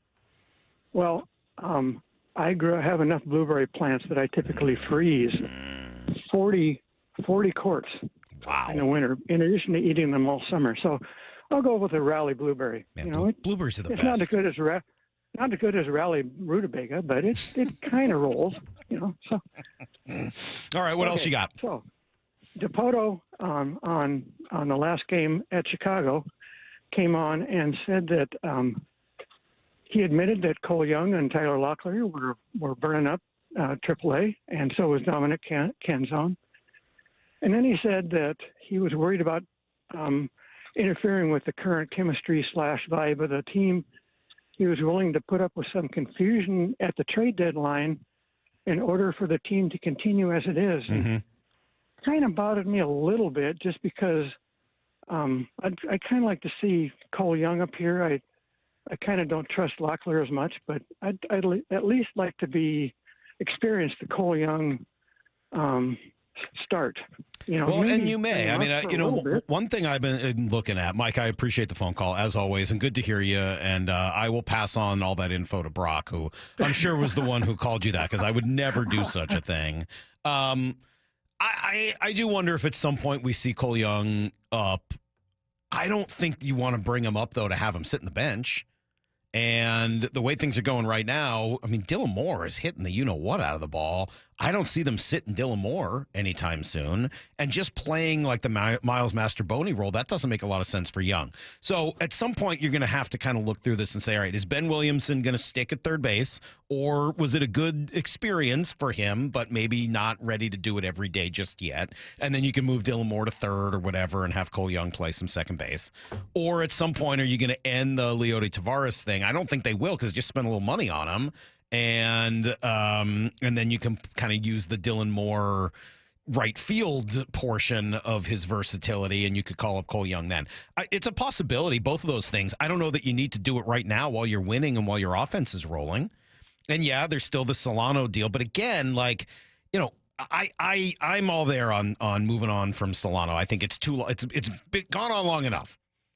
Clearly, there's something that they're sort of waiting on, and maybe it's the fact that they don't want to bring Locklear up just to be the other side of a platoon that doesn't get too many at bats. That's not good for his long-term success and development. And as long as you're winning and scoring runs, what's the difference? Yeah, my whole thing on Cole Young is if he does this for a month, let's have the conversation. But don't do it too early. Don't rush it. Don't jumpstart it. Anything. Like, he's been hitting the ball great, but it's been a couple weeks. Let's see it a couple more weeks. And you don't need him. Your offense is scoring a ton of runs. I don't see that as a pressing issue for the team right now. That doesn't mean it won't change. 866-979-3776. I can speak. Let's go to Dennis in Blaine. What's up, Dennis? Good morning. Hey, Sal. Good morning to you. Good luck in your golf game today. Thank you. Straight. So, born and raised in Montreal. So, was born with a bubba and a hockey stick. But listen, I'm tired of warm weather cities in and winning the cup. Edmonton's got to try to make it happen. They've got the best player in hockey in a long, long time in McDavid. Would love to see him go, but to be honest, Florida's just bigger, better, and again, love to see a Canadian or at least a real six team win the playoffs. I know it is. I know for old school hockey fans, it's a bummer, and I'll put aside my hatred of the Montreal Canadiens for a moment and be nice to you for calling in. I appreciate you calling, and I'm glad somebody wants to talk NHL playoffs. I have been riveted by the playoffs this year. I really have. I have found this to be just great theater almost every single night. Watching the games, they've been awesome. And he's right. I mean, you see how important that physical, heavy game is. And I agree. I think Florida is going to win the cup. I don't know what's going to happen. But if I had to choose a team right now that I think looks the best, it's probably Florida, followed by Dallas. And they just play such a heavy game. And that has been my largest frustration with the Kraken. No, they don't have a star. They don't have a McDavid. And for the most part, you have to. But they also just don't play enough physical, heavy hockey. And every time they've got somebody on the team that does that, they don't want to play them. The only guy in the team who played that way last year was John Hayden. And every time he'd come up, they'd be like, no, don't play him. Send him back down. Like, okay. They just don't seem to care or value that. And I will say that drives me crazy. It really does. I'm surprised to hear it out of a guy from Montreal. Usually the Canadians don't care at all about that. Usually they want to spread it out and be all fancy-dancy and run around and skate and use their speed. But he's right, as much as it pains me to say it. 866-979-3776. Let me try Dave in Indiana. Good morning, Dave. Hey, good morning, Salk. Happy Friday. You too. Hey, To the Geno Darnold, controversy. I'm just curious specifically what you think Minnesota might know that Seattle doesn't know. I know J.J. McCarthy's probably going to be teed up, but it seems like they emptied their quarterback room a little bit early to me. You know, Daniel's going to Indy and Sam being inexpensive and younger and all the things we say about Seattle. But what do you think Minnesota knows to let him go without kind of a surefire quarterback room in Minnesota? I think they know that they might drafted affect J.J. Seahawks? McCarthy in the top 5, 6, 10, whatever. They drafted J.J. McCarthy in the top 10. I mean, I think that's what they know. And I don't think they want a guy sitting behind him that started and had success last year, who every time J.J. makes a mistake, they know that a fan base is going to go, hey, get this guy in there. I don't think they need that. And I don't think it's fair. Quite frankly, I don't think it's fair to either of them. It's not fair to Darnold, who earned himself a legitimate starting job. And it's not fair to your organization if you got a top 10 pick that you think is ready to go. So I don't think that they knew something. I think they just had already drafted J.J. McCarthy, got hurt. What are you going to do? And so that was sort of the only real option for them, was to move on from Darnold, because you got to clear the way. And they don't want to spend the money on a quarterback when they've got themselves essentially a free one. That's the whole idea of drafting a quarterback in the first round, and you got to try to take advantage while they're on their rookie deal. Well, you can't do that if you're also paying another quarterback, $37 million. So no, I don't take that as a shot at Darnold at all. It's certainly not a guarantee that he's going to succeed. I'm not saying that either, but I understand the question, and there are times where I will wonder the same thing. But they had already made a decision on J.J. McCarthy before they even knew what they had in Sam Darnold. That's just sort of the way it goes, and you'd rather have the cheaper option. By the way, same with the Seahawks. They'd rather have the cheaper, younger option. J.J. McCarthy's even cheaper and younger than Sam Darnold. And I will admit, he's got a higher upside. 866-979-3776. A few more minutes left, so and I got a couple open lines. Let me try Martin in T-Town. What's up, Martin? Great show, Mike. I'm the one that texted and said your daughter should be on every day. I appreciate you. Oh, so that was wonderful. I'm a decades-long Mariners fan, kind of an old guy, semi-retired, you know, and we're the only team, as we know, that's never been to the World Series. And I think there's a shot at it this year. But one thing I don't think is talked about enough is that with all the rule changes and even things like the pitch comm, I don't know if anybody's noticed all the crooked numbers. Recently, I think I saw a score 21-3. In the last few years, I like watching numbers, and I think when things freak out and go south in a game, people just need to relax. And those power numbers, I think, that you gave today about the Mariners is a good sign of that. I think that's just baseball has taken on a whole new meaning. And go Mariners. Well, I appreciate it. Yeah, it was funny. I heard Seitzer drop that "it's just baseball" thing today, and I did get a little chuckle. And you know, some of that is true. Sometimes it's just baseball, right? Like he said yesterday about Cal. Like, yeah, the guy's thrown one changeup all year. He happens to throw you another one. No, you're not looking for it. All you say is you tip your cap, and you're like, all right, guy threw a changeup on me that's not really part of his repertoire, and he executed it. Sometimes the other team wins on that. You got to play the percentages, and over the course of 162, it'll pay off for you.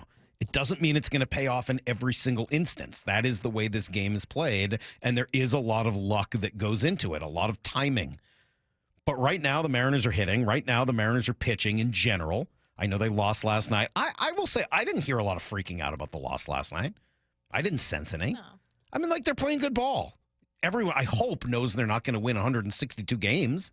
Like that's unrealistic. You're going to drop some games, and unfortunately, George just, didn't have it last night in his first start back.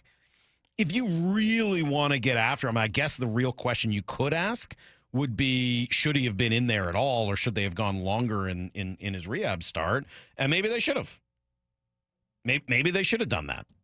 I think it's a fair question. I don't have the right answer to it. I don't know whether they do either. They might say the same thing. Like, yeah, maybe we should have gone a little longer. I don't know. He obviously was not, quite vintage George Kirby last night. I think that's fair, but I don't hear people freaking out when they don't win a game. I hope not. Especially, okay, they gave up a bunch of runs yesterday. They still hit the ball well. They still, took Lance McCullers, who they've struggled with forever, And I thought they had a pretty good approach against him last night, and they still grinded out at bats, and he didn't dominate them or anything. And I don't expect that to happen tonight with, I forget the guy's name, it's kind of the random guy in their rotation. Who goes tonight for Houston? I'm blanking on his name. Is it Spencer Arrighetti? No, it's the other guy. I forget, because then you got Fromber going tomorrow. Well, they miss Hunter Brown. They miss Hunter Brown. Ryan Gusto? Gusto, right. Yeah, as I said, kind of the random guy in their rotation. And I expect them to get after that tonight. And I'm curious to see how Emerson Hancock looks in that building with the short porch in right field and a lineup that maybe woke up a little bit last night. Yeah, I'm a little curious. Tonight's an interesting game for me. I don't want to see them get down 0-2 in the series. I'd like to see them tie this up. And then you don't know what a team like this can do. So, yeah, tonight actually kind of a key game. And then tomorrow, great pitching matchup. Brian Wu against Fromber. That should be fun. 866-979-3776. Adam is in Shelton. What's up, Adam? Oh, good morning. You guys talked about this a little bit, but it was kind of with just the bringing up the prospects and everything with the Mariners and what's going on with Solano. And I would say, yeah, I wholeheartedly agree that, don't fix something that isn't broken right now in terms of their offense has been good enough. I think they definitely may eventually think about Solano. I almost wonder if they're waiting on, Luke Raley and Robles to come back, maybe, in terms of maybe that's when you finally make an assessment on him. I don't know whether those will necessarily cancel each other out. I mean, the thing is, Raley's left-handed and hits much better against righties rather. And Robles, I don't think Robles is coming back until at least September, if at all, this year. No, the Solano decision's got to get made at some point. And it's interesting. One thing that I think is protecting Solano is Rowdy Tellez hitting as well as he has. Rowdy's hot. He's contributing. And because Rowdy is proving himself worthy of taking essentially the large side of a platoon, anybody that you were to call up in place of Solano gets very few at-bats, right? 7 at-bats, 8 at-bats, 9 at-bats a week? And because of it, I think that they're a little loath to bring up somebody like especially Tyler Locklear. And I saw Jason Churchill tweeting about this the other day. I think he's right on. Do you really want to call up your kid, your young guy, to come up and play the short side of a platoon where the other guys actually earned a lot of playing time? Probably not. If Rowdy wasn't hitting, I think that they'd be much more inclined to make that move and say, hey, we got to do this. Let's get Locklear up here, see what we've got now before the trade deadline. Then if we need to go, find a first baseman. And I'm going to throw this name out again. I mentioned it early this morning. I'll probably mention him again. I don't know what the Brewers are going to do. Right now, they're 1 game below 500. I think they're a decent baseball team. Obviously, they have been the last few years. If they turn it on and get themselves right back into the thick of things, obviously they're not going to be sellers. If they don't, and they do sell, Rhys Hoskins is a perfect fit. Perfect fit. Right-handed, but it doesn't really have significant platoon splits, so you can play him against anybody. 800 to 900 OPS. I mean, he can really hit. And he's at the end of a deal. I know the Mariners liked him last year, 2 years ago, before they ended up bringing in Mitch Garver. I know they also liked Hoskins. He would make a very interesting trade deadline acquisition. And he'd just be a rental. You just have him for a couple of months. But he can really hit. He'd take that entire platoon over for you. Do you think Robles is going to be out till September? I figured it would be the All-Star break. I don't know. Man. We'll see. I mean, I don't know either. We haven't heard. He had that MRI last weekend, and I haven't heard anything since. My guess is we'll find out more Tuesday when Hollander talks to the media. That's usually when he does it, right? First game of the homestand. So I think we'll find out a little bit more on Robles on Tuesday before the first game of the homestand. But I don't know. That the way it went down, and they were going to have to wait a while before they could even test the shoulder to see how long it would be. I always got the sense it was going to be September. I hope I'm wrong, but I got the sense it was going to be a while. We got time for one more. Let's do Mike in Whidbey Island. What's up, Mike? Last call. Hey, Mike. Thanks for taking my call. You got it. First-time caller. Nice. Yeah. So I wanted to say something that I think you might have something to say about. Longtime Seattle resident, grew up here, loved the Sonics, did not like when they left, did not like what happened with the city, did not like what happened with Bomber or anything about it. But it makes me want to cheer for the Thunder. So why not? When we get our own Sonics back, I'll be all Sonics fan again, but why not cheer for the Thunder? Because they used to be ours. No. I don't know, man. I think you're going to be pretty. Look, I'm not going to tell you how to fan. You can do whatever you want. I think you're going to find that to be a very unpopular view. It's not just that they used to be ours right here in Seattle. And I won't say ours because I wasn't here. I moved here in 2009, the year after the Sonics left. So I don't have that same connection. But in everything I've learned in my 16 years here, that is just not the prevailing wisdom on the Sonics. It is really the opposite. And it's because it's not just that they used to be here. They were stolen. They were stolen away. And I think that makes it very, very hard for anybody to root for them. Plus, they seem to have this obnoxious tendency of saying, like, oh, well, like, in our history, like, we haven't won since 1979. Like, no, you've never won ever. You're not the Sonics. You don't even have the same name. And, I mean, it's not that different from what I'm seeing in Carolina now with the Hurricanes and obviously Dallas with the Stars. And both those teams have won after not winning in Hartford and Minnesota. It's hard, man. No, I don't think you should root for Oklahoma City. Does anybody think that? Lyle, you don't think that. I mean, I haven't bought Starbucks since I was 8 years old, so yeah, I'm a big boycotter. You were a big Starbucks guy when you were 8? Yeah, big. I mean, when we used to go and I'd get like the muffins or whatever, sure. But not anymore. Oh, once they left, I was like 8-year-old, 9-year-old me was like, yeah, I'm not buying anything from there ever again. And I've kind of just stuck with it to this day. I think it's why I'm not a coffee drinker. All right. By the way, we just got a picture sent to us on the text line of the ticket that our friend got. Oh, really? Oh, poor guy. Yeah. That stinks. It says described charge failed to have vehicle inspected. So I think that was because he got pulled over for talking on his phone. Sorry, Cameron. That stinks, buddy. That sounds like a fix-it ticket, though. Like, you should just be able to fix that and send it back in. So you should be all right. We got to get out of here. Have a great long weekend, everybody. Drive safe if you're traveling. If you're golfing, hit them straight. If you're out in the yard, be safe. Thank you, everyone, for being so welcoming to my daughter. I appreciate the support and allowing me to do a little nepotism here on the show today. Happy birthday to Cecily. Love you.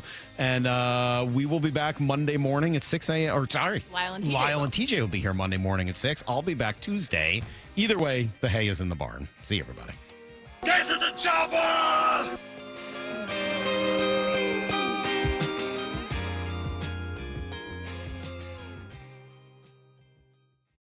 Bump and Stacy, weekdays 10 to 2. The bar is set a little higher than it used to be.